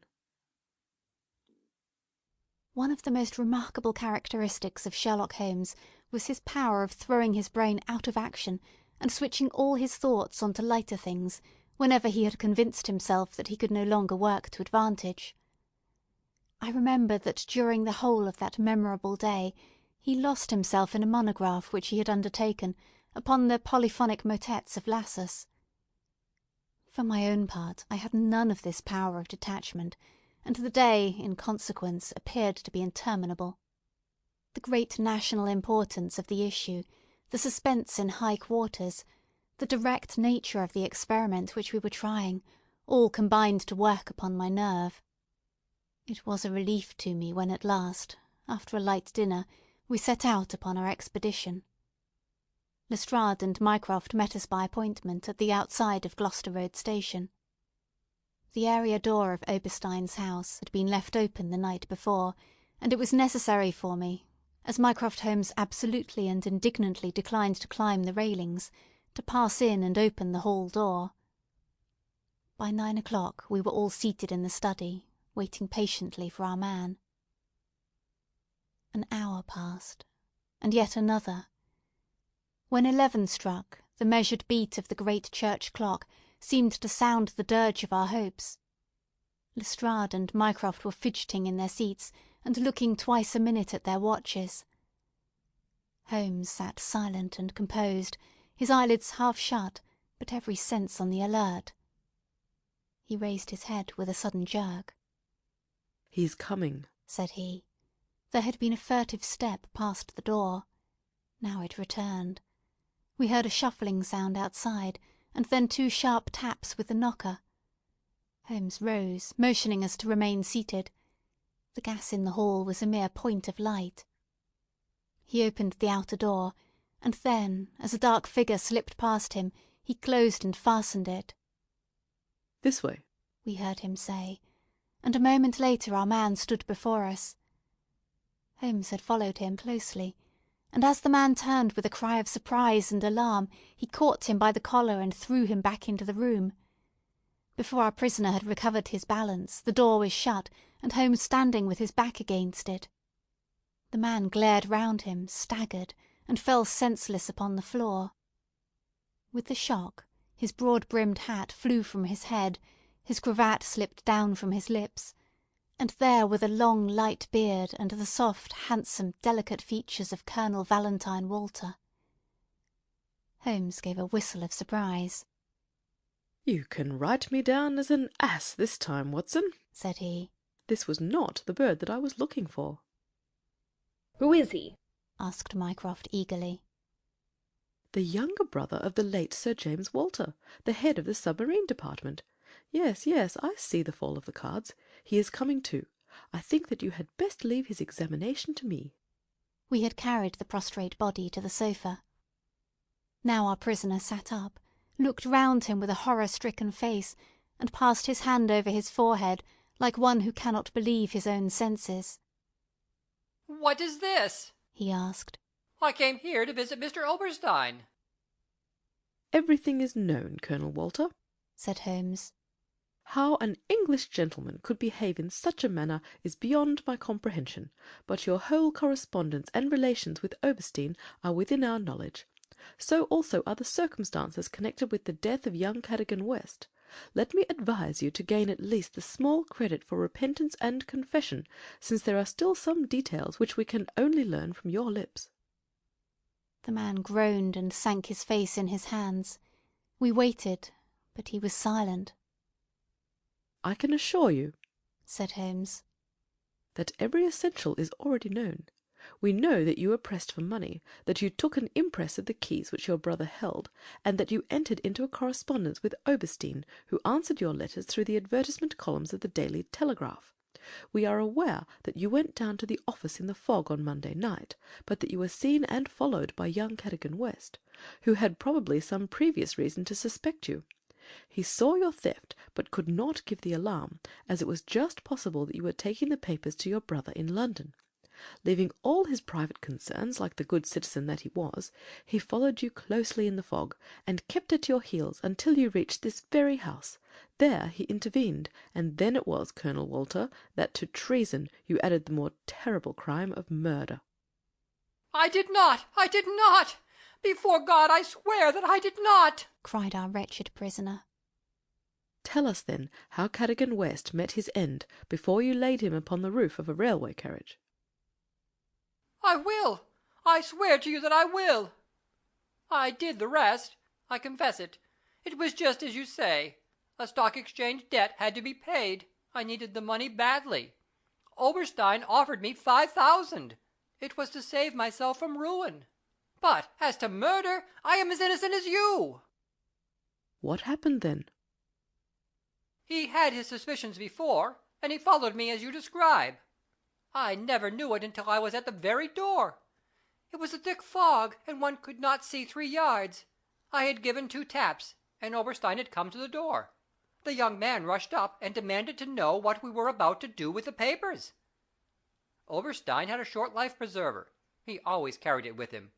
As West forced his way after us into the house, Oberstein struck him on the head. The blow was a fatal one. He was dead within 5 minutes. There he lay in the hall, and we were at our wits' end what to do. Then Oberstein had this idea about the trains which halted under his back window. But first he examined the papers which I had brought. He said that 3 of them were essential, and that he must keep them. 'You cannot keep them,' said I. 'There will be a dreadful row at Woolwich if they are not returned.' 'I must keep them,' said he, 'for they are so technical that it is impossible in the time to make copies.' 'Then they must all go back together to-night,' said I. He thought for a little, and then he cried out that he had it.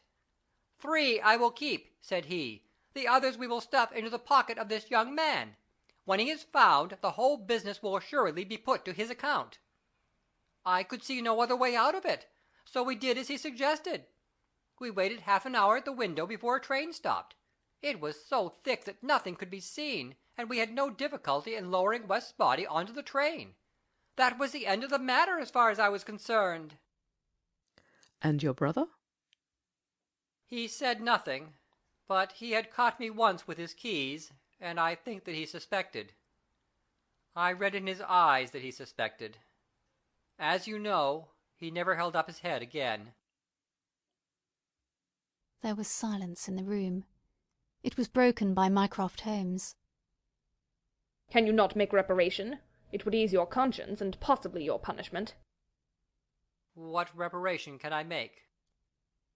"Where is Oberstein with the papers?" I do not know. Did he give you no address?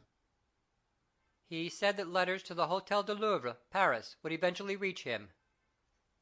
Then reparation is still within your power, said Sherlock Holmes.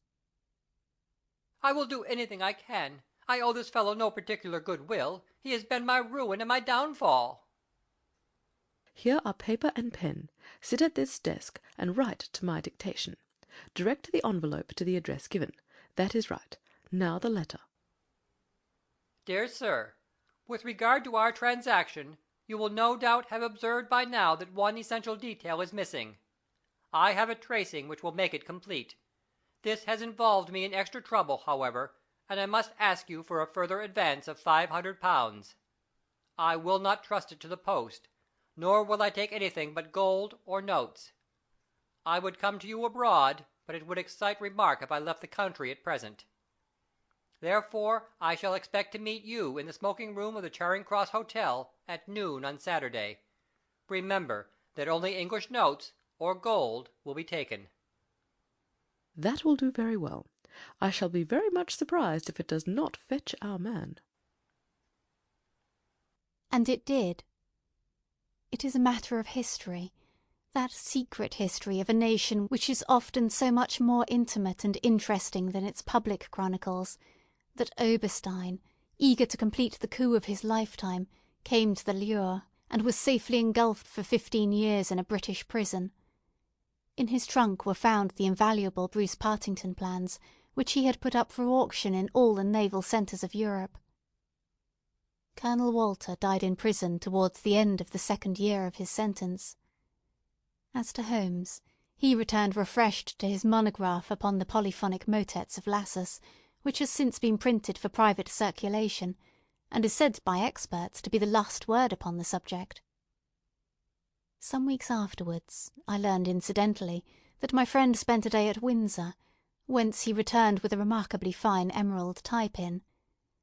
When I asked him if he had bought it, he answered that it was a present from a certain gracious lady, in whose interests he had once been fortunate enough to carry out a small commission. He said no more, but I fancy that I could guess at that lady's august name, and I have little doubt that the emerald pin will for ever recall to my friend's memory the adventure of the Bruce-Partington Plans. End of section 7.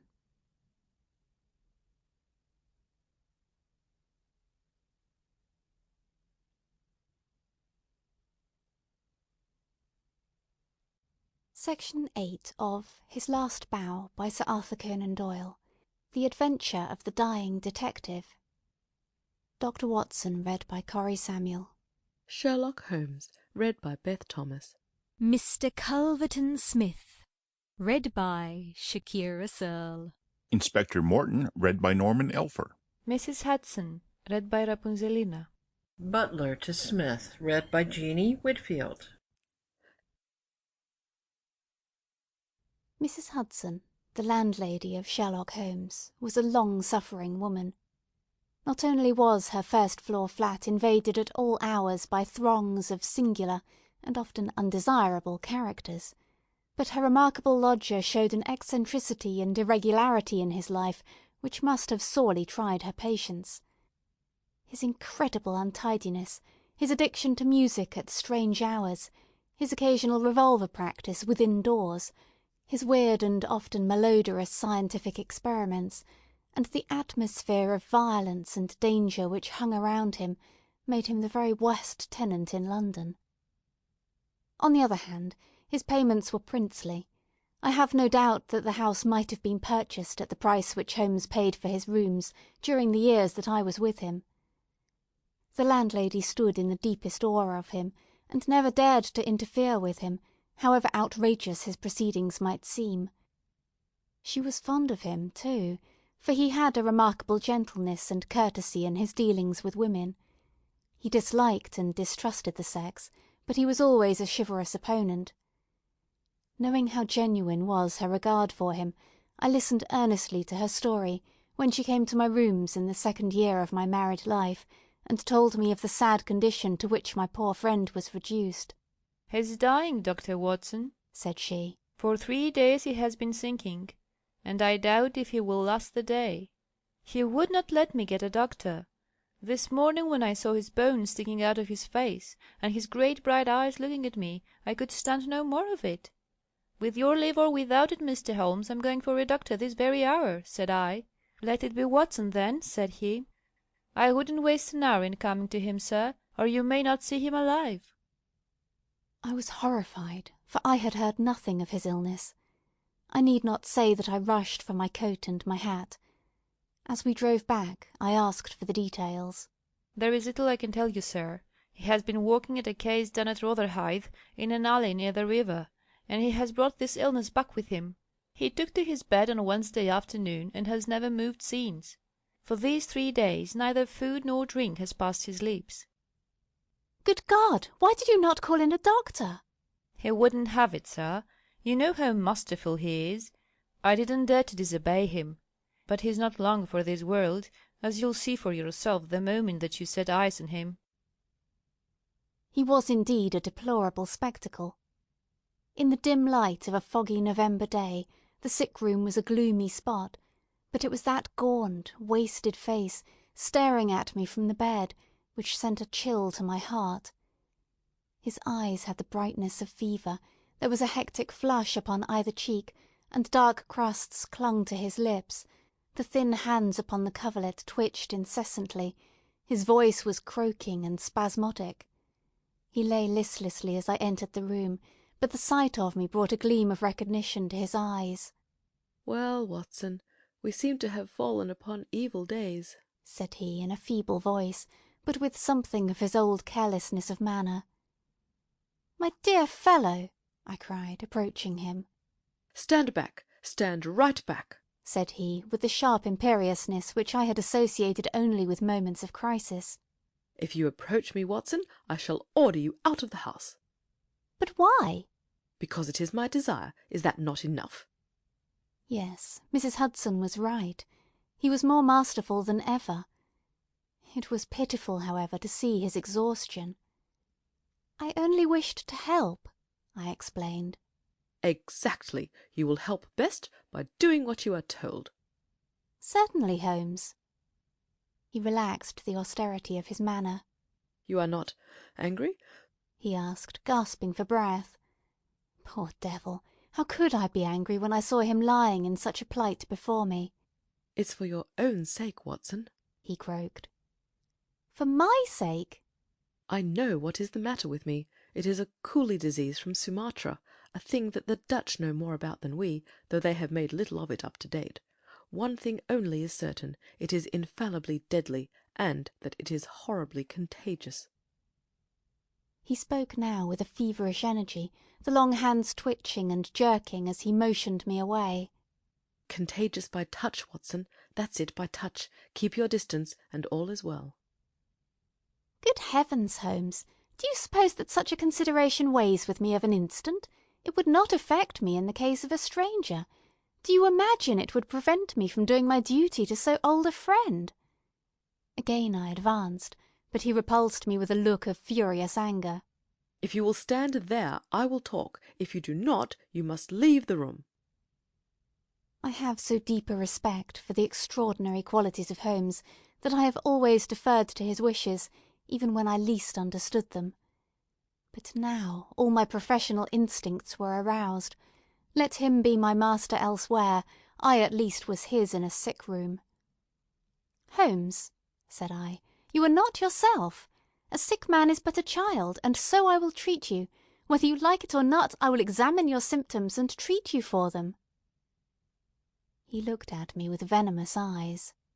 "If I am to have a doctor, whether I will or not, let me at least have someone in whom I have confidence," said he. "Then you have none in me?" "In your friendship, certainly. But facts are facts, Watson, and after all, you are only a general practitioner, with very limited experience and mediocre qualifications. It is painful to have to say these things, but you leave me no choice." I was bitterly hurt. "Such a remark is unworthy of you, Holmes. It shows me very clearly the state of your own nerves. But if you have no confidence in me, I would not intrude my services. Let me bring Sir Jasper Meek, or Penrose Fisher, or any of the best men in London. But someone you must have, and that is final. If you think that I am going to stand here and see you die without either helping you myself or bringing anyone else to help you, then you have mistaken your man." "You mean well, Watson," said the sick man, with something between a sob and a groan. "Shall I demonstrate your own ignorance? What do you know, pray, of Tapanuli fever? What do you know of the Black Formosa corruption?" "I have never heard of either." "There are many problems of disease, many strange pathological possibilities in the East, Watson." He paused after each sentence to collect his failing strength. "I have learned so much during some recent researches which have a medico-criminal aspect. It was in the course of them that I contracted this complaint. You can do nothing." "Possibly not. But I happen to know that Dr. Ainstree, the greatest living authority upon tropical disease, is now in London. All remonstrance is useless, Holmes. I am going this instant to fetch him." I turned resolutely to the door. Never have I had such a shock. In an instant, with a tiger spring, the dying man had intercepted me. I heard the sharp snap of a twisted key. The next moment he had staggered back to his bed, exhausted and panting after his one tremendous outflame of energy. "You won't take the key from me by force, Watson. I've got you, my friend. Here you are, and here you will stay, until I will otherwise. But I'll humour you." All this in little gasps, with terrible struggles for breath between. "You've only my good at heart. Of course I know that very well. You shall have your way, but give me time to get my strength. Not now, Watson, not now. It's 4 o'clock. At 6 you can go." "This is insanity, Holmes." "Only 2 hours, Watson. I promise you will go at 6. Are you content to wait?" "I seem to have no choice." "None in the world, Watson. Thank you. I need no help in arranging the clothes. You will please keep your distance. Now, Watson, there is one other condition that I would make. You will seek help, not from the man you mention, but from the one that I choose." "By all means." "The first 3 sensible words that you have uttered since you entered this room, Watson. You will find some books over there. I am somewhat exhausted. I wonder how a battery feels when it pours electricity into a non-conductor.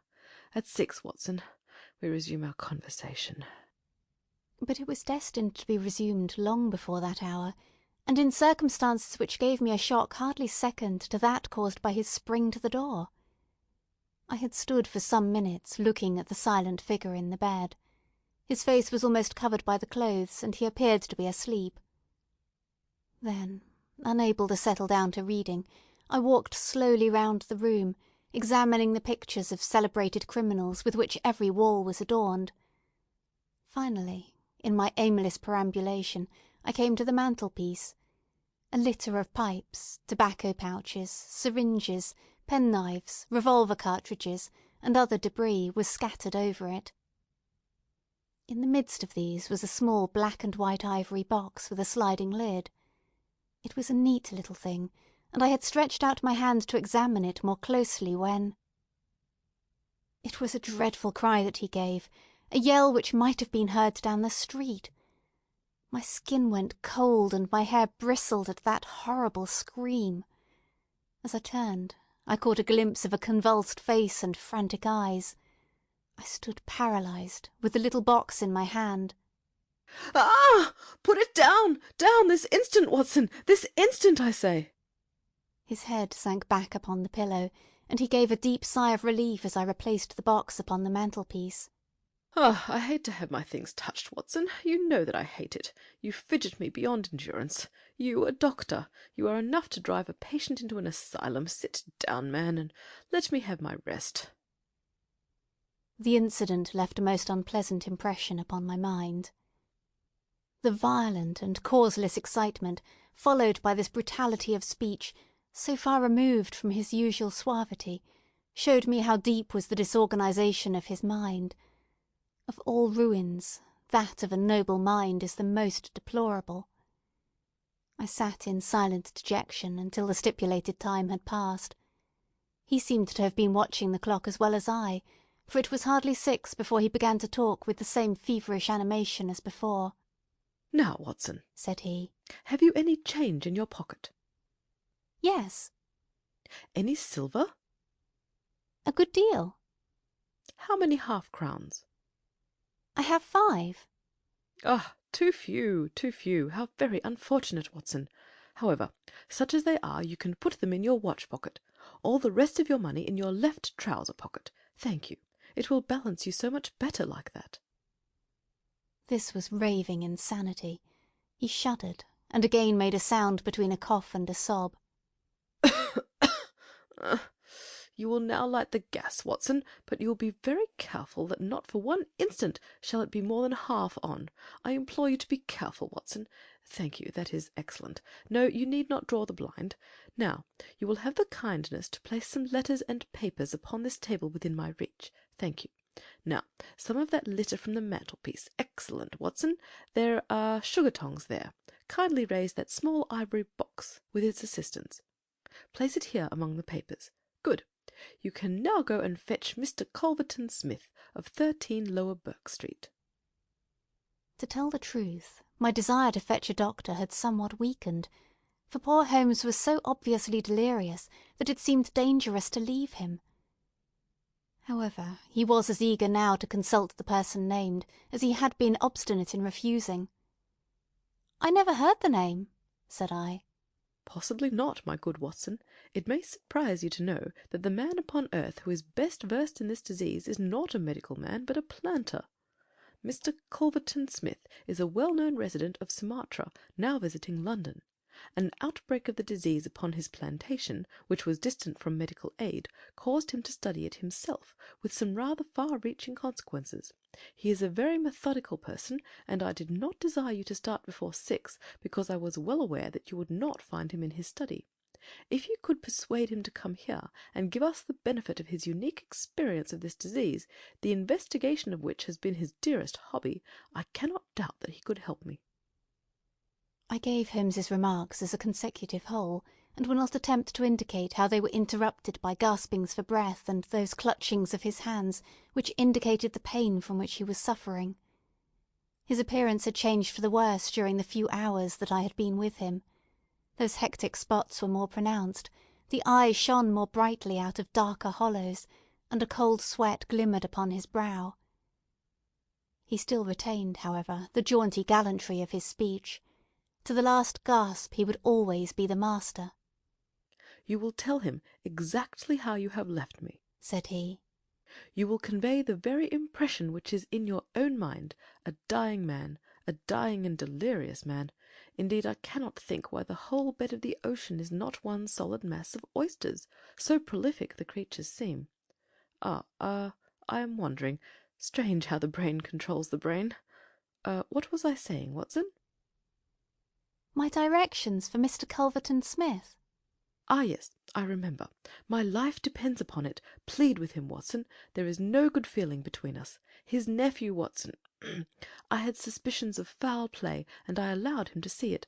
The boy died horribly. He has a grudge against me. You will soften him, Watson. Beg him, pray him, get him here by any means. He can save me, only he." "I will bring him in a cab if I have to carry him down to it."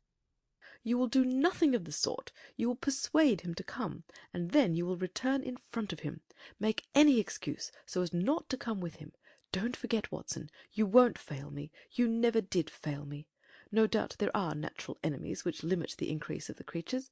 You and I, Watson, we have done our part. Shall the world, then, be overrun by oysters? No, no, horrible. You will convey all that is in your mind." I left him, full of the image of this magnificent intellect, babbling like a foolish child. He had handed me the key, and with a happy thought I took it with me, lest he should lock himself in. Mrs. Hudson was waiting, trembling and weeping, in the passage. Behind me, as I passed from the flat, I heard Holmes's high, thin voice in some delirious chant. Below, as I stood whistling for a cab, a man came on me through the fog. "How is Mr. Holmes, sir?" he asked. It was an old acquaintance, Inspector Morton of Scotland Yard, dressed in unofficial tweeds. "He is very ill," I answered. He looked at me in a most singular fashion. Had it not been too fiendish, I could have imagined that the gleam of the fanlight showed exultation in his face. I heard some rumour of it, said he. The cab had driven up, and I left him. Lower Burke Street proved to be a line of fine houses lying in the vague borderland between Notting Hill and Kensington. The particular one at which my cabman pulled up had an air of smug and demure respectability in its old-fashioned iron railings, its massive folding door, and its shining brasswork. All was in keeping with a solemn butler who appeared framed in the pink radiance of a tinted electrical light behind him. Yes, Mr. Culverton Smith is in, Dr. Watson. Very good. Sir, I will take up your card. My humble name and title did not appear to impress Mr. Culverton Smith. Through the half-open door I heard a high, petulant, penetrating voice. Who is this person? What does he want? Dear me, Staples, how often have I said that I am not to be disturbed in my hours of study? There came a gentle flow of soothing explanation from the butler. Well, I won't see him, Staples. I can't have my work interrupted like this. I am not at home. Say so. Tell him to come in the morning if he really must see me. Again the gentle murmur. Well, give him that message. He can come in the morning, or he can stay away. My work must not be hindered. I thought of Holmes tossing upon his bed of sickness, and counting the minutes, perhaps, until I could bring help to him. It was not a time to stand upon ceremony. His life depended upon my promptness. Before the apologetic butler had delivered his message, I had pushed past him and was in the room. With a shrill cry of anger, a man rose from a reclining chair beside the fire. I saw a great yellow face, coarse-grained and greasy, with heavy double chin, and two sullen, menacing grey eyes, which glared at me from under tufted and sandy brows. A high, bald head had a small velvet smoking cap poised coquettishly upon one side of its pink curve.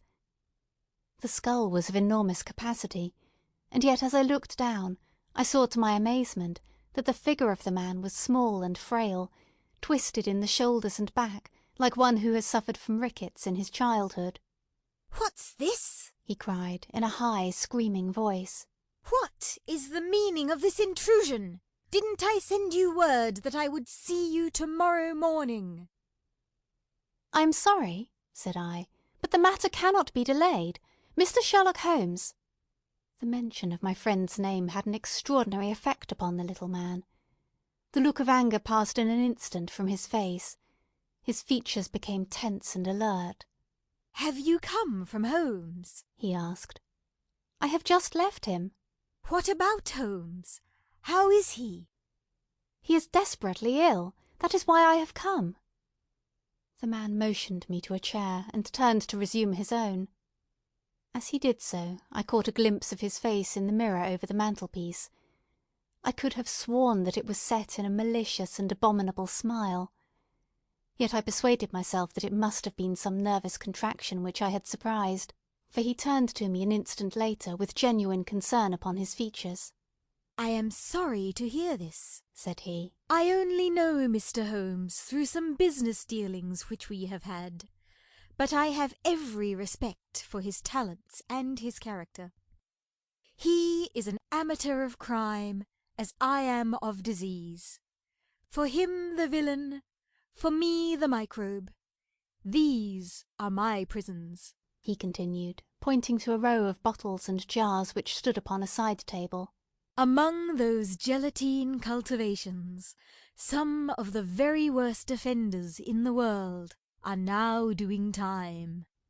It was on account of your special knowledge that Mr. Holmes desired to see you. He has a high opinion of you and thought that you were the one man in London who could help him. The little man started, and the jaunty smoking cap slid to the floor. Why? He asked. Why should Mr. Holmes think that I could help him in his trouble? Because of your knowledge of Eastern diseases. But why should he think that this disease which he has contracted is Eastern? Because in some professional inquiry he has been working among Chinese sailors down in the docks." Mr. Culverton Smith smiled pleasantly and picked up his smoking cap. "Oh, that's it, is it?" said he. "I trust the matter is not so grave as you suppose. How long has he been ill?" "About 3 days." "Is he delirious?" "Occasionally." "Tut, tut! This sounds serious. It would be inhuman not to answer his call. I very much resent any interruption to my work, Dr. Watson, but this case is certainly exceptional. I will come with you at once." I remembered Holmes's injunction. "I have another appointment," said I. "Very good. I will go alone. I have a note of Mr. Holmes' address. You can rely on my being there within half an hour at most." It was with a sinking heart that I re-entered Holmes's bedroom. For all that I knew, the worst might have happened in my absence. To my enormous relief, he had improved greatly in the interval. His appearance was as ghastly as ever, but all trace of delirium had left him, and he spoke in a feeble voice, it is true, but with even more than his usual crispness and lucidity. "Well, did you see him, Watson?" "Yes, he is coming." "Admirable, Watson, admirable. You are the best of messengers." "He wished to return with me." "That would never do, Watson. That would be obviously impossible. Did he ask what ailed me?" "I told him about the Chinese in the East End." "Exactly. Well, Watson, you have done all that a good friend could. You can now disappear from the scene." "I must wait and hear his opinion, Holmes." "Of course you must, but I have reasons to suppose that this opinion would be very much more frank and valuable if he imagines that we are alone. There is just room behind the head of my bed, Watson." "My dear Holmes!" "I fear there is no alternative, Watson. The room does not lend itself to concealment, which is as well, as it is the less likely to arouse suspicion. But just there, Watson, I fancy it could be done." Suddenly he sat up with a rigid intentness upon his haggard face. "There are the wheels, Watson. Quick, man, if you love me, and don't budge, whatever happens, whatever happens. Do you hear? Don't speak, don't move. Just listen with all your ears." Then, in an instant, his sudden access of strength departed, and his masterful, purposeful talk droned away into the low, vague murmurings of a semi-delirious man. From the hiding-place into which I had been so swiftly hustled, I heard the footfalls upon the stair, with the opening and the closing of the bedroom door. Then, to my surprise, there came a long silence, broken only by the heavy breathings and gaspings of the sick man. I could imagine that our visitor was standing by the bedside and looking down at the sufferer. At last that strange hush was broken. "Holmes!" he cried. "Holmes!" in the insistent tone of one who awakens a sleeper. "Can't you hear me, Holmes?" There was a rustling, as if he had shaken the sick man roughly by the shoulder. "Is that you, Mr. Smith?" Holmes whispered. "I hardly dared hope that you would come." The other laughed. "I should imagine not," he said. "And yet, you see, I am here. Coals of fire, Holmes, coals of fire." "It is very good of you, very noble of you. I appreciate your special knowledge." Our visitor sniggered. "You do. You are, fortunately, the only man in London who does. Do you know what is the matter with you?" "The same," said Holmes. "Ah, you recognize the symptoms?" "Only too well." "Well, I shouldn't be surprised, Holmes. I shouldn't be surprised if it were the same. A bad lookout for you if it is. Poor Victor was a dead man on the 4th day. A strong, hearty young fellow. It was certainly, as you said, very surprising that he should have contracted an out-of-the-way Asiatic disease in the heart of London. A disease, too, of which I had made such a very special study. Singular coincidence, Holmes. Very smart of you to notice it, but rather uncharitable to suggest that it was cause and effect. I knew that you did it. Oh, you did you? Well, you couldn't prove it anyhow. But what do you think of yourself, spreading reports about me like that, and then crawling to me for help the moment you are in trouble? What sort of a game is that, eh? I heard the rasping, laboured breathing of the sick man. "Give me the water," he gasped. You're precious near your end, my friend, but I don't want you to go till I have had a word with you. That's why I give you water.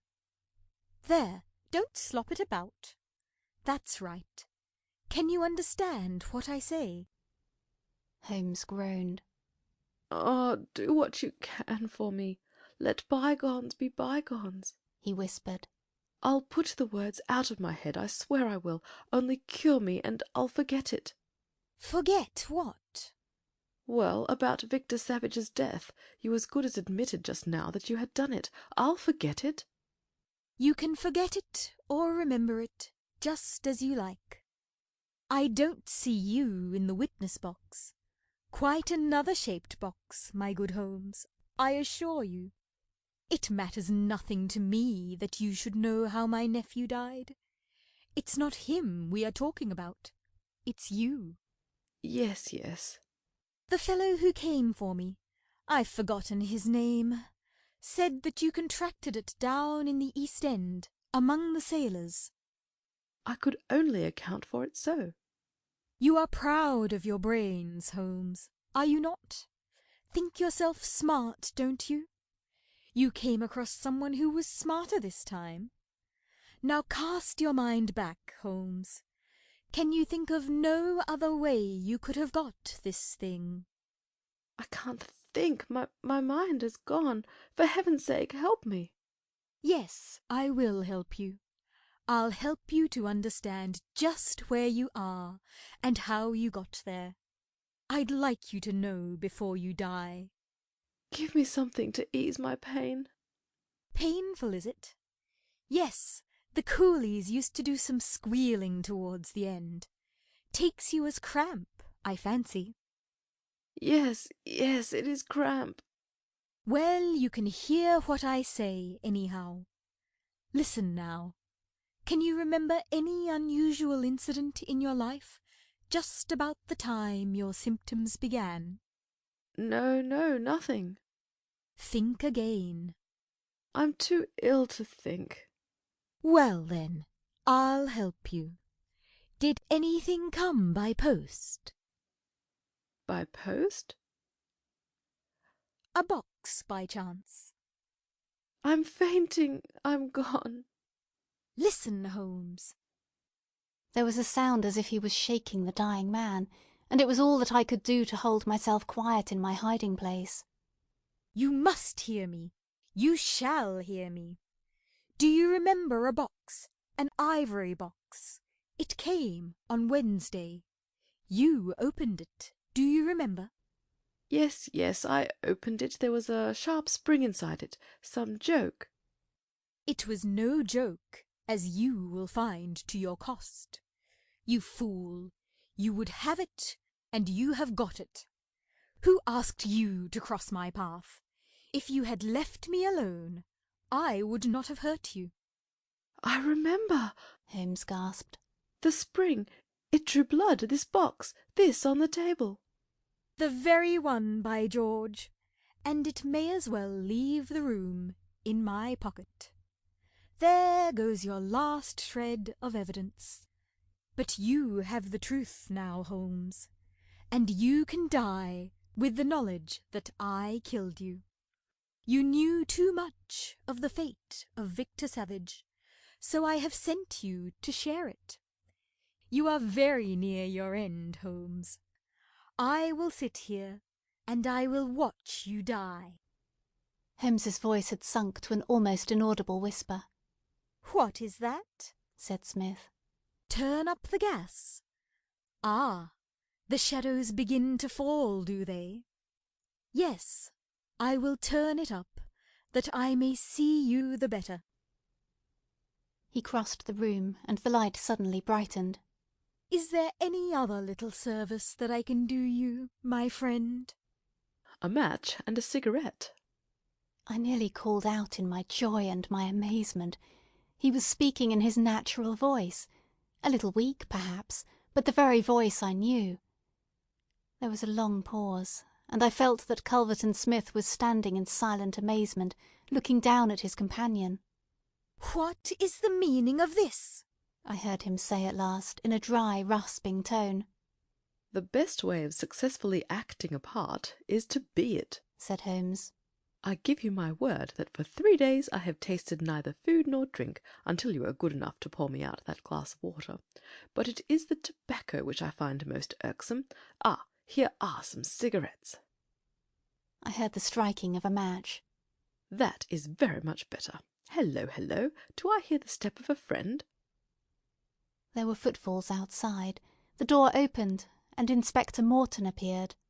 "All is in order, and this is your man," said Holmes. The officer gave the usual cautions. "I arrest you on the charge of murder of one Victor Savage," he concluded.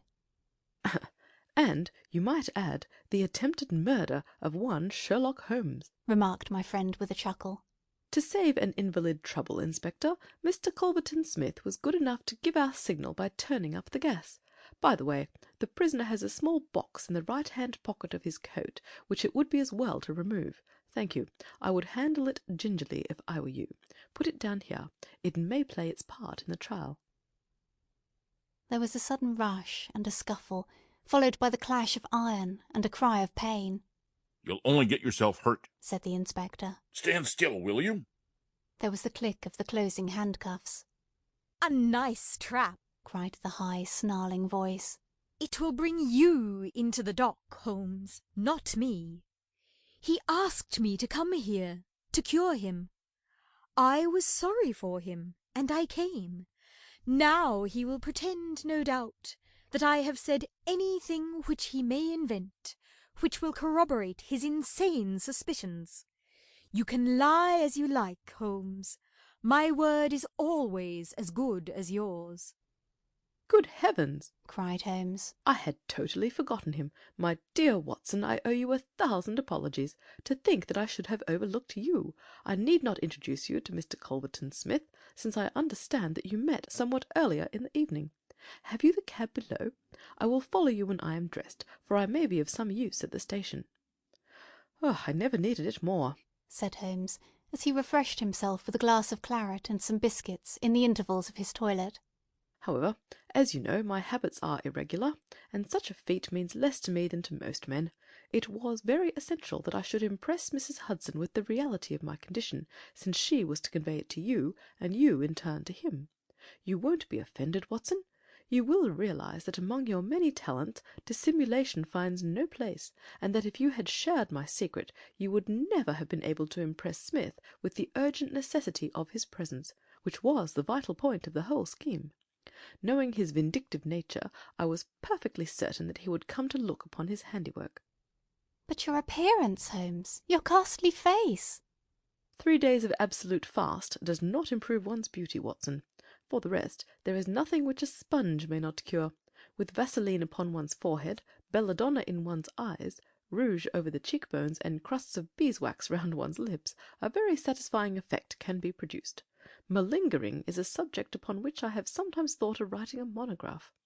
A little occasional talk about half-crowns, oysters, or any other extraneous subject produces a pleasing effect of delirium.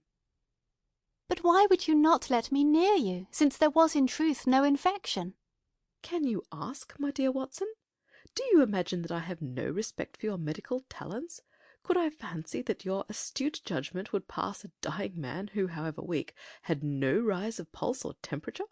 At 4 yards I could deceive you. If I failed to do so, who would bring Smith within my grasp? No, Watson, I would not touch that box. You can just see, if you look at it sideways, where the sharp spring like a viper's tooth emerges as you open it. I dare say it was by some such device that poor Savage, who stood between this monster and a reversion, was done to death. My correspondence, however, is, as you know, a varied one, and I am somewhat upon my guard against any packages which reach me. It was clear to me, however, that by pretending that he had really succeeded in his design, I might surprise a confession. That pretence I have carried out with the thoroughness of the true artist. Thank you, Watson, you must help me on with my coat. When we have finished at the police station, I think that something nutritious at Simpson's would not be out of place. End of section 8.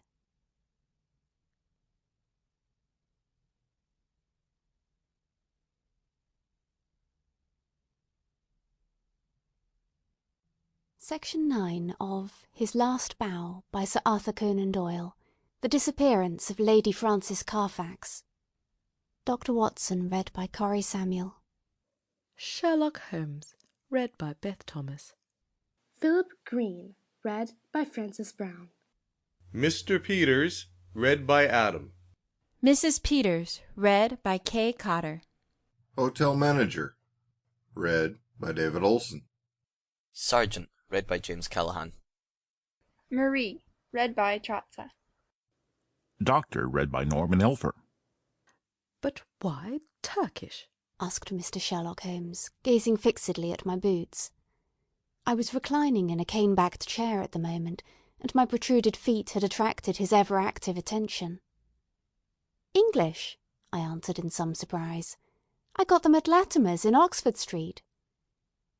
Holmes smiled with an expression of weary patience.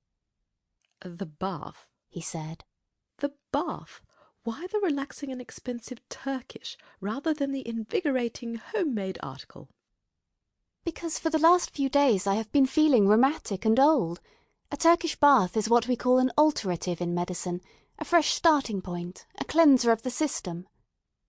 By the way, Holmes, I added, I have no doubt that the connection between my boots and a Turkish bath is a perfectly self-evident one to a logical mind, and yet I should be obliged to you if you would indicate it. The train of reasoning is not very obscure, Watson, said Holmes with a mischievous twinkle. It belongs to the same elementary class of deduction, which I should illustrate if I were to ask you who shared your cab in your drive this morning. I don't admit that a fresh illustration is an explanation, said I with some asperity. Bravo, Watson! A very dignified and logical remonstrance. Let me see, what were the points? Take the last one first, the cab. You observe that you have some splashes on the left sleeve and shoulder of your coat.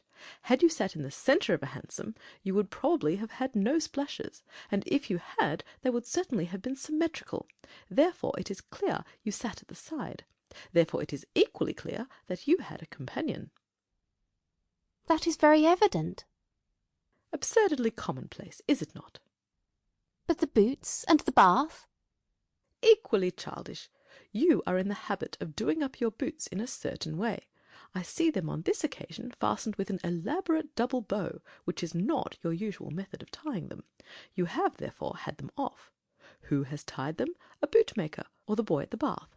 It is unlikely that it is the bootmaker, since your boots are nearly new. Well, what remains? The bath. Absurd, is it not? But, for all that, the Turkish bath has served a purpose. What is that? You say that you have had it because you need a change. Let me suggest that you take one. How would Lausanne do, my dear Watson? First-class tickets and all expenses paid on a princely scale. Splendid! But why? Holmes leaned back in his armchair and took his notebook from his pocket. One of the most dangerous classes in the world, said he, is the drifting and friendless woman. She is the most harmless and often the most useful of mortals, but she is the inevitable inciter of crime in others. She is helpless, she is migratory, she has sufficient means to take her from country to country and from hotel to hotel. She is lost, as often as not, in a maze of obscure pensions and boarding-houses. She is a stray chicken in the world of foxes. When she is gobbled up, she is hardly missed. I much fear that some evil has come to the Lady Frances Carfax.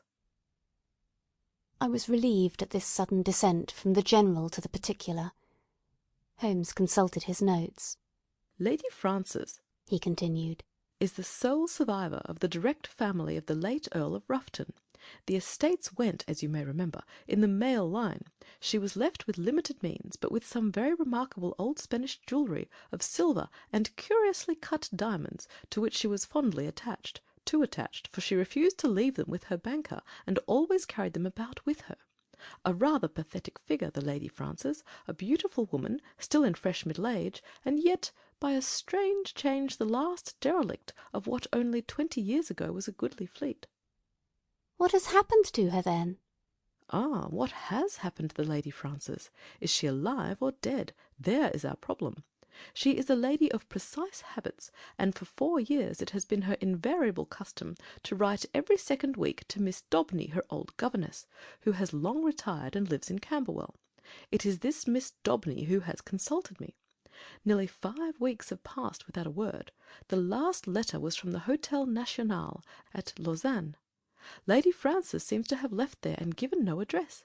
The family are anxious, and as they are exceedingly wealthy, no sum will be spared if we can clear the matter up. Is Miss Daubeny the only source of information? Surely she had other correspondents? There is one correspondent who is a sure draw, Watson. That is the bank. Single ladies must live, and their passbooks are compressed diaries. She banks at Sylvester's. I have glanced over her account. The last cheque but one paid her bill at Lausanne, but it was a large one, and probably left her with cash in hand. Only one cheque has been drawn since. To whom and where? To Miss Marie Devine. There is nothing to show where the cheque was drawn. It was cashed at the Crédit Lyonnais at Montpellier less than 3 weeks ago. The sum was £50. And who is Miss Marie Devine? That also I have been able to discover. Miss Marie Devine was the maid of Lady Frances Carfax. Why she should have paid her this cheque we have not yet determined. I have no doubt, however, that your researches will soon clear the matter up. My researches? Hence the health-giving expedition to Lausanne. You know that I cannot possibly leave London while old Abrahams is in such mortal terror of his life. Besides, on general principles, it is best that I should not leave the country. Scotland Yard feels lonely without me, and it causes an unhealthy excitement among the criminal classes. Go then, my dear Watson, and if my humble counsel can ever be valued at so extravagant a rate as 2d a word, it waits your disposal night and day at the end of the continental wire. 2 days later found me at the Hôtel National at Lausanne, where I received every courtesy at the hands of Monsieur Moser, the well-known manager. Lady Frances, as he informed me, had stayed there for several weeks. She had been much liked by all who met her. Her age was not more than 40. She was still handsome, and bore every sign of having, in her youth, been a very lovely woman. Monsieur Moser knew nothing of any valuable jewellery, but it had been remarked by the servants that the heavy trunk in the lady's bedroom was always scrupulously locked. Marie Devine, the maid, was as popular as her mistress. She was actually engaged to one of the head waiters in the hotel, and there was no difficulty in getting her address. It was 11 Rue de Tréjean, Montpellier. All this I jotted down, and felt that Holmes himself could not have been more adroit in collecting his facts. Only one corner still remained in the shadow. No light which I possessed could clear up the cause for the lady's sudden departure. She was very happy at Lausanne.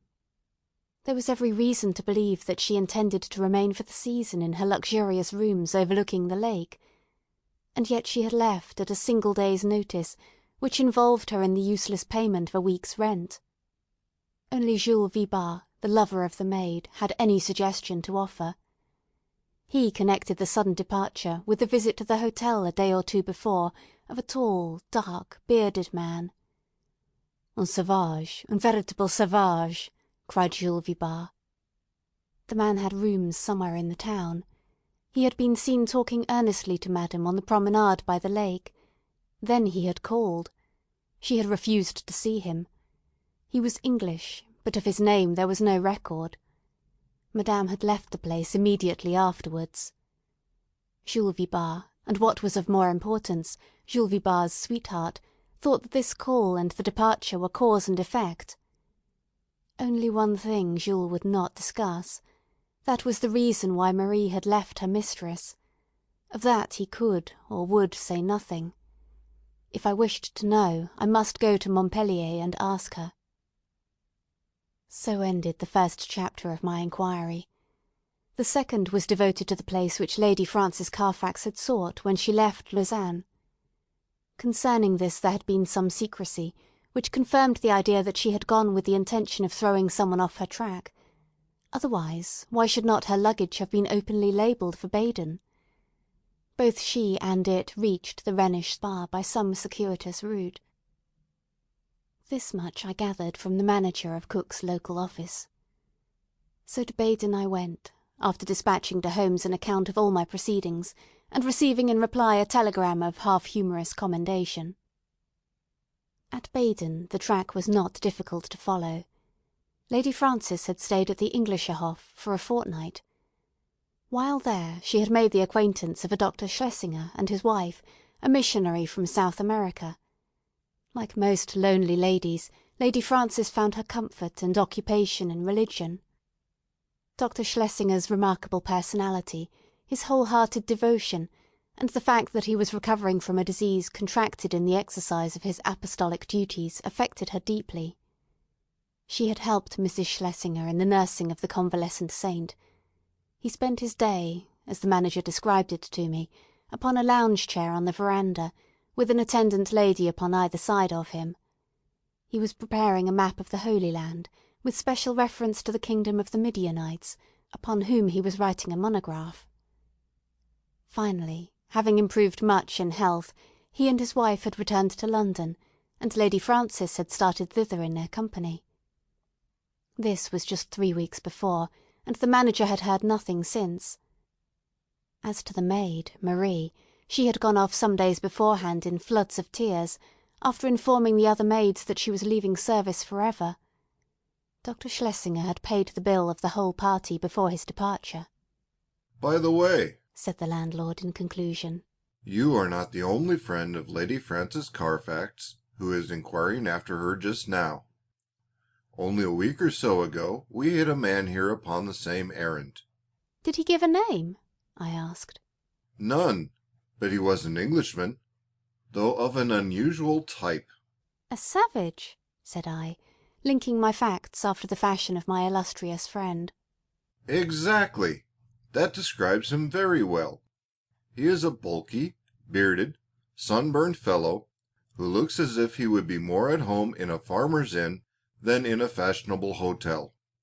A hard, fierce man, I should think, and one whom I should be sorry to offend."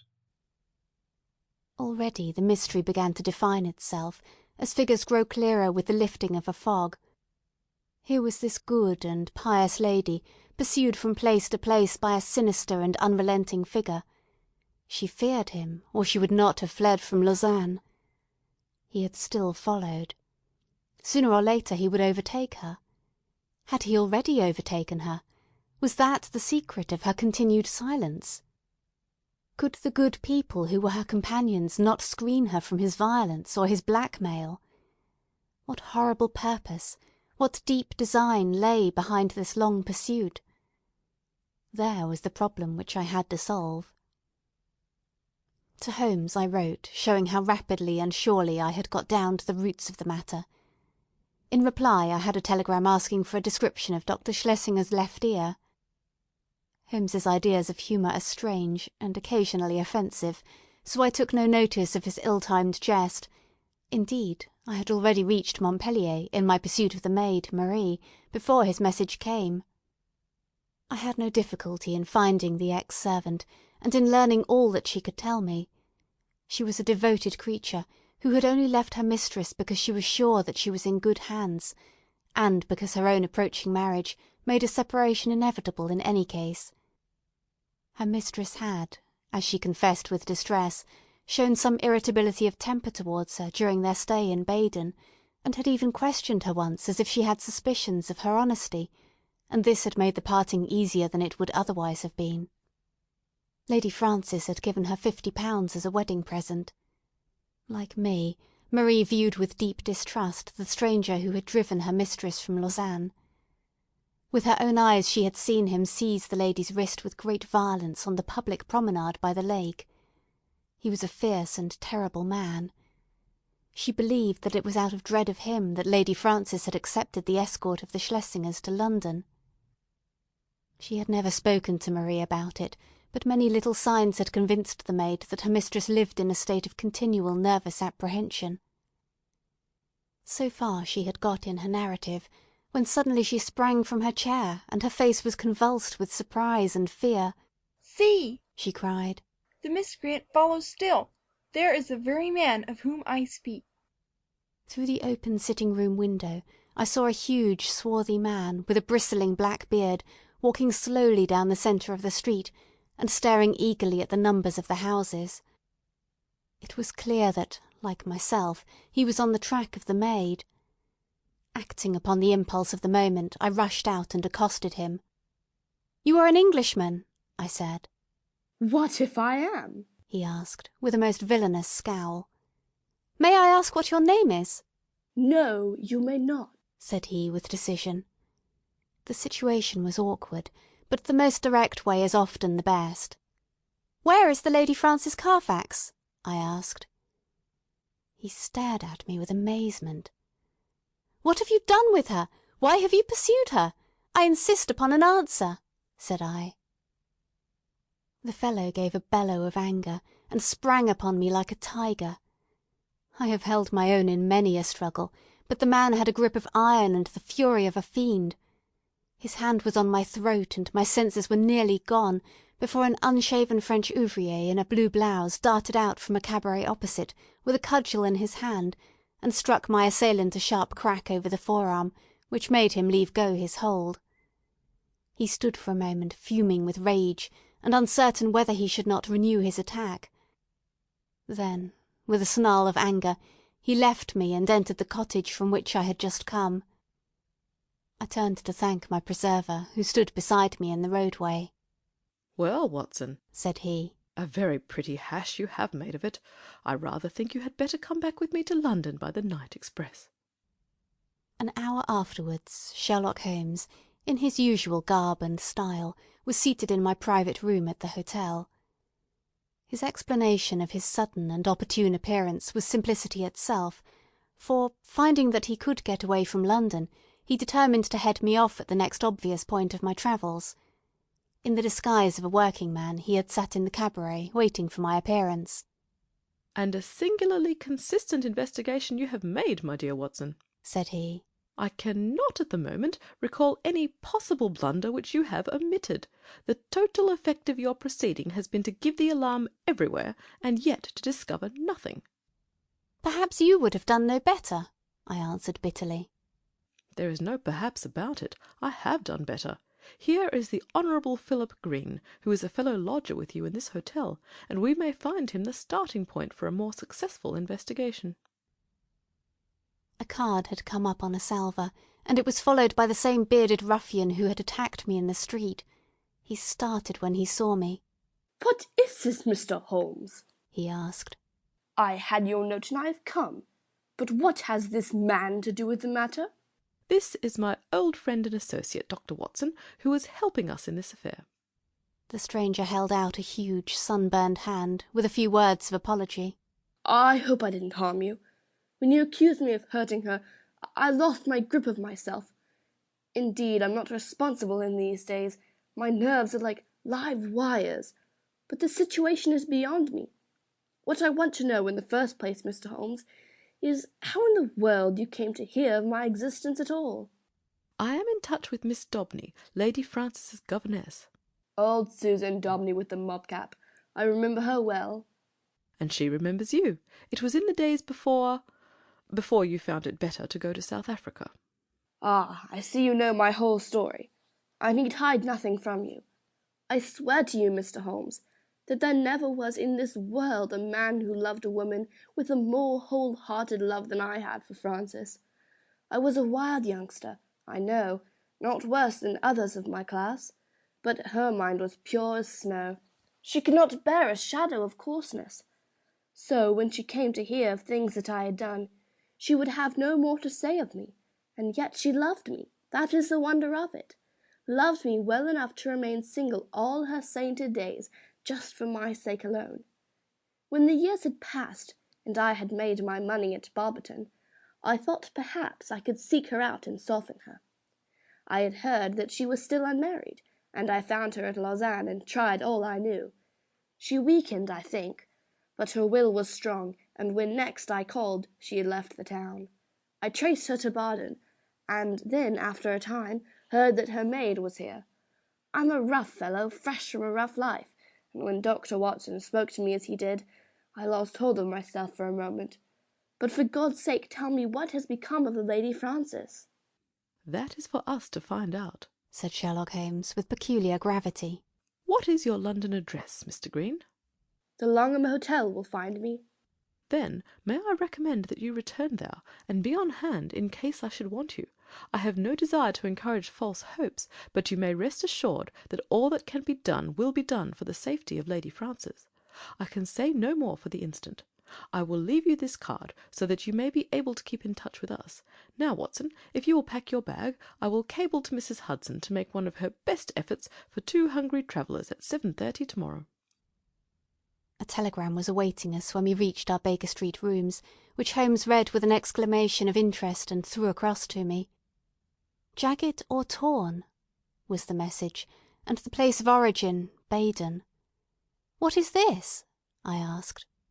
"It is everything," Holmes answered. "You may remember my seemingly irrelevant question as to this clerical gentleman's left ear. You did not answer it."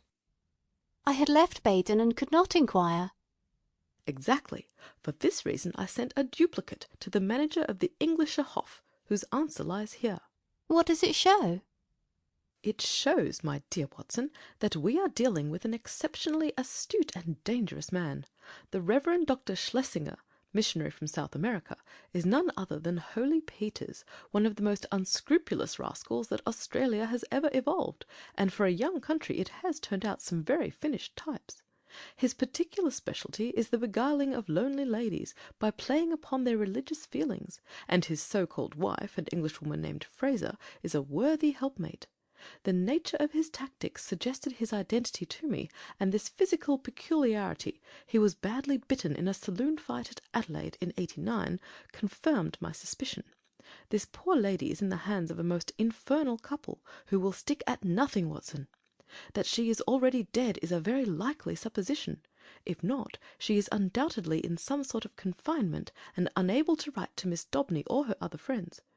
It is always possible that she never reached London, or that she has passed through it, but the former is improbable, as with their system of registration it is not easy for foreigners to play tricks with the continental police. And the latter is also unlikely, as these rogues could not hope to find any other place where it would be as easy to keep a person under restraint. All my instincts tell me that she is in London. But we have at present no possible means of telling where. We can only take the obvious steps, eat our dinner, and possess our souls in patience. Later in the evening I will stroll down and have a word with friend Lestrade at Scotland Yard." But neither the official police nor Holmes's own small but very efficient organisation sufficed to clear away the mystery. Amid the crowded millions of London, the 3 persons we sought were as completely obliterated as if they had never lived. Advertisements were tried, and failed. Clues were followed, and led to nothing. Every criminal resort which Schlesinger might frequent was drawn in vain. His old associates were watched, but they kept clear of him. And then suddenly, after a week of helpless suspense, there came a flash of light. A silver and brilliant pendant of old Spanish design had been pawned at Bovington's in Westminster Road. The pawner was a large, clean-shaven man of clerical appearance. His name and address were demonstrably false. The ear had escaped notice, but the description was surely that of Schlesinger. 3 times had our bearded friend from the Langham called for news, the 3rd time within an hour of this fresh development. His clothes were getting looser on his great body. He seemed to be wilting away in his anxiety. "If you will only give me something to do," was his constant wail. At last Holmes could oblige him. "He has begun to pawn the jewels. We should get him now." "But does this mean that any harm has befallen the Lady Frances?" Holmes shook his head very gravely. Supposing that they have held her prisoner up to now, it is clear that they cannot let her loose without their own destruction. We must prepare for the worst. What can I do? These people do not know you by sight? No. It is possible that he will go to some other pawnbroker in the future. In that case we must begin again. On the other hand, he has had a fair price and no questions asked, so if he is in need of ready money, he will probably come back to Bovington's. I will give you a note to them, and they will let you wait in the shop. If the fellow comes, you will follow him home, but no indiscretion, and above all, no violence. I put you on your honour that you will take no step without my knowledge and consent.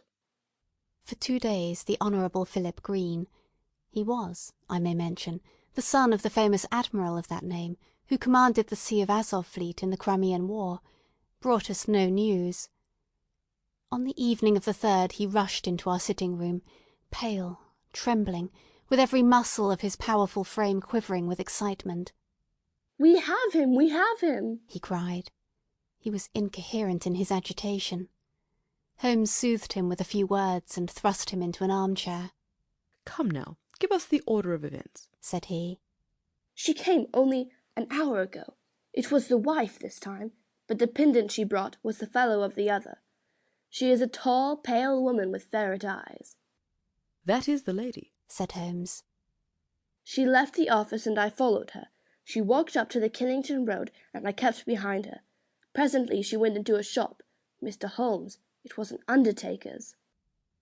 My companion started. "Well?" he asked in that vibrant voice which told of the fiery soul behind the cold grey face. "She was talking to the woman behind the counter. I entered as well. 'It is late,' I heard her say, or words to that effect. The woman was excusing herself. 'It should be there before now,' she answered. 'It took longer, being out of the ordinary.' They both stopped and looked at me, so I asked some questions and then left the shop." "You did excellently well. What happened next?" "The woman came out, but I hid myself in the doorway. Her suspicions had been aroused, I think, for she looked round her. Then she called a cab and got in. I was lucky enough to get another, and so to follow her. She got down at last to number 36 Pulteney Square, Brixton. I drove past, left my cab at the corner of the square, and watched the house." "Did you see anyone?" "The windows were all in darkness, save one on the lower floor. The blind was down, and I could not see in. I was standing there, wondering what I should do next, when a covered van drove up with 2 men in it. They descended, took something out of the van, and carried it up the steps to the hall door. Mr. Holmes, it was a coffin." "Ah!" For an instant I was on the point of rushing in. The door had been opened to admit the men and their burden. It was the woman who had opened it. But as I stood there she caught a glimpse of me, and I think that she recognized me. I saw her start, and she hastily closed the door.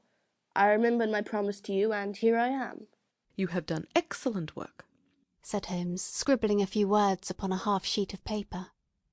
"We can do nothing legal without a warrant, and you can serve the cause best by taking this note down to the authorities and getting one. There may be some difficulty, but I should think that the sale of the jewellery should be sufficient. Lestrade will see to all the details." "But they may murder her in the meanwhile. What could the coffin mean, and for whom could it be but for her?" "We will do all that can be done, Mr. Green. Not a moment will be lost. Leave it in our hands. Now, Watson," he added, as our client hurried away. "he will set the regular forces on the move. We are, as usual, the irregulars, and we must take our own line of action.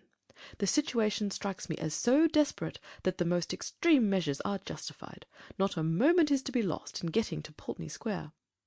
Let us try to reconstruct the situation," said he, as we drove swiftly past the Houses of Parliament and over Westminster Bridge. "These villains have coaxed this unhappy lady to London, after first alienating her from her faithful maid. If she has written any letters, they have been intercepted. Through some confederate they have engaged a furnished house. Once inside it, they have made her a prisoner, and they have become possessed of the valuable jewellery which has been their object from the first. Already they have begun to sell part of it, which seems safe enough to them, since they have no reason to think that anyone is interested in the lady's fate. When she is released, she will of course denounce them. Therefore she must not be released. but they cannot keep her under lock and key forever, so murder is their only solution. That seems very clear. Now, we will take another line of reasoning.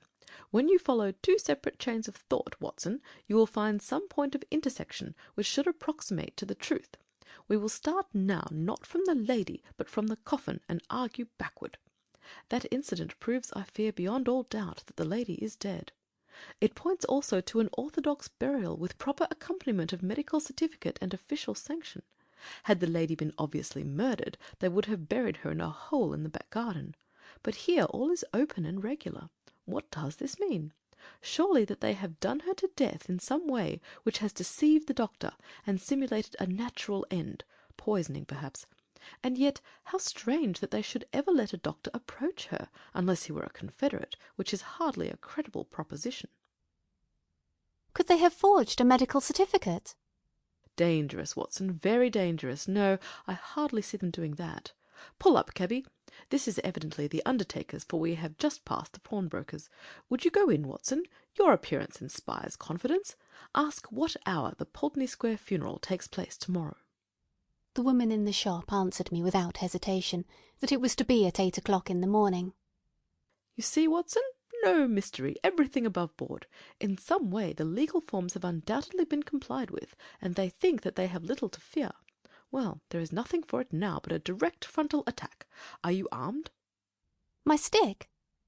Well, we shall be strong enough. Thrice is he armed who hath his quarrel just. We simply can't afford to wait for the police, or to keep within the four corners of the law. You can drive off, cabby. Now, Watson, we'll just take our luck together, as we have occasionally in the past. He had rung loudly at the door of a great dark house in the centre of Pulteney Square. It was opened immediately, and the figure of a tall woman was outlined against the dim-lit hall.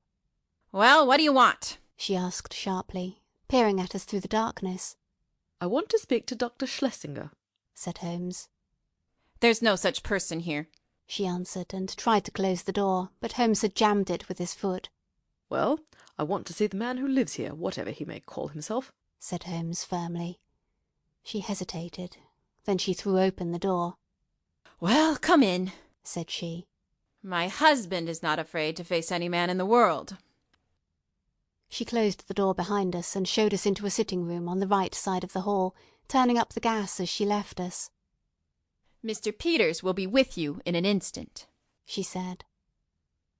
Her words were literally true, for we hardly had time to look around the dusty and moth-eaten apartment in which we found ourselves before the door opened and a big, clean-shaven, bald-headed man stepped lightly into the room. He had a large red face with pendulous cheeks, and a general air of superficial benevolence which was marred by a cruel, vicious mouth. "There is surely some mistake here, gentlemen," he said in an unctuous, make-everything-easy voice. "I fancy that you have been misdirected. Possibly if you tried farther down the street." "That will do. We have no time to waste," said my companion firmly. "You are Henry Peters of Adelaide, late the Reverend Dr. Schlesinger of Baden and South America. I am as sure of that as that my own name is Sherlock Holmes." Peters, as I will now call him, started and stared hard at his formidable pursuer. "I guess your name does not frighten me, Mr. Holmes," said he coolly. "When a man's conscience is easy, you can't rattle him. What is your business in my house?" "I want to know what you have done with the Lady Frances Carfax, whom you brought away with you from Baden." "I'd be very glad if you could tell me where that lady may be," Peters answered coolly. "I've a bill against her for nearly £100, and nothing to show for it but a couple of trumpery pendants that the dealer would hardly look at. She attached herself to Mrs. Peters and me at Baden. It is a fact that I was using another name at the time, and she stuck on to us until we came to London. I paid her bill and her ticket. Once in London she gave us the slip, and, as I say, left these out-of-date jewels to pay her bills. You find her, Mr. Holmes, and I'm your debtor." "I mean to find her," said Sherlock Holmes. "I'm going through this house until I do find her." "Where is your warrant?" Holmes half drew a revolver from his pocket. This will have to serve till a better one comes. Why, you're a common burglar!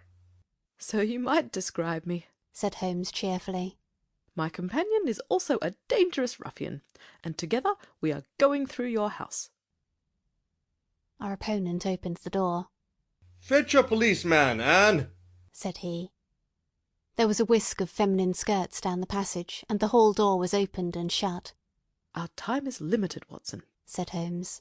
If you try to stop us, Peters, you will most certainly get hurt. Where is that coffin which was brought into your house? What do you want with the coffin? It is in use. There is a body in it. I must see the body. Never with my consent. Then without it. With a quick movement, Holmes pushed the fellow to one side and passed into the hall. A door half opened stood immediately before us. We entered. It was the dining room. On the table, under a half-lit chandelier, the coffin was lying. Holmes turned up the gas and raised the lid. Deep down in the recesses of the coffin lay an emaciated figure. The glare from the lights above beat down upon an aged and withered face. By no possible process of cruelty, starvation, or disease could this worn-out wreck be the still beautiful Lady Frances. Holmes's face showed his amazement, and also his relief. Thank God, he muttered. It's someone else. Ah, you've blundered badly for once, Mr. Sherlock Holmes, said Peters, who had followed us into the room. Who is the dead woman? Well, if you really must know, she is an old nurse of my wife's, Rose Splendor by name, whom we found in the Brixton Workhouse Infirmary. We brought her round here, called in Dr. Horsam of 13 Furbank Villas, mind you take the address, Mr. Holmes, and had her carefully tended, as Christian folk should. On the 3rd day she died. Certificate says senile decay, but that's only the doctor's opinion, and of course you know better. We ordered her funeral to be carried out by Stimson & Co., of the Kennington Road, who will bury her at 8 o'clock tomorrow morning. Can you pick any hole in that, Mr. Holmes? You've made a silly blunder, and you may as well own up to it.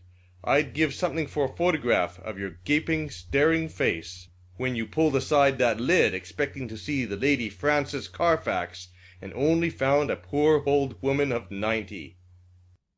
Holmes's expression was as impassive as ever under the jeers of his antagonist, but his clenched hands betrayed his acute annoyance. I am going through your house, said he. Are you, though? Cried Peters, as a woman's voice and heavy steps sounded in the passage. We'll soon see about that. This way, officers, if you please. These men have forced their way into my house, and I cannot get rid of them. Help me to put them out. A sergeant and a constable stood in the doorway. Holmes drew his card from his case. This is my name and address. This is my friend, Dr. Watson. Bless you, sir, we know you very well, said the sergeant. But you can't stay here without a warrant. Of course not. I quite understand that. Arrest him! Cried Peters. We know where to lay our hands on this gentleman if he is wanted, said the sergeant majestically. But you'll have to go, Mr. Holmes. Yes, Watson, we shall have to go. A minute later we were in the street once more. Holmes was as cool as ever, but I was hot with anger and humiliation. The sergeant had followed us. Sorry, Mr. Holmes, but that's the law. Exactly, Sergeant. You could not do otherwise. I expect there was good reason for your presence there, if there is anything I can do. It's a missing lady, Sergeant, and we think she is in that house. I expect a warrant presently. Then I'll keep my eye on the parties, Mr. Holmes. If anything comes along, I will surely let you know. It was only 9 o'clock, and we were off full cry upon the trail at once. First we drove to Brixton Workhouse Infirmary, where we found that it was indeed the truth that a charitable couple had called some days before, that they had claimed an imbecile old woman as a former servant, and that they had obtained permission to take her away with them. No surprise was expressed at the news that she had since died. The doctor was our next goal. He had been called in, had found the woman dying of pure senility, had actually seen her pass away, and had signed the certificate in due form. I assure you everything was perfectly normal, and there was no room for foul play in the matter, said he. Nothing in the house had struck him as suspicious, save that for people of their class it was remarkable that they should have no servant. So far and no further went the doctor. Finally we found our way to Scotland Yard. There had been difficulties of procedure in regard to the warrant. Some delay was inevitable. The magistrate's signature might not be obtained until next morning. If Holmes would call about 9, he could go down with Lestrade and see it acted upon. So ended the day, save that near midnight our friend, the sergeant, called to say that he had seen flickering lights here and there in the windows of the great dark house, but that no one had left it and none had entered. We could but pray for patience and wait for the morrow. Sherlock Holmes was too irritable for conversation and too restless for sleep. I left him smoking hard, with his heavy dark brows knotted together, and his long nervous fingers tapping upon the arms of his chair, as he turned over in his mind every possible solution of the mystery.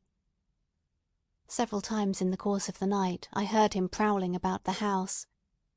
Finally, just after I had been called in the morning, he rushed into my room. He was in his dressing gown, but his pale, hollow-eyed face told me that his night had been a sleepless one. "What time was the funeral? 8, was it not?" he asked eagerly. "Well, it is 7:20 now. Good heavens, Watson, what has become of any brains that God has given me? Quick, man, quick! It's life or death. 100 chances on death to 1 on life. I'll never forgive myself, never, if we are too late." 5 minutes had not passed before we were flying in a hansom down Baker Street. But even so it was 25 to 8 as we passed Big Ben, and 8 struck as we tore down the Brixton Road. But others were late as well as we. 10 minutes after the hour the hearse was still standing at the door of the house, and even as our foaming horse came to a halt, the coffin, supported by 3 men, appeared on the threshold. Holmes darted forward and barred their way. "Take it back!" he cried, laying his hand on the breast of the foremost. "Take it back, this instant!" What the devil do you mean? Once again, I ask you, where is your warrant? Shouted the furious Peters, his big red face glaring over the farther end of the coffin. "The warrant is on its way. The coffin shall remain in the house until it comes." The authority in Holmes's voice had its effect upon the bearers. Peters had suddenly vanished into the house, and they obeyed these new orders. "Quick, Watson, quick! Here is a screwdriver!" he shouted, as the coffin was replaced upon the table. "Here's one for you, my man. A sovereign if the lid comes off in a minute. Ask no questions. Work away. That's good. Another. And another. Now, pull all together. It's giving. It's giving. Ah, that does it at last." With a united effort we tore off the coffin lid. As we did so, there came from the inside a stupefying and overpowering smell of chloroform. A body lay within, its head all wreathed in cotton wool, which had been soaked in the narcotic. Holmes plucked it off and disclosed the statuesque face of a handsome and spiritual woman of middle age. In an instant he had passed his arm round the figure and raised her to a sitting position. "Is she gone, Watson? Is there a spark left? Surely we are not too late." For half an hour it seemed that we were. What with actual suffocation, and what with the poisonous fumes of the chloroform, the Lady Frances seemed to have passed the last point of recall. And then at last, with artificial respiration, with injected ether, and with every device that science could suggest, some flutter of life, some quiver of the eyelids, some dimming of a mirror, spoke of the slowly returning life. A cab had driven up, and Holmes, parting the blind, looked out at it. "Here is Lestrade with his warrant," said he. "He will find that his birds have flown. And here," he added, as a heavy step hurried along the passage, "is someone who has a better right to nurse this lady than we have. Good morning, Mr. Green. I think that the sooner we can move the Lady Frances the better.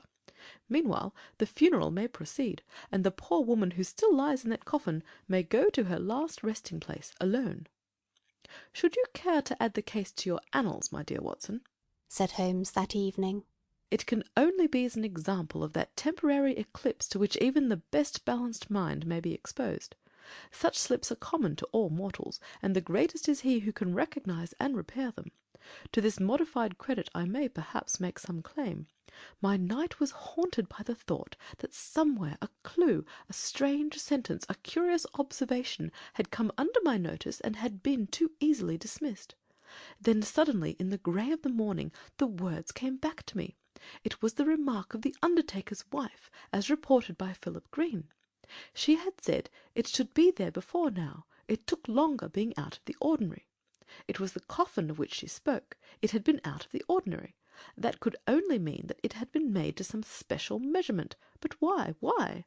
Then in an instant I remembered the deep sides, and the little wasted figure at the bottom. Why so large a coffin for so small a body? To leave room for another body. Both would be buried under the one certificate. It had all been so clear, if only my own sight had not been dimmed. At 8 the Lady Frances would be buried. Our one chance was to stop the coffin before it left the house. It was a desperate chance that we might find her alive, but it was a chance, as the result showed. These people had never, to my knowledge, done a murder. They might shrink from actual violence at the last. They could bury her with no sign of how she met her end, and even if she were exhumed there was a chance for them. I hoped that such considerations might prevail with them. You can reconstruct the scene well enough. You saw the horrible den upstairs where the poor lady had been kept so long. They rushed in and overpowered her with their chloroform, carried her down, poured more into the coffin to ensure against her waking, and then screwed down the lid. A clever device, Watson. It is new to me in the annals of crime. If our ex-missionary friends escape the clutches of Lestrade, I shall expect to hear of some brilliant incidents in their future career. End of section 9.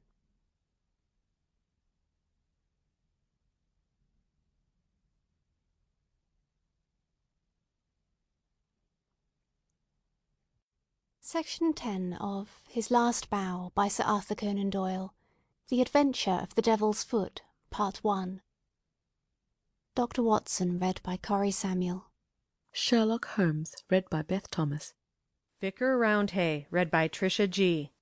Dr. Leon Sterndale, read by Norman Ilfer. Mr. Mortimer Tregennis, read by James Callahan. In recording from time to time some of the curious experiences and interesting recollections which I associate with my long and intimate friendship with Mr. Sherlock Holmes, I have continually been faced by difficulties caused by his own aversion to publicity. To his sombre and cynical spirit all popular applause was always abhorrent, and nothing amused him more at the end of a successful case than to hand over the actual exposure to some orthodox official, and to listen with a mocking smile to the general chorus of misplaced congratulation. It was indeed this attitude upon the part of my friend, and certainly not any lack of interesting material, which has caused me of late years to lay very few of my records before the public. My participation in some of his adventures was always a privilege which entailed discretion and reticence upon me. It was, then, with considerable surprise that I received a telegram from Holmes last Tuesday. He has never been known to write where a telegram would serve, in the following terms. Why not tell them of the Cornish horror? Strangest case I have handled. I have no idea what backward sweep of memory had brought the matter fresh to his mind, or what freak had caused him to desire that I should recount it, but I hasten, before another cancelling telegram may arrive, to hunt out the notes which give me the exact details of the case, and to lay the narrative before my readers. It was, then, in the spring of the year 1897 that Holmes's iron constitution showed some symptoms of giving way in the face of constant hard work of a most exacting kind, aggravated, perhaps, by occasional indiscretions of his own. In March of that year, Dr. Moore Agar, of Harley Street, whose dramatic introduction to Holmes I may some day recount, gave positive injunctions that the famous private agent lay aside all his cases and surrender himself to complete rest, if he wished to avert an absolute breakdown. The state of his health was not a matter in which he himself took the faintest interest, for his mental detachment was absolute, but he was induced at last, on the threat of being permanently disqualified from work, to give himself a complete change of scene and air. Thus it was that in the early spring of that year we found ourselves together in a small cottage near Poldew Bay, at the further extremity of the Cornish peninsula. It was a singular spot, and one peculiarly well suited to the grim humour of my patient. From the windows of our little whitewashed house, which stood high upon a grassy headland, we looked down upon the whole sinister semicircle of Mounts Bay, that old death-trap of sailing vessels, with its fringe of black cliffs and surge-swept reefs, on which innumerable seamen have met their end. With a northerly breeze it lies placid and sheltered, inviting the storm-tossed craft to tack into it for rest and protection. Then come the sudden swirl round of the wind, the blistering gale from the south-west, the dragging anchor, the lee shore, and the last battle in the creaming breakers. The wise mariner stands far out from that evil place. On the land side our surroundings were as sombre as on the sea. It was a country of rolling moors, lonely and dun-coloured, with an occasional church tower to mark the site of some old-world village. In every direction upon these moors there were traces of some vanished race which had passed utterly away, and left as its sole record strange monuments of stone, irregular mounds which contained the burned ashes of the dead, and curious earthworks which hinted at prehistoric strife. The glamour and mystery of the place, with its sinister atmosphere of forgotten nations, appealed to the imagination of my friend, and he spent much of his time in long walks and solitary meditations upon the moor.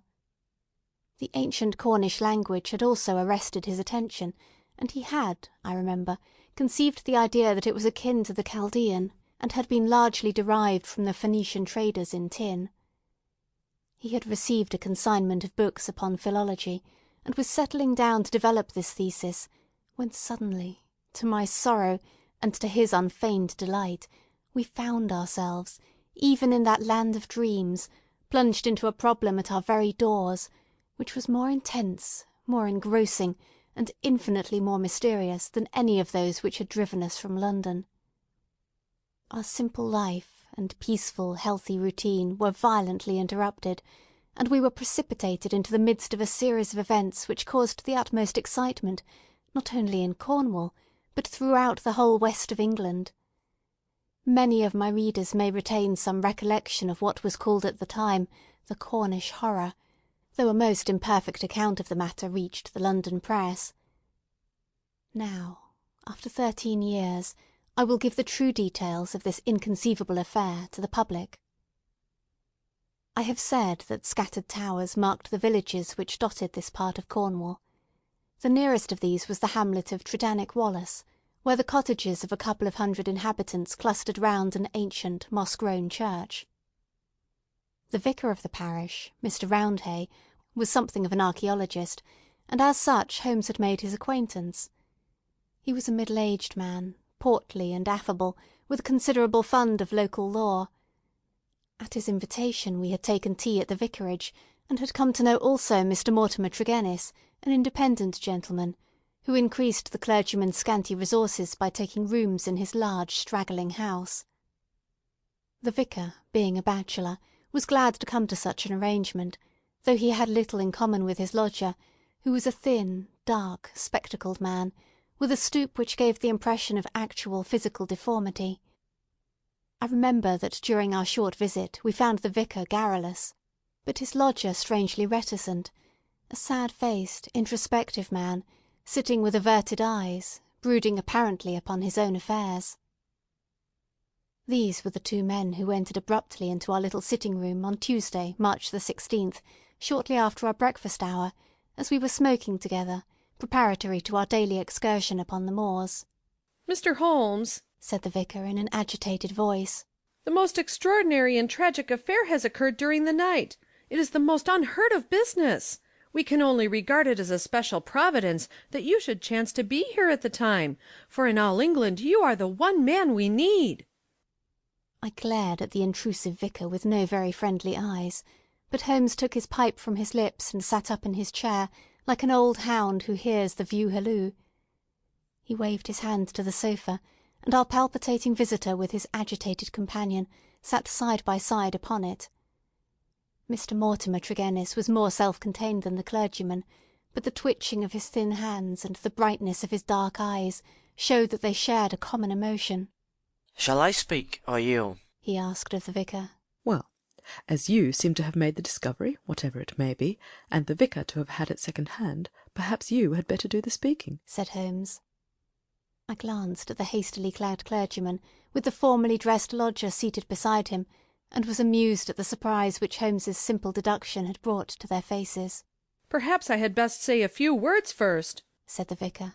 "and then you can judge if you will listen to the details from Mr. Tregennis, or whether we should not hasten at once to the scene of this mysterious affair.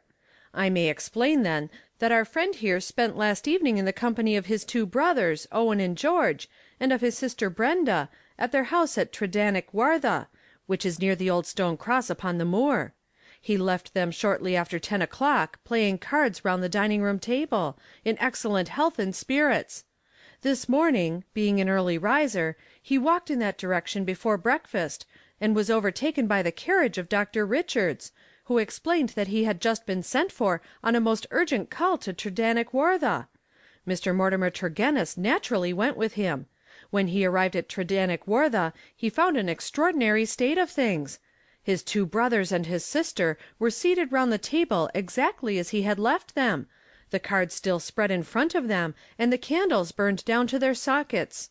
The sister lay back stone dead in her chair, while the two brothers sat on each side of her laughing, shouting, and singing, the senses stricken clean out of them. All three of them, the dead woman and the two demented men, retained upon their faces an expression of the utmost horror, a convulsion of terror which was dreadful to look upon. There was no sign of the presence of any one in the house, except Mrs. Porter, the old cook and housekeeper, who declared that she had slept deeply and heard no sound during the night. Nothing had been stolen or disarranged, and there is absolutely no explanation of what the horror can be which has frightened a woman to death and two strong men out of their senses. Here is the situation, Mr. Holmes, in a nutshell, and if you can help us to clear it up, you will have done a great work." I had hoped that in some way I could coax my companion back into the quiet which had been the object of our journey, but one glance at his intense face and contracted eyebrows told me how vain was now the expectation. He sat for some little time in silence, absorbed in the strange drama which had broken in upon our peace. "I will look into this matter," he said at last. "On the face of it, it would appear to be a case of a very exceptional nature. Have you been there yourself, Mr. Roundhay?" "No, Mr. Holmes. Mr. Tregennis brought back the account to the vicarage, and I at once hurried over with him to consult you." "How far is it to the house where this singular tragedy occurred?" "About a mile inland." "Then we shall walk over together. But before we start I must ask you a few questions, Mr. Mortimer Tregennis." The other had been silent all this time, but I had observed that his more controlled excitement was even greater than the obtrusive emotion of the clergyman.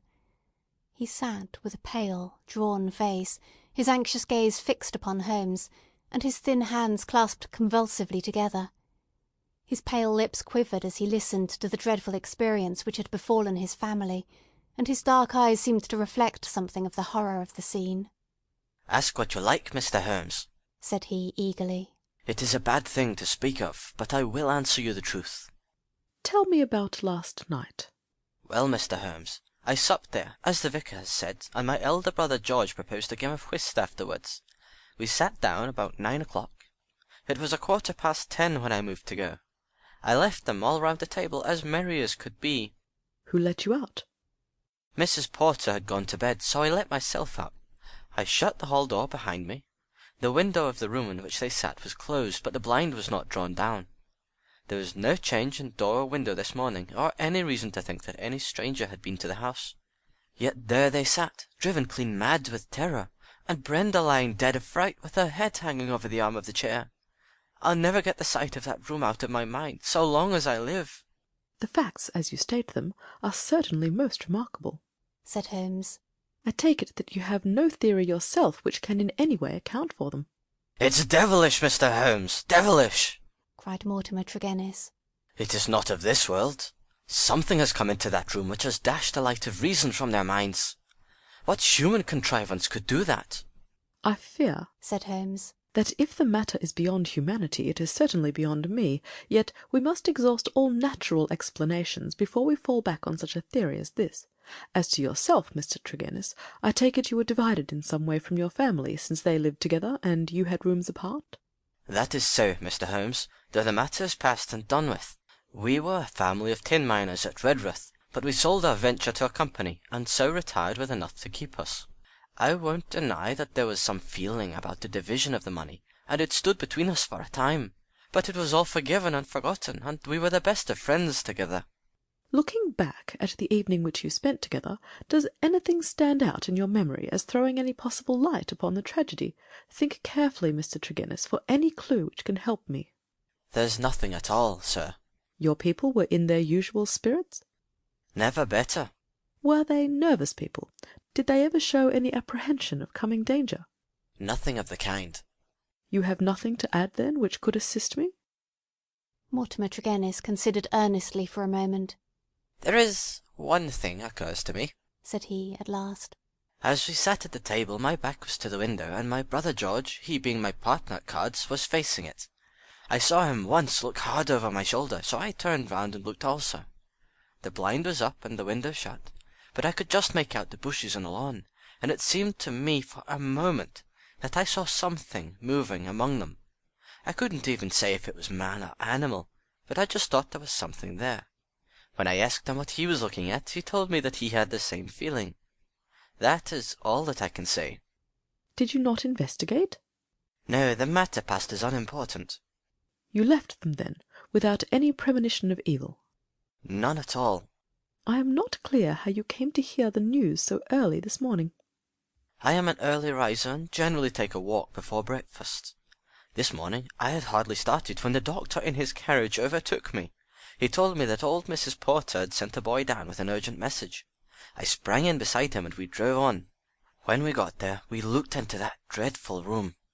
The candles and the fire must have burned out hours before, and they had been sitting there in the dark until dawn had broken. The doctor said Brenda must have been dead at least 6 hours. There were no signs of violence. She just lay across the arm of the chair with that look on her face. George and Owen were singing snatches of songs and gibbering like two great apes. Oh, it was awful to see. I couldn't stand it, and the doctor was as white as a sheet. Indeed, he fell into a chair in a sort of faint, and we nearly had him on our hands as well. Remarkable, most remarkable, said Holmes, rising and taking his hat. I think perhaps we had better go down to Tredenick Wather without further delay. I confess that I have seldom known a case which at first sight presented a more singular problem. Our proceedings of that first morning did little to advance the investigation. It was marked, however, at the outset by an incident which left the most sinister impression upon my mind. The approach to the spot at which the tragedy occurred is down a narrow, winding country lane. While we made our way along it, we heard the rattle of a carriage coming towards us, and stood aside to let it pass. As it drove by us, I caught a glimpse through the closed window of a horribly contorted, grinning face glaring out at us. Those staring eyes and gnashing teeth flashed past us like a dreadful vision. "My brothers!" cried Mortimer Tregennis, white to his lips. "They are taking them to Helston!"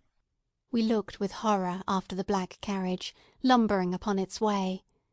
Then we turned our steps towards this ill-omened house, in which they had met their strange fate.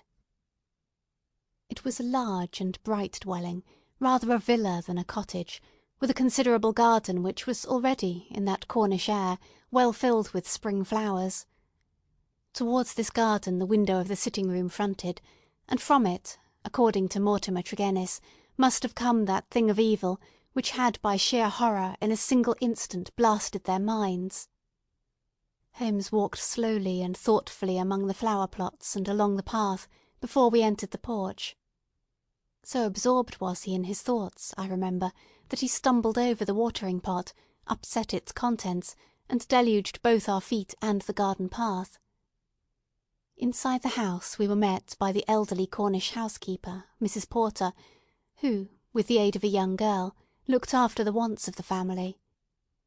She readily answered all Holmes's questions. She had heard nothing in the night. Her employers had all been in excellent spirits lately, and she had never known them more cheerful and prosperous. She had fainted with horror upon entering the room in the morning, and seeing that dreadful company round the table. She had, when she recovered, thrown open the window to let the morning air in, and had run down to the lane, whence she sent a farm lad for the doctor. The lady was on her bed upstairs if we cared to see her. It took 4 strong men to get the brothers into the asylum carriage. She would not herself stay in the house another day, and was starting that very afternoon to rejoin her family at St. Ives. We ascended the stairs and viewed the body. Miss Brenda Tregennis had been a very beautiful girl, though now verging upon middle age. Her dark, clear-cut face was handsome, even in death, but there still lingered upon it something of that convulsion of horror which had been her last human emotion. From her bedroom we descended to the sitting-room, where this strange tragedy had actually occurred. The charred ashes of the overnight fire lay in the grate. On the table were the 4 guttered and burned-out candles, with the cards scattered over its surface. The chairs had been moved back against the walls, but all else was as it had been the night before. Holmes paced with light, swift steps about the room. He sat in the various chairs, drawing them up and reconstructing their positions. He tested how much of the garden was visible. He examined the floor, the ceiling, and the fireplace. But never once did I see that sudden brightening of his eyes and tightening of his lips, which would have told me that he saw some gleam of light in this utter darkness. "Why a fire?" he asked once. Had they always a fire in this small room on a spring evening? Mortimer Tregennis explained that the night was cold and damp. For that reason, after his arrival, the fire was lit. "What are you going to do now, Mr. Holmes?" he asked. My friend smiled and laid his hand upon my arm. "I think, Watson, that I shall resume that course of tobacco poisoning which you have so often and so justly condemned," said he. "With your permission, gentlemen, we will now return to our cottage, for I am not aware that any new factor is likely to come to our notice here. I will turn the facts over in my mind, Mr. Tregennis, and should anything occur to me, I will certainly communicate with you and the vicar. In the meantime, I wish you both good morning." It was not until long after we were back in Poldhu Cottage that Holmes broke his complete and absorbed silence. He sat coiled in his armchair, his haggard and ascetic face hardly visible amid the blue swirl of his tobacco smoke, his black brows drawn down, his forehead contracted, his eyes vacant and far away. Finally he laid down his pipe and sprang to his feet.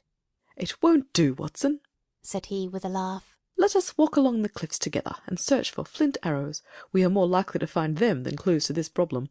To let the brain work without sufficient material is like racing an engine. It racks itself to pieces. The sea air, sunshine, and patience, Watson. All else will come. Now, let us calmly define our position, Watson," he continued, as we skirted the cliffs together.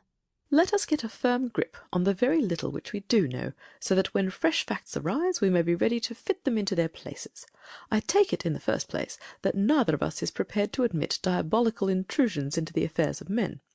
Let us begin by ruling that entirely out of our minds. Very good. There remain 3 persons who have been grievously stricken by some conscious or unconscious human agency. That is firm ground. Now, when did this occur? Evidently, assuming his narrative to be true, it was immediately after Mr. Mortimer Tregennis had left the room.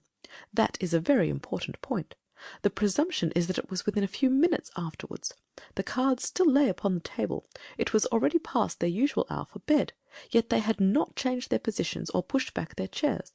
I repeat, then, that the occurrence was immediately after his departure, and not later than 11 o'clock last night. Our next obvious step is to check, so far as we can, the movements of Mr. Mortimer Tregennis after he left the room.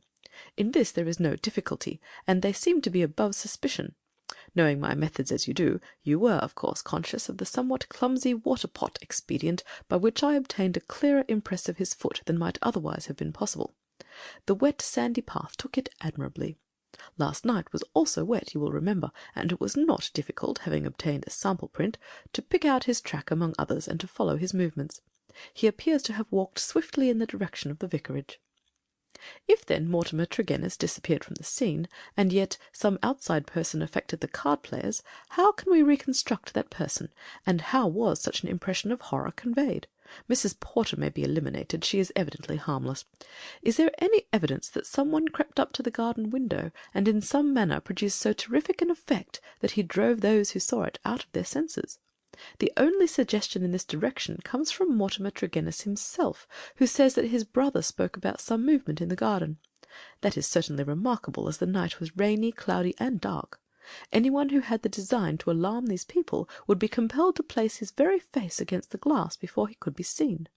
There is a 3-foot flower border outside this window, but no indication of a footmark. It is difficult to imagine, then, how an outsider could have made so terrible an impression upon the company. Nor have we found any possible motive for so strange and elaborate an attempt. You perceive our difficulties, Watson. They are only too clear, I answered with conviction. And yet, with a little more material, we may prove that they are not insurmountable, said Holmes. I fancy that among your extensive archives, Watson, you may find some which were nearly as obscure. Meanwhile, we shall put the case aside until more accurate data are available, and devote the rest of our morning to the pursuit of Neolithic man. I may have commented upon my friend's power of mental detachment, but never have I wondered at it more than upon that spring morning in Cornwall, when for 2 hours he discoursed upon Celts, arrowheads, and shards, as lightly as if no sinister mystery were waiting for his solution. It was not until we had returned in the afternoon to our cottage that we found a visitor awaiting us, who soon brought our minds back to the matter in hand. Neither of us needed to be told who that visitor was. The huge body, the craggy and deeply seamed face with the fierce eyes and hawk-like nose, the grizzled hair which nearly brushed our cottage ceiling, the beard, golden at the fringes and white near the lips, save for the nicotine stain from his perpetual cigar, all of these were as well known in London as in Africa, and could only be associated with the tremendous personality of Dr. Leon Sterndale, the great lion hunter and explorer. We had heard of his presence in the district, and had once or twice caught sight of his tall figure upon the moorland paths.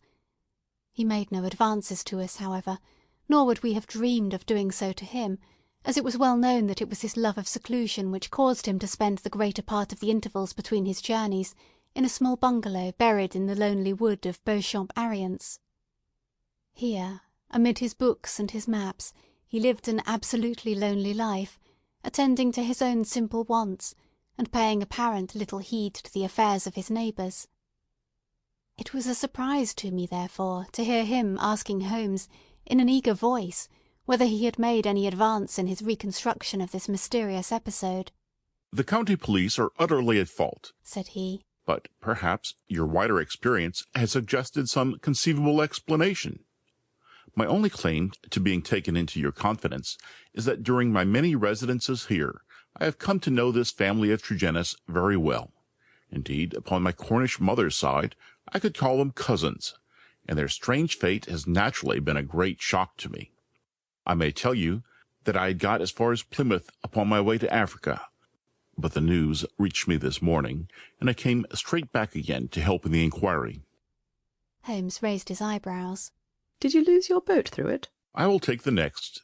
Dear me, that is friendship indeed. I tell you they were relatives. Quite so, cousins of your mother.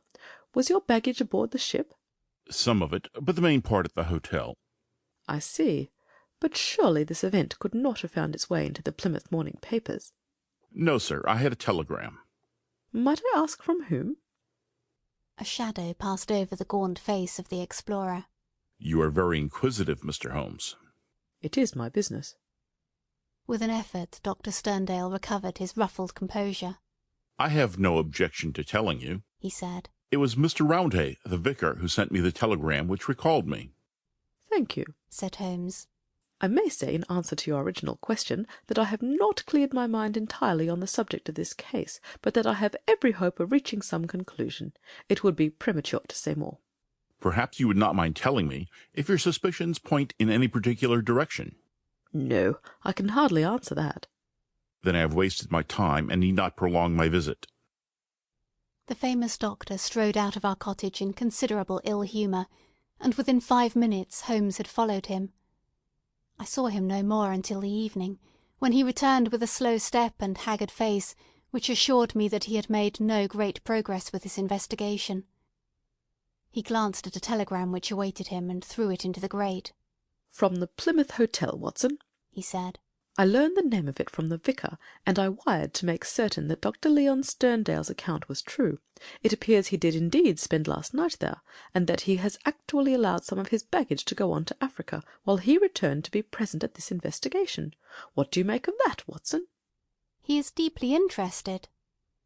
"Deeply interested, yes. There is a thread here which we have not yet grasped, and which may lead us through the tangle. Cheer up, Watson, for I am very sure that our material has not yet all come to hand. When it does, we may soon leave our difficulties behind us." Little did I think how soon the words of Holmes would be realized, or how strange and sinister would be that new development, which opened up an entirely fresh line of investigation. End of section 10.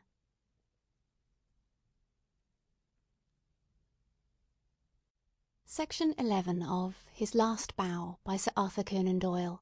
The Adventure of the Devil's Foot, Part 2. I was shaving at my window in the morning when I heard the rattle of hoofs, and looking up saw a dog-cart coming at a gallop down the road. It pulled up at our door, and our friend the vicar sprang from it and rushed up our garden path. Holmes was already dressed, and we hastened down to meet him. Our visitor was so excited that he could hardly articulate, but at last in gasps and bursts his tragic story came out of him. "We are devil-ridden, Mr. Holmes! My poor parish is devil-ridden!" he cried. "Satan himself is loose in it! We are given over into his hands!" He danced about in his agitation, a ludicrous object if it were not for his ashy face and startled eyes. Finally he shot out his terrible news. "Mr. Mortimer Tregennis died during the night, and with exactly the same symptoms as the rest of his family." Holmes sprang to his feet, all energy in an instant. "Can you fit us both into your dog-cart?" "Yes, I can." "Then, Watson, we will postpone our breakfast. Mr. Roundhay, we are entirely at your disposal. Hurry, hurry, before things get disarranged." The lodger occupied 2 rooms at the vicarage, which were in an angle by themselves, the one above the other. Below was a large sitting-room, above his bedroom. They looked out upon a croquet lawn which came up to the windows. We had arrived before the doctor or the police, so that everything was absolutely undisturbed. Let me describe exactly the scene as we saw it upon that misty March morning. It has left an impression which can never be effaced from my mind. The atmosphere of the room was of a horrible and depressing stuffiness. The servant who had first entered had thrown up the window, or it would have been even more intolerable. This might partly be due to the fact that a lamp stood flaring and smoking on the centre table. Beside it sat the dead man, leaning back in his chair, his thin beard projecting, his spectacles pushed up onto his forehead, and his lean, dark face turned towards the window and twisted into the same distortion of terror which had marked the features of his dead sister. His limbs were convulsed, and his fingers contorted, as though he had died in a very paroxysm of fear. He was fully clothed, though there were signs that his dressing had been done in a hurry. We had already learned that his bed had been slept in, and that the tragic end had come to him in the early morning. One realized the red-hot energy which underlay Holmes's phlegmatic exterior when one saw the sudden change which came over him from the moment that he entered the fatal apartment. In an instant he was tense and alert, his eyes shining, his face set, his limbs quivering with eager activity. He was out on the lawn, in through the window, round the room, and up into the bedroom, for all the world like a dashing foxhound drawing a cover. In the bedroom he made a rapid cast around, and ended by throwing open the window, which appeared to give him some fresh cause for excitement, for he leaned out of it with loud ejaculations of interest and delight. Then he rushed down the stair, out through the open window, threw himself upon his face on the lawn, sprang up and into the room once more, all with the energy of the hunter who is at the very heels of his quarry. The lamp, which was an ordinary standard, he examined with minute care, making certain measurements upon its bowl. He carefully scrutinized with his lens the talc shield which covered the top of the chimney, and scraped off some ashes which adhered to its upper surface, putting some of them into an envelope, which he placed in his pocket-book. Finally, just as the doctor and the official police put in an appearance, he beckoned to the vicar, and we all three went out upon the lawn. "I'm glad to say that my investigation has not been entirely barren," he remarked. "I cannot remain to discuss the matter with the police, but I should be exceedingly obliged, Mr. Roundhay, if you would give the inspector my compliments and direct his attention to the bedroom window and to the sitting-room lamp. Each is suggestive, and together they are almost conclusive. If the police would desire further information, I shall be happy to see any of them at the cottage. And now, Watson, I think that perhaps we shall be better employed elsewhere." It may be that the police resented the intrusion of an amateur, or that they imagined themselves to be upon some hopeful line of investigation, but it is certain that we heard nothing from them for the next 2 days. During this time Holmes spent some of his time smoking and dreaming in the cottage, but a greater portion in country walks which he undertook alone, returning after many hours without remark as to where he had been. One experiment served to show me the line of his investigation. He had bought a lamp which was the duplicate of the one which had burned in the room of Mortimer Tregennis on the morning of the tragedy. This he filled with the same oil as that used at the vicarage, and he carefully timed the period which it would take to be exhausted. Another experiment which he made was of a more unpleasant nature, and one which I am not likely ever to forget. "You will remember, Watson," he remarked one afternoon, "that there is a single common point of resemblance in the varying reports which have reached us. This concerns the effect of the atmosphere of the room in each case upon those who had first entered it. You will recollect that Mortimer Tregennis, in describing the episode of his last visit to his brother's house, remarked that the doctor on entering the room fell into a chair. You had forgotten? Well, I can answer for it that it was so. Now, you will remember also that Mrs. Porter, the housekeeper, told us that she herself fainted upon entering the room, and had afterwards opened the window. In the second case, that of Mortimer Tregennis himself, you cannot have forgotten the horrible stuffiness of that room when we arrived, though the servant had thrown open the window. That servant, I found upon inquiry, was so ill that she had gone to her bed. You will admit, Watson, that these facts are very suggestive. In each case there is evidence of a poisonous atmosphere. In each case, also, there is combustion going on in the room. In one case a fire, in the other a lamp. The fire was needed, but the lamp was lit, as a comparison of the oil consumed will show, long after it was broad daylight. Why? Surely because there is some connection between 3 things: the burning, the stuffy atmosphere, and finally the madness or death of those unfortunate people. That is clear, is it not? "It would appear so." At least we may accept it as a working hypothesis. We will suppose, then, that something was burned in each case which produced an atmosphere causing strange toxic effects. Very good.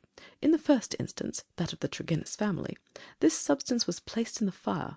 Now the window was shut, but the fire would naturally carry fumes to some extent up the chimney. Hence one would expect the effects of the poison to be less than in the second case, where there was less escape for the vapour. The result seems to indicate that it was so, since in the first case only the woman, who had presumably the more sensitive organism, was killed, the others exhibiting that temporary or permanent lunacy which is evidently the first effect of the drug. In the second case the result was complete. The facts, therefore, seem to bear out the theory of a poison which worked by combustion. With this train of reasoning in my head, I naturally looked about in Mortimer Tregennis's room to find some remains of this substance. The obvious place to look was the talc shelf or smoke guard of the lamp. There, sure enough, I perceived a number of flaky ashes, and round the edges a fringe of brownish powder which had not yet been consumed. Half of this I took, as you saw, and I placed it in an envelope. "Why half, Holmes?" It is not for me, my dear Watson, to stand in the way of the official police force. I leave them all the evidence which I found. The poison still remained upon the talc, had they the wit to find it. Now, Watson, we will light our lamp. We will, however, take the precaution to open our window to avoid the premature decease of 2 deserving members of society. And you will seat yourself near that open window in an armchair, unless, like a sensible man, you determine to have nothing to do with the affair. Oh, you will see it out, will you? I thought I knew my Watson. This chair I will place opposite yours, so that we may be the same distance from the poison and face to face. The door we will leave ajar. Each is now in a position to watch the other, and to bring the experiment to an end should the symptoms seem alarming. Is that all clear? Well then, I take our powder, or what remains of it, from the envelope, and I lay it above the burning lamp. So, now, Watson, let us sit down and await developments. They were not long in coming. I had hardly settled in my chair before I was conscious of a thick, musky odour, subtle and nauseous. At the very first whiff of it, my brain and my imagination were beyond all control.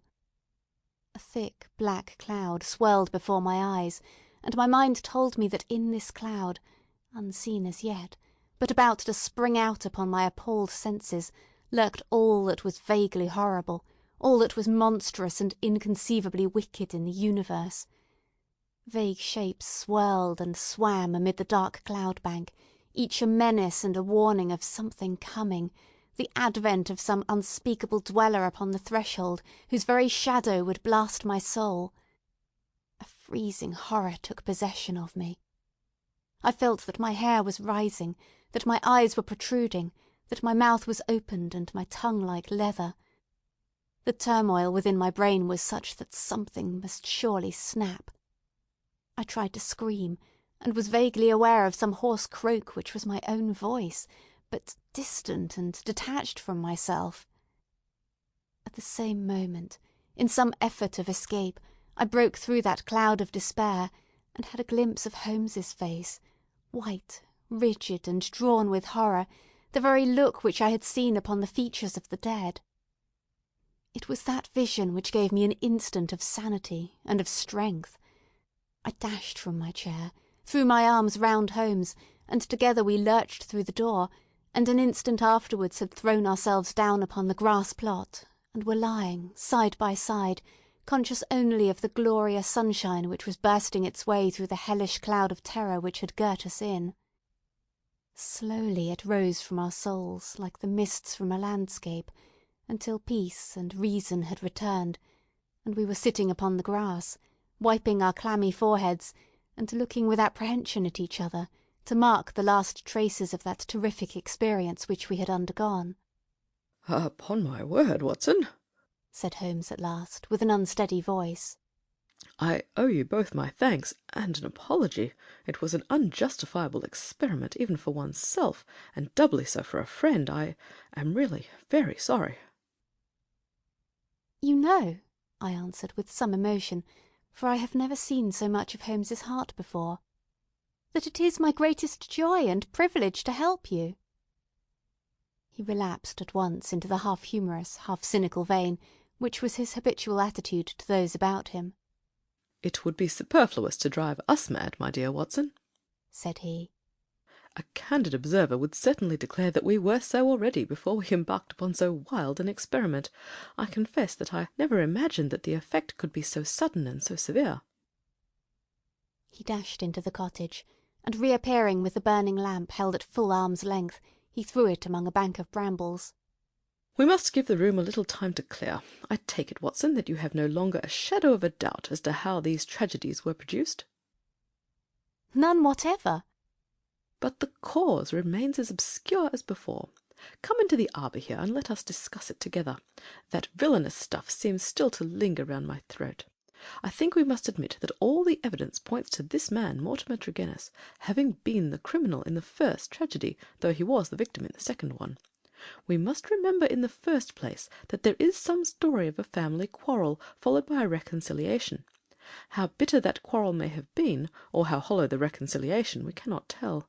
When I think of Mortimer Tregennis with the foxy face, and the small, shrewd, beady eyes behind the spectacles, he is not a man whom I should judge to be of a particularly forgiving disposition.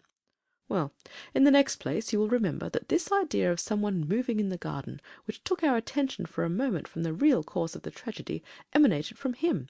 He had a motive in misleading us. Finally, if he did not throw the substance into the fire at the moment of leaving the room, who did do so? The affair happened immediately after his departure. Had anyone else come in, the family would certainly have risen from the table. Besides, in peaceful Cornwall, visitors did not arrive after 10 o'clock at night. We may take it, then, that all the evidence points to Mortimer Tregennis as the culprit. Then his own death was suicide. Well, Watson, it is on the face of it not an impossible supposition. The man who had the guilt upon his soul of having brought such a fate upon his own family might well be driven by remorse to inflict it upon himself. There are, however, some cogent reasons against it. Fortunately, there is one man in England who knows all about it, and I have made arrangements by which we shall hear the facts this afternoon from his own lips. Ah, he is a little before his time. Perhaps you would kindly step this way, Dr. Leon Sterndale. We have been conducting a chemical experiment indoors, which has left our little room hardly fit for the reception of so distinguished a visitor. I had heard the click of the garden gate, and now the majestic figure of the great African explorer appeared upon the path. He turned in some surprise towards the rustic arbour in which we sat. You sent for me, Mr. Holmes. I had your note about an hour ago, and I have come, though I really do not know why I should obey your summons. Perhaps we can clear the point up before we separate, said Holmes. Meanwhile, I am much obliged to you for your courteous acquiescence. You will excuse this informal reception in the open air, but my friend Watson and I have nearly furnished an additional chapter to what the papers call the Cornish horror, and we prefer a clear atmosphere for the present.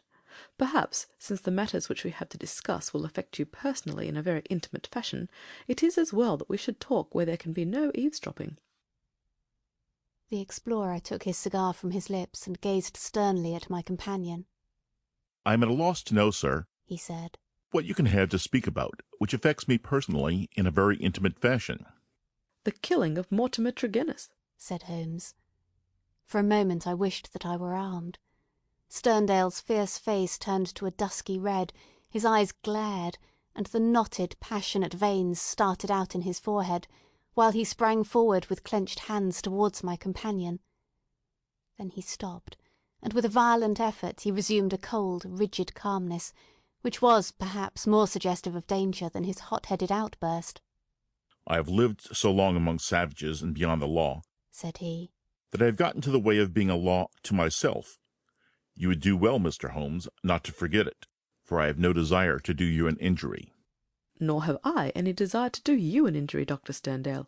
Surely the clearest proof of it is that, knowing what I know, I have sent for you and not for the police. Sterndale sat down with a gasp, overawed for, perhaps, the first time in his adventurous life. There was a calm assurance of power in Holmes's manner which could not be withstood. Our visitor stammered for a moment, his great hands opening and shutting in his agitation. What do you mean? He asked at last. If this is a bluff upon your part, Mr. Holmes, you have chosen a bad man for your experiment. Let us have no more beating about the bush. What do you mean? I will tell you, said Holmes. And the reason why I tell you is that I hope frankness may beget frankness. What my next step may be will depend entirely upon the nature of your own defence. My defence? Yes, sir. My defence against what? Against the charge of killing Mortimer Tregennis. Sterndale mopped his forehead with his handkerchief. Upon my word, you are getting on, said he. Do all your successes depend on this prodigious power of bluff? The bluff, said Holmes sternly, is upon your side, Dr. Leon Sterndale, and not upon mine. As a proof, I will tell you some of the facts upon which my conclusions are based. Of your return from Plymouth, allowing much of your property to go on to Africa, I will say nothing, save that it first informed me that you were one of the factors which had to be taken into account in reconstructing this drama. I came back. I have heard your reasons, and regard them as unconvincing and inadequate. We will pass that. You came down here to ask me whom I suspected. I refused to answer you. You then went to the vicarage, waited outside it for some time, and finally returned to your cottage. How do you know that? I followed you. I saw no one. That is what you may expect to see when I follow you. You spent a restless night at your cottage, and you formed certain plans which in the early morning you proceeded to put into execution. Leaving your door just as day was breaking, you filled your pocket with some reddish gravel that was lying heaped beside your gate. Sterndale gave a violent start, and looked at Holmes in amazement. You then walked swiftly for the mile which separated you from the vicarage. You were wearing, I may remark, the same pair of ribbed tennis shoes which are at the present moment upon your feet. At the vicarage you pass through the orchard and the side hedge, coming out under the window of the lodger Tregennis. It was now daylight, but the household was not yet stirring. You drew some of the gravel from your pocket, and you threw it up at the window above you. Sterndale sprang to his feet. I believe you are the devil himself, he cried. Holmes smiled at the compliment. It took 2 or possibly 3 handfuls before the lodger came to the window. You beckoned him to come down. He dressed hurriedly and descended to his sitting-room. You entered by the window. There was an interview, a short one, during which you walked up and down the room. Then you passed out and closed the window, standing on the lawn outside, smoking a cigar and watching what occurred. Finally, after the death of Tregennis, you withdrew as you had come. Now, Dr. Sterndale, how do you justify such conduct, and what were the motives for your actions? If you prevaricate or trifle with me, I give you my assurance that the matter will pass out of my hands for ever. Our visitor's face had turned ashen grey as he listened to the words of his accuser. Now he sat for some time in thought, with his face sunk in his hands. Then, with a sudden impulsive gesture, he plucked a photograph from his breast-pocket and threw it on the rustic table before us. That is why I've done it, said he. It showed the bust and face of a very beautiful woman. Holmes stooped over it. Brenda Tregennis, said he. Yes, Brenda Tregennis, repeated our visitor. For years I have loved her. For years she has loved me. There is the secret of that Cornish seclusion which people have marvelled at. It has brought me close to the one thing on earth that was dear to me. I could not marry her, for I have a wife who has left me for years, and yet whom, by the deplorable laws of England, I could not divorce. For years Brenda waited. For years I waited. And this is what we have waited for. A terrible sob shook his great frame, and he clutched his throat under his brindled beard. Then, with an effort, he mastered himself and spoke on. The vicar knew he was in our confidence. He would tell you that she was an angel upon earth. That was why he telegraphed to me, and I returned. What was my baggage or Africa to me when I learned that such a fate had come to my darling? There you have the missing clue to my action, Mr. Holmes. Proceed, said my friend. Dr. Sterndale drew from his pocket a paper packet and laid it upon the table. On the outside was written, Radix pedis diaboli, with a red poison label beneath it. He pushed it towards me. I understand that you're a doctor, sir. Have you ever heard of this preparation? Devil's foot root? No, I have never heard of it. It is no reflection upon your professional knowledge, said he. For I believe that, save for one sample in a laboratory in Buda, there is no other specimen in Europe. It has not yet found its way either into the pharmacopoeia or into the literature of toxicology. The root is shaped like a foot, half human, half goat-like, hence the fanciful name given by a botanical missionary. It is used as an ordeal poison by the medicine men in certain districts of West Africa, and it is kept as a secret among them. This particular specimen I obtained under very extraordinary circumstances in the Ubangi country. He opened the paper as he spoke, and disclosed a heap of reddish-brown, snuff-like powder. Well, sir? asked Holmes sternly. I'm about to tell you, Mr. Holmes, all that actually occurred, for you already know so much that it is clearly to my interest that you should know all. I've already explained the relationship in which I stood to the Tregennis family. For the sake of the sister, I was friendly with the brothers.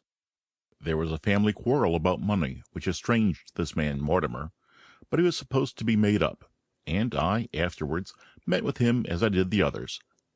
He was a sly, subtle, scheming man, and several things arose which gave me a suspicion of him, but I had no cause for any positive quarrel. One day, only a couple of weeks ago, he came down to my cottage, and I showed him some of my African curiosities.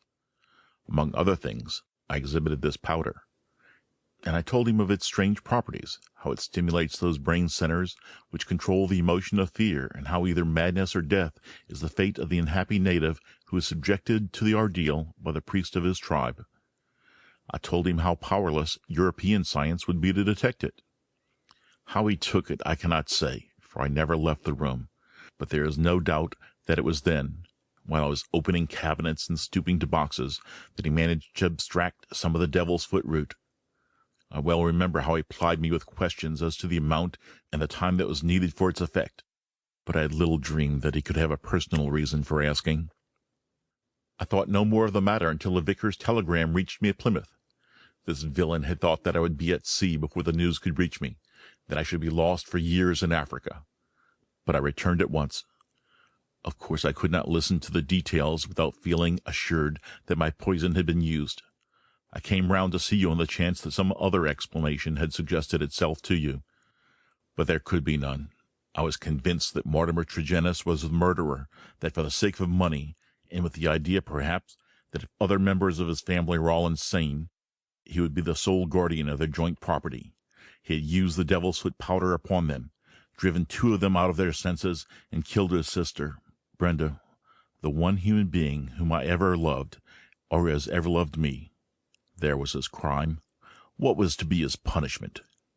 Should I appeal to the law? Where were my proofs?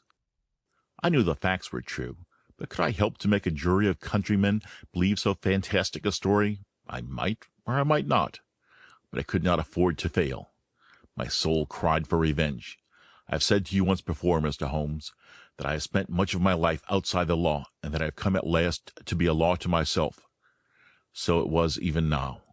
I determined that the fate which he had given to others should be shared by himself. Either that, or I would do justice upon him with my own hand.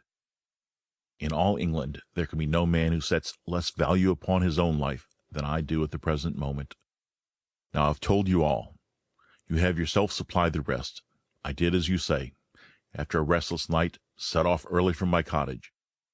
I foresaw the difficulty of arousing him, so I gathered some gravel from the pile which you had mentioned, and I used it to throw up to his window. He came down and admitted me through the window of the sitting-room. I laid his offense before him. I told him that I had come both as judge and executioner. The wretch sank into a chair, paralyzed at the sight of my revolver. I lit the lamp, put the powder above it, and stood outside the window, ready to carry out my threat to shoot him should he try to leave the room. In 5 minutes he died. My God, how he died! But my heart was flint, for he endured nothing which my innocent darling had not felt before him. There is my story, Mr. Holmes. Perhaps if you loved a woman, you would have done as much yourself. At any rate, I am in your hands. You can take what steps you like. As I have said, there is no man living who can fear death less than I do. Holmes sat for some little time in silence. What were your plans? He asked at last. I had intended to bury myself in Central Africa. My work there is but half finished. Go and do the other half, said Holmes. I at least am not prepared to prevent you. Dr. Sterndale raised his giant figure, bowed gravely, and walked from the arbour. Holmes lit his pipe and handed me his pouch. Some fumes which are not poisonous would be a welcome change, said he. I think you must agree, Watson, that it is not a case in which we are called upon to interfere. Our investigation has been independent, and our action shall be so also. You would not denounce the man? Certainly not, I answered. I have never loved, Watson, but if I did, and the woman I loved had met such an end, I might act even as our lawless lion-hunter has done. Who knows? Well, Watson, I will not offend your intelligence by explaining what is obvious. The gravel upon the window-sill was, of course, the starting point of my research. It was unlike anything in the vicarage garden. Only when my attention had been drawn to Dr. Sterndale and his cottage did I find its counterpart. The lamp shining in broad daylight, and the remains of the powder upon the shield were successive links in a fairly obvious chain. And now, my dear Watson, I think we may dismiss the matter from our mind, and go back with a clear conscience to the study of those Chaldean roots, which are surely to be traced in the Cornish branch of the great Celtic speech. End of section 11.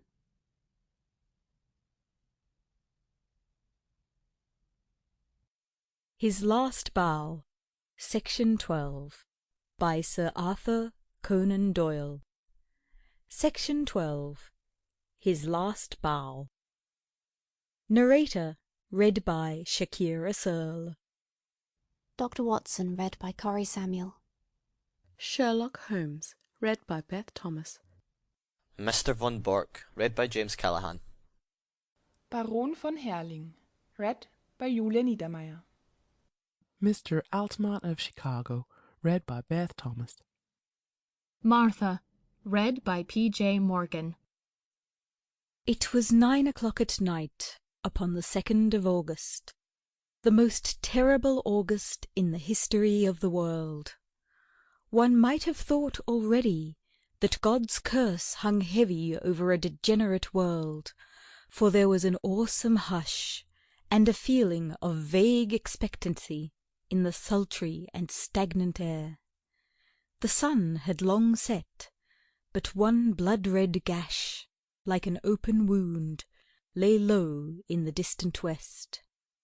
Above, the stars were shining brightly, and below, the lights of the shipping glimmered in the bay. The two famous Germans stood beside the stone parapet of the garden walk, with the long, low, heavily gabled house behind them, and they looked down upon the broad sweep of the beach at the foot of the great chalk cliff in which Von Bork, like some wandering eagle, had perched himself 4 years before. They stood, with their heads close together, talking in low, confidential tones.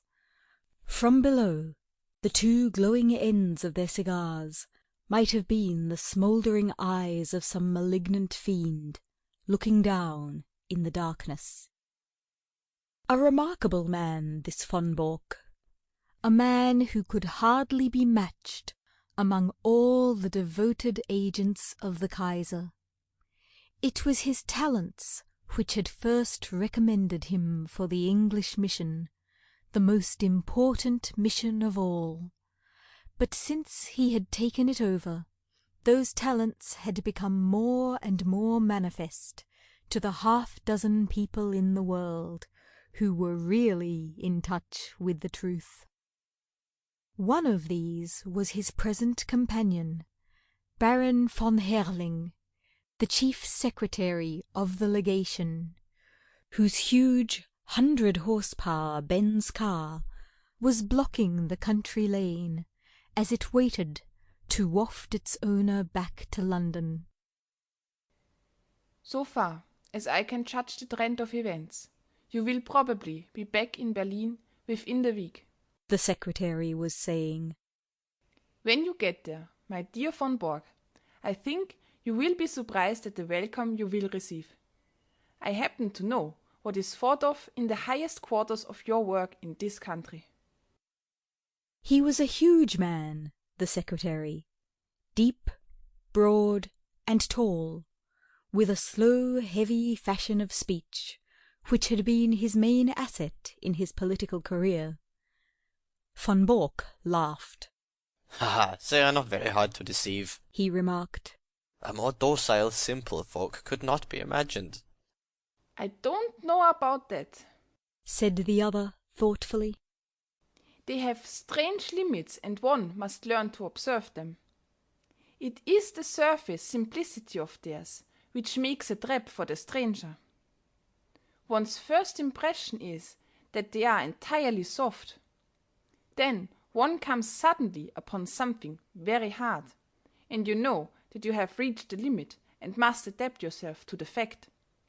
They have, for example, the insular conventions which simply must be observed. Meaning good form and that sort of thing? Von Bork sighed, as one who had suffered much. Meaning British prejudice in all its queer manifestations. As an example, I may quote one of my own worst blunders. I can afford to talk of my blunders, for you know my work well enough to be aware of my successes. It was on my first arrival. I was invited to a weekend gathering at the country house of a cabinet minister.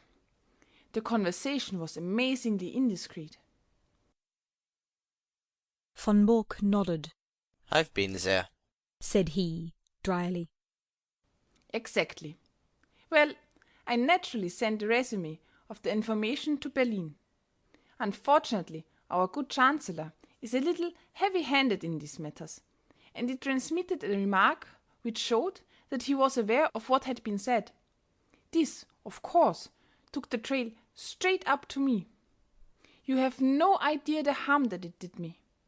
There was nothing soft about our British hosts on that occasion, I can assure you. I was 2 years living it down. Now you, with this sporting pose of yours. No, don't call it a pose. A pose is an artificial thing. This is quite natural. I am a born sportsman. I enjoy it. Well, that makes it the more effective. You yacht against them, you hunt with them, you play polo, you match them in every game. Your four-in-hand takes the prizes at Olympia. I have even heard that you go to the length of boxing with the young officers. What is the result? Nobody takes you seriously. You are a good old sport, quite a decent fellow for a German, a hard-drinking, nightclub, knockabout town, devil-may-care young fellow. And all the time this quiet country house of yours is the centre of half the mischief in England, and the sporting squire the most astute secret service man in Europe. Genius, my dear von Borg, genius. You flatter me, Baron, but certainly I may claim my 4 years in this country have not been unproductive. I've never shown you my little store. Would you mind stepping in for a moment? The door of the study opened straight onto the terrace. Von Bork pushed it back, and, leading the way, he clicked the switch of the electric light. He then closed the door behind the bulky form which followed him, and carefully adjusted the heavy curtain over the latticed window. Only when all these precautions had been taken and tested did he turn his sunburned, aquiline face to his guest. Some of my papers have gone, said he. When my wife and the household left yesterday for Flushing, they took the less important with them. I must, of course, claim the protection of the embassy for the others. Your name has already been filed as one of the personal suite. There will be no difficulties for you or your baggage. Of course, it is just possible that we may not have to go. England may leave France to her fate. We are sure that there is no binding treaty between them. And Belgium? Yes, and Belgium too. Von Bork shook his head. I don't see how that could be. There is a definite treaty there. She could never recover from such a humiliation. She would at least have peace for the moment. But her honor? Tut, my dear sir, we live in a utilitarian age. Honor is a medieval conception. Besides, England is not ready. It is an inconceivable thing, but even our special war tax of 50 million, which one would think made our purpose as clear as if we had advertised it on the front page of the Times, has not roused these people from their slumbers. Here and there one hears a question. It is my business to find an answer. Here and there also there is an irritation. It is my business to soothe it. But I can assure you that, so far as the essentials go, the storage of munitions, the preparation for submarine attack, the arrangements for making high explosives, nothing is prepared. How, then, can England come in, especially when we have stirred her up such a devil's brew of Irish civil war, window-breaking furies, and God knows what, to keep her thoughts at home? She must think of her future. Ah, that is another matter. I fancy that in the future we have our own very definite plans about England, and that your information will be very vital to us. It is today or tomorrow with Mr. John Bull. If he prefers today, we are perfectly ready. If it is tomorrow, we shall be more ready still.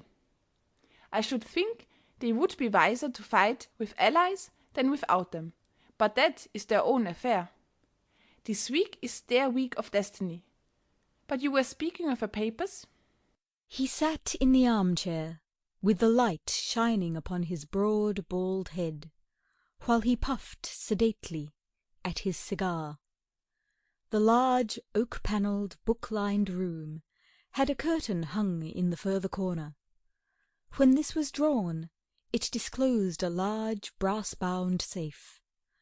Von Bork detached a small key from his watch-chain, and after some considerable manipulation of the lock, he swung open the heavy door. "Look," said he, standing clear, with a wave of his hand. The light shone vividly into the opened safe, and the secretary of the embassy gazed with an absorbed interest at the rows of stuffed pigeonholes with which it was furnished.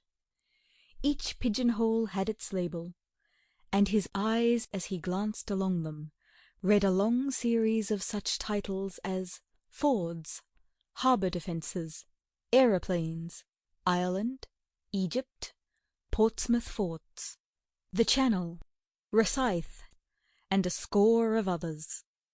Each compartment was bristling with papers and plans. "Colossal," said the secretary. Putting down his cigar, he softly clapped his fat hands. "And all in 4 years, Baron. Not such a bad show for a hard-drinking, hard-riding country squire. But the gem of my collection is coming, and there is a setting all ready for it." He pointed to a space over which naval signals was printed.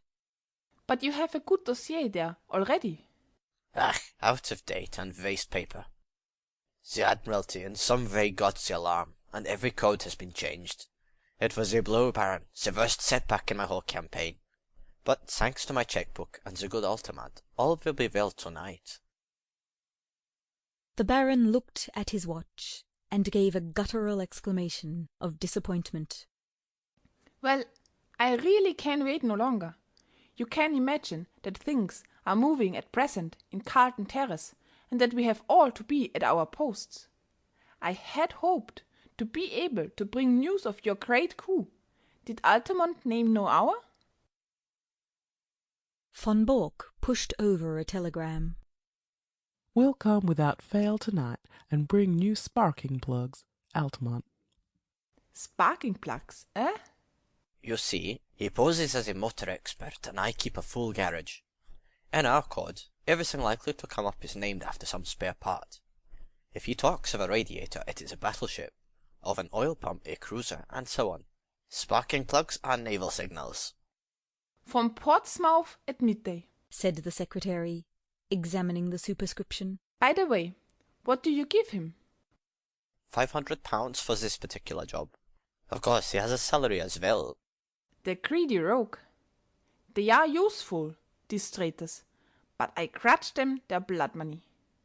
"I grudge Altamont nothing. He is a wonderful worker. If I pay him well, at least he delivers the goods, to use his own phrase. Besides, he is not a traitor. I assure you that our most pan-Germanic junker is a sucking dove in his feelings towards England, as compared with a real bitter Irish-American." "Oh, an Irish-American?" "If you heard him talk, you would not doubt it. Sometimes, I assure you, I can hardly understand him. He seems to have declared war on the King's English as well as on the English King. Must you really go? He may be here any moment." "No, I am sorry, but I have already overstayed my time. We shall expect you early tomorrow, and when you get that signal book through the little door on the Duke of York's steps, you can put a triumphant finis to your record in England." "What? To K?" He indicated a heavily sealed, dust-covered bottle, which stood with 2 high glasses upon a salver. "May I offer you a glass before your journey?" "No, thanks, but it looks like revelry." "Altamont has a nice taste in wines, and he took a fancy to my Tokay. He is a touchy fellow, and needs humouring in small things. I have to study him, I assure you." They had strolled out onto the terrace again, and along it to the further end, where at a touch from the Baron's chauffeur, the great car shivered and chuckled. "Those are the lights of Harwich, I suppose," said the secretary, pulling on his dust-coat. "How still and peaceful it all seems. There may be other lights within the week, and the English coast a less tranquil place. The heavens, too, may not be quite so peaceful if all that the good Zeppelin promises us comes true. By the way, who is that? Only one window showed a light behind them. In it there stood a lamp, and beside it, seated at a table, was a dear old ruddy-faced woman in a country cap.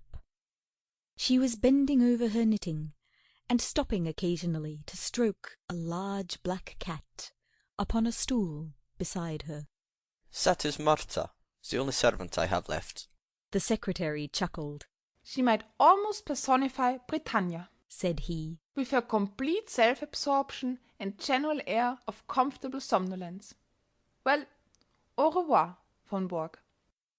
With a final wave of his hand, he sprang into the car, and a moment later the two golden cones from the headlights shot through the darkness.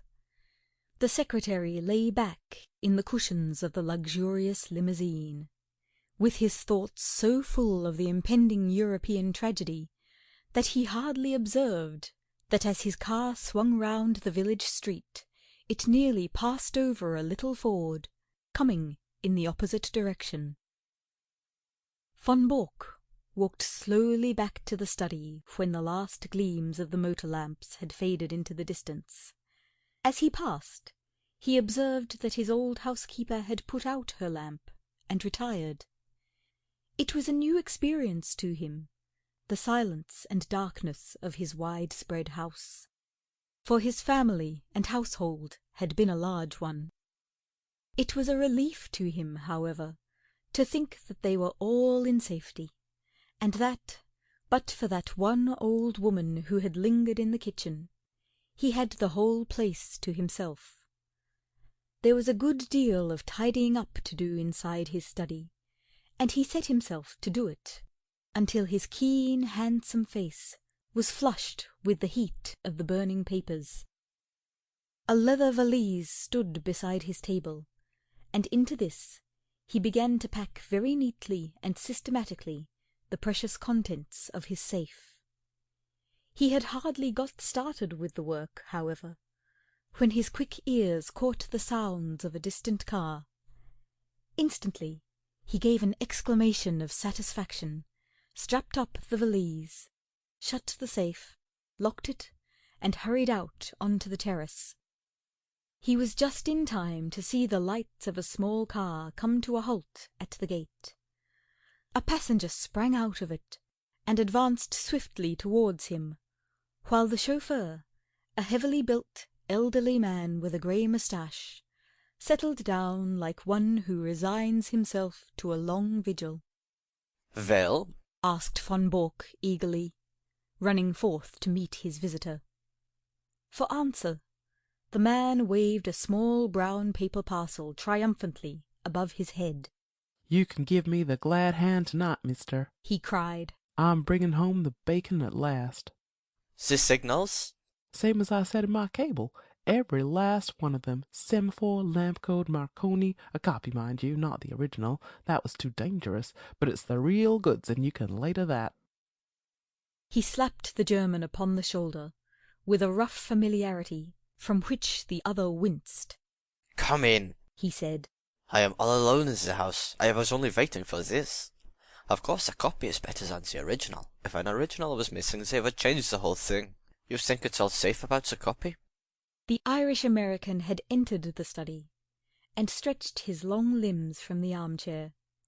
He was a tall, gaunt man of 60, with clear-cut features and a small goatee beard, which gave him a general resemblance to the caricatures of Uncle Sam.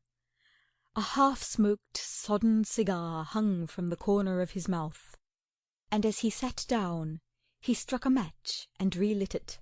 "Making ready for a move," he remarked as he looked round him. "Say, mister," he added, as his eyes fell upon the safe from which the curtain was now removed. "You don't tell me you keep your papers in that?" Why not? "Gosh, in a wide-open contraption like that? And they reckon you to be some spy? Why, a Yankee crook would be into that with can-opener. If I'd known any letter of mine was going to lie loose in a thing like that, I'd have been a mug to write to you at all." It would puzzle any crook to force that safe, von Bork answered. You won't cut that metal with any tool. But the lock? No, it's a double combination lock. You know what that is? Search me, said the American. Well, you need a word as well as a set of figures before you can get the lock to work. He rose and showed a double radiating disc round the keyhole. This outer one is for the letters, the inner one for the figures. Well, that's fine. So it's not quite as simple as you thought. It was 4 years ago that I had it made, and what do you think I chose for the word and figures? It's beyond me. Well, I chose August for the word and 1914 for the figures, and here we are. The American's face showed his surprise and admiration. My, but that was smart. You have it down to a fine thing. Yes, a few of us even then could have guessed the date. Here it is, and I'm shutting down tomorrow morning.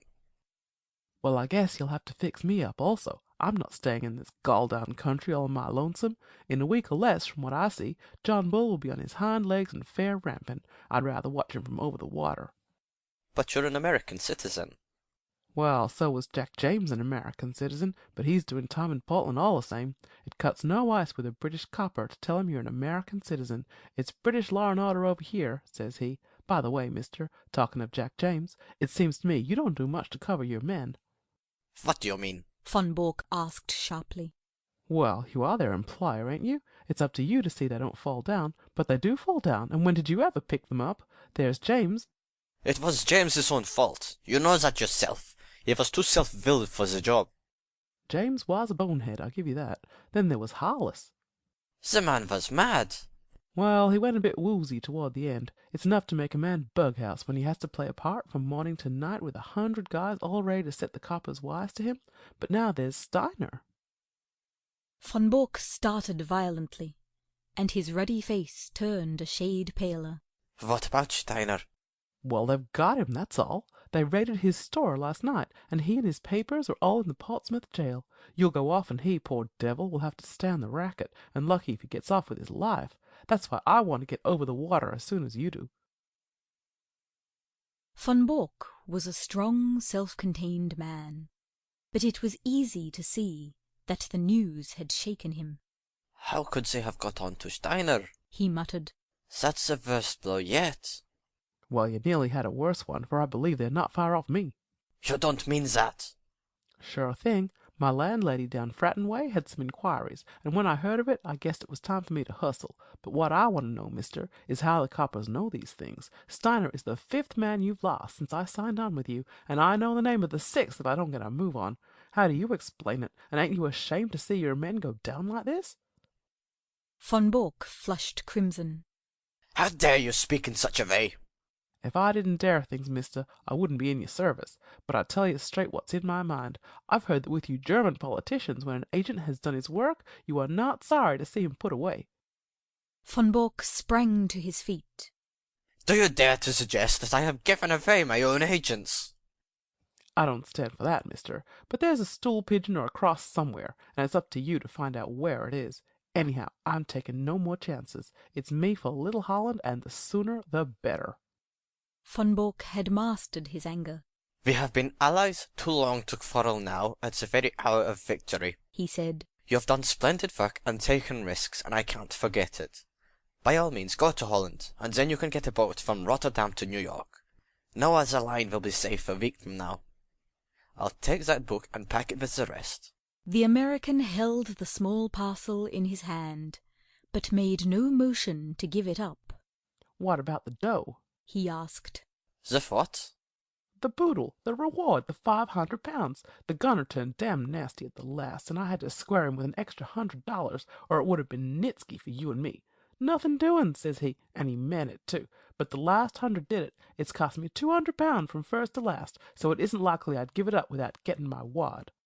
Von Bork smiled with some bitterness. You don't seem to have a very high opinion of my honor, said he. You want the money before you give up the book. Well, mister, it is a business proposition. All right, have it your way. He sat down at the table and scribbled a cheque, which he tore from the book, but he refrained from handing it to his companion. After all, since we are to be on such terms, Mr. Altamont, said he, I don't see why I should trust you any more than you trust me.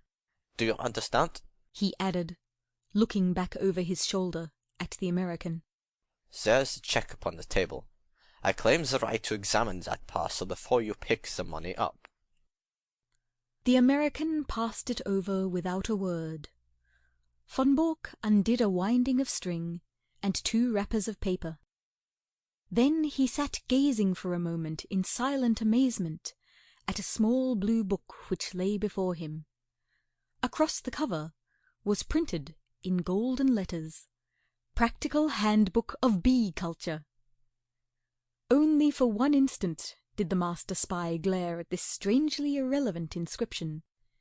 The next, he was gripped at the back of his neck by a grasp of iron, and a chloroformed sponge was held in front of his writhing face.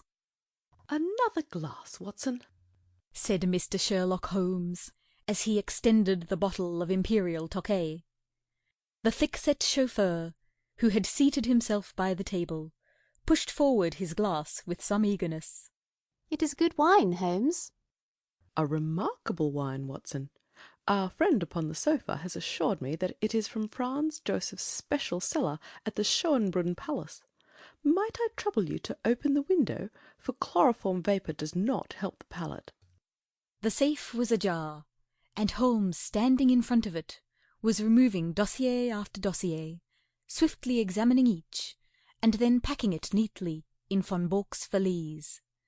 The German lay upon the sofa, sleeping stertorously, with a strap round his upper arms and another round his legs. "We need not hurry ourselves, Watson. We are safe from interruption. Would you mind touching the bell? There is no one in the house except old Martha, who has played her part to admiration. I got her the situation here when first I took the matter up. Ah, Martha, you will be glad to hear that all is well." The pleasant old lady had appeared in the doorway. She curtsied with a smile to Mr. Holmes, but glanced with some apprehension at the figure upon the sofa. "It is all right, Martha. He has not been hurt at all." "I am glad of that, Mr. Holmes. According to his lights, he has been a kind master. He wanted me to go with his wife to Germany yesterday, but that would hardly have suited your plans, would it, sir?" "No, indeed, Martha. So long as you were here, I was easy in my mind. We waited some time for your signal tonight." "It was the secretary, sir." "I know. His car passed ours." "I thought he would never go. I knew that it would not suit your plans, sir, to find him here." "No, indeed. Well, it only meant that we waited half an hour or so until I saw your lamp go out and knew that the coast was clear. You can report to me tomorrow in London, Martha, at Claridge's Hotel." "Very good, sir." "I suppose you have everything ready to leave?" "Yes, sir. He posted 7 letters today. I have the addresses as usual." "Very good, Martha. I will look into them tomorrow. Good night. These papers," he continued, as the old lady vanished, "are not of very great importance, for, of course, the information which they represent has been sent off long ago to the German government. These are the originals which could not safely be got out of the country." "Then they are of no use." "I should not go so far as to say that, Watson. They will at least show our people what is known and what is not. I may say that a good many of these papers have come through me, and I need not add are thoroughly untrustworthy. It would brighten my declining years to see a German cruiser navigating the Solent according to the minefield plans which I have furnished. But you, Watson—" He stopped his work and took his old friend by the shoulders. "I've hardly seen you in the light yet. How have the years used you? You look the same blithe boy as ever." "I feel 20 years younger, Holmes. I have seldom felt so happy as when I got your wire, asking me to meet you at Harwich with the car. But you, Holmes, you have changed very little, save for that horrible goatee." "These are the sacrifices one makes for one's country, Watson," said Holmes, pulling at his little tuft. Tomorrow it will be but a dreadful memory. With my hair cut and a few other superficial changes, I shall no doubt reappear at Claridge's tomorrow as I was before this American stunt. I beg your pardon, Watson, my well of English seems to be permanently defiled. Before this American job came my way. But you have retired, Holmes. We heard of you as living the life of a hermit among your bees and your books, in a small farm upon the South Downs.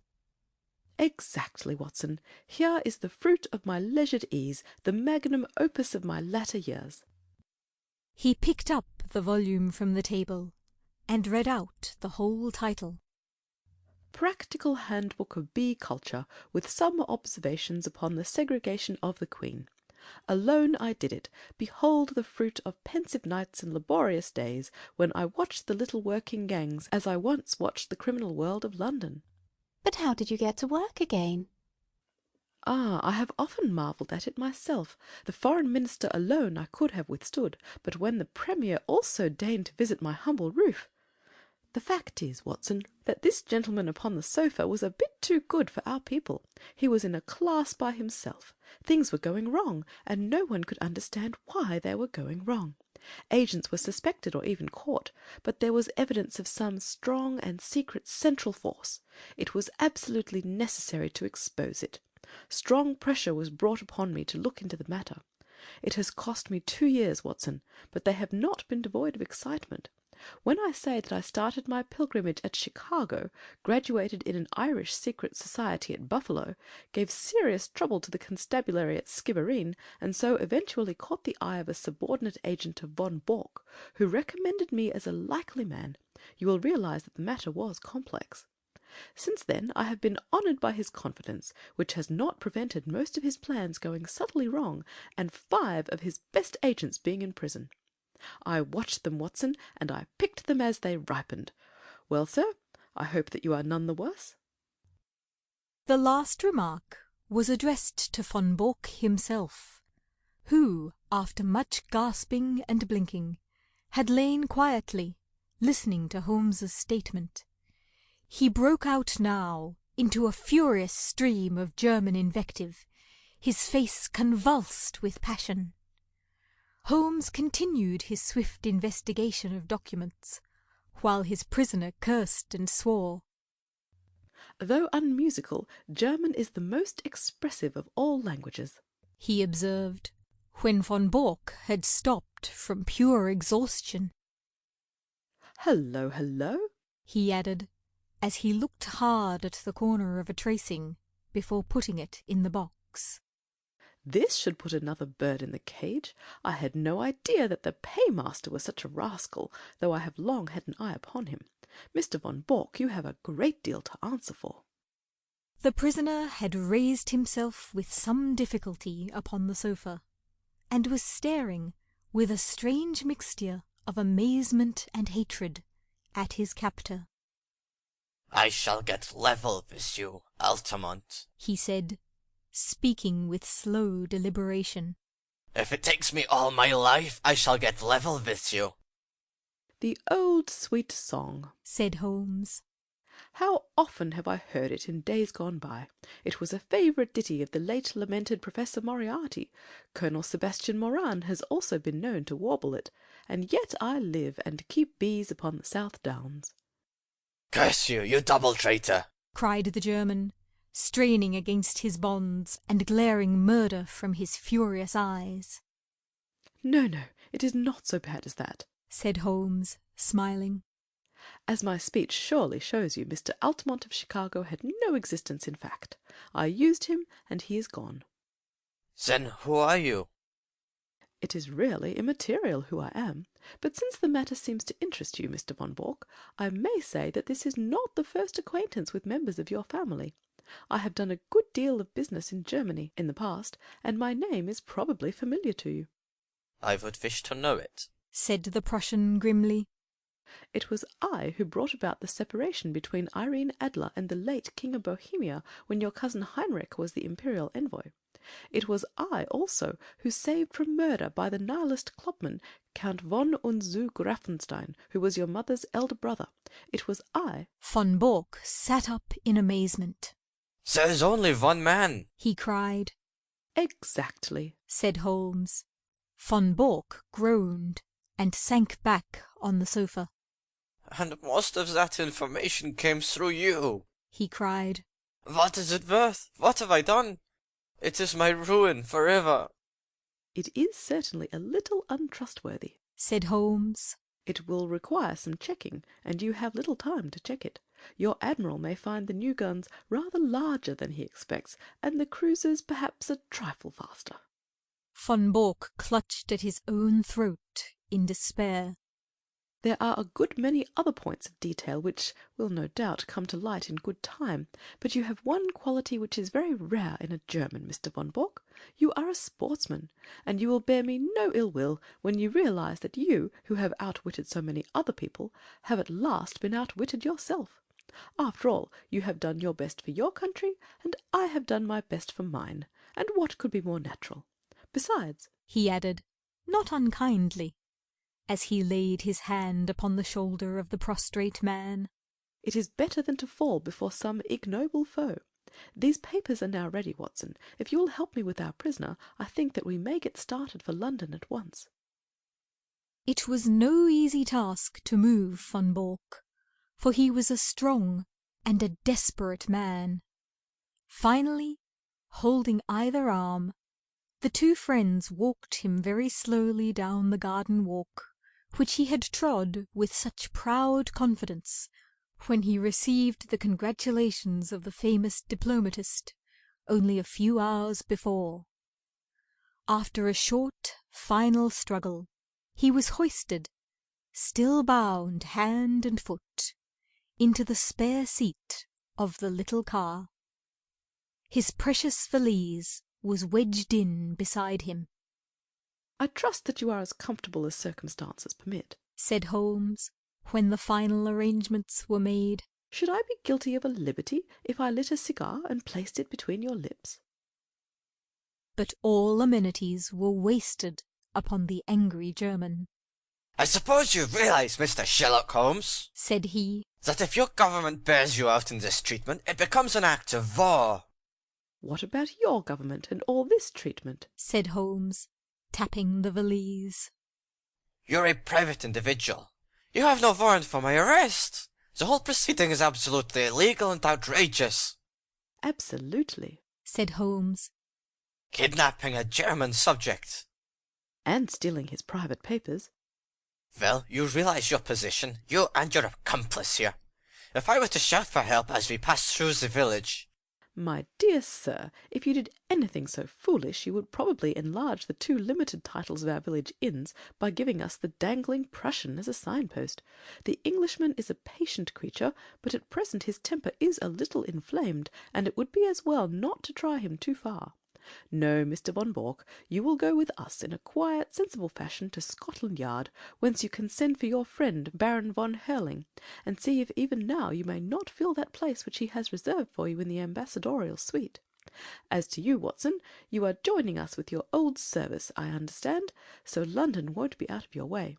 Stand with me here upon the terrace, for it may be the last quiet talk that we shall ever have. The two friends chatted in intimate converse for a few minutes, recalling once again the days of the past, while their prisoner vainly wriggled to undo the bonds that held him. As they turned to the car, Holmes pointed back to the moonlit sea, and shook a thoughtful head. There's an east wind coming, Watson. I think not, Holmes. It is very warm. Good old Watson, you are the one fixed point in a changing age. There's an east wind coming all the same. Such a wind as never blew on England yet. It will be cold and bitter, Watson, and a good many of us may wither before its blast. But it's God's own wind none the less, and a cleaner, better, stronger land will lie in the sunshine when the storm has cleared. Start her up, Watson, for it's time we were on our way. I have a cheque for £500 which should be cashed early, for the drawer is quite capable of stopping it if he can. End of section 12. End of His Last Bow by Sir Arthur Conan Doyle. Recorded by LibriVox Volunteers. 2014.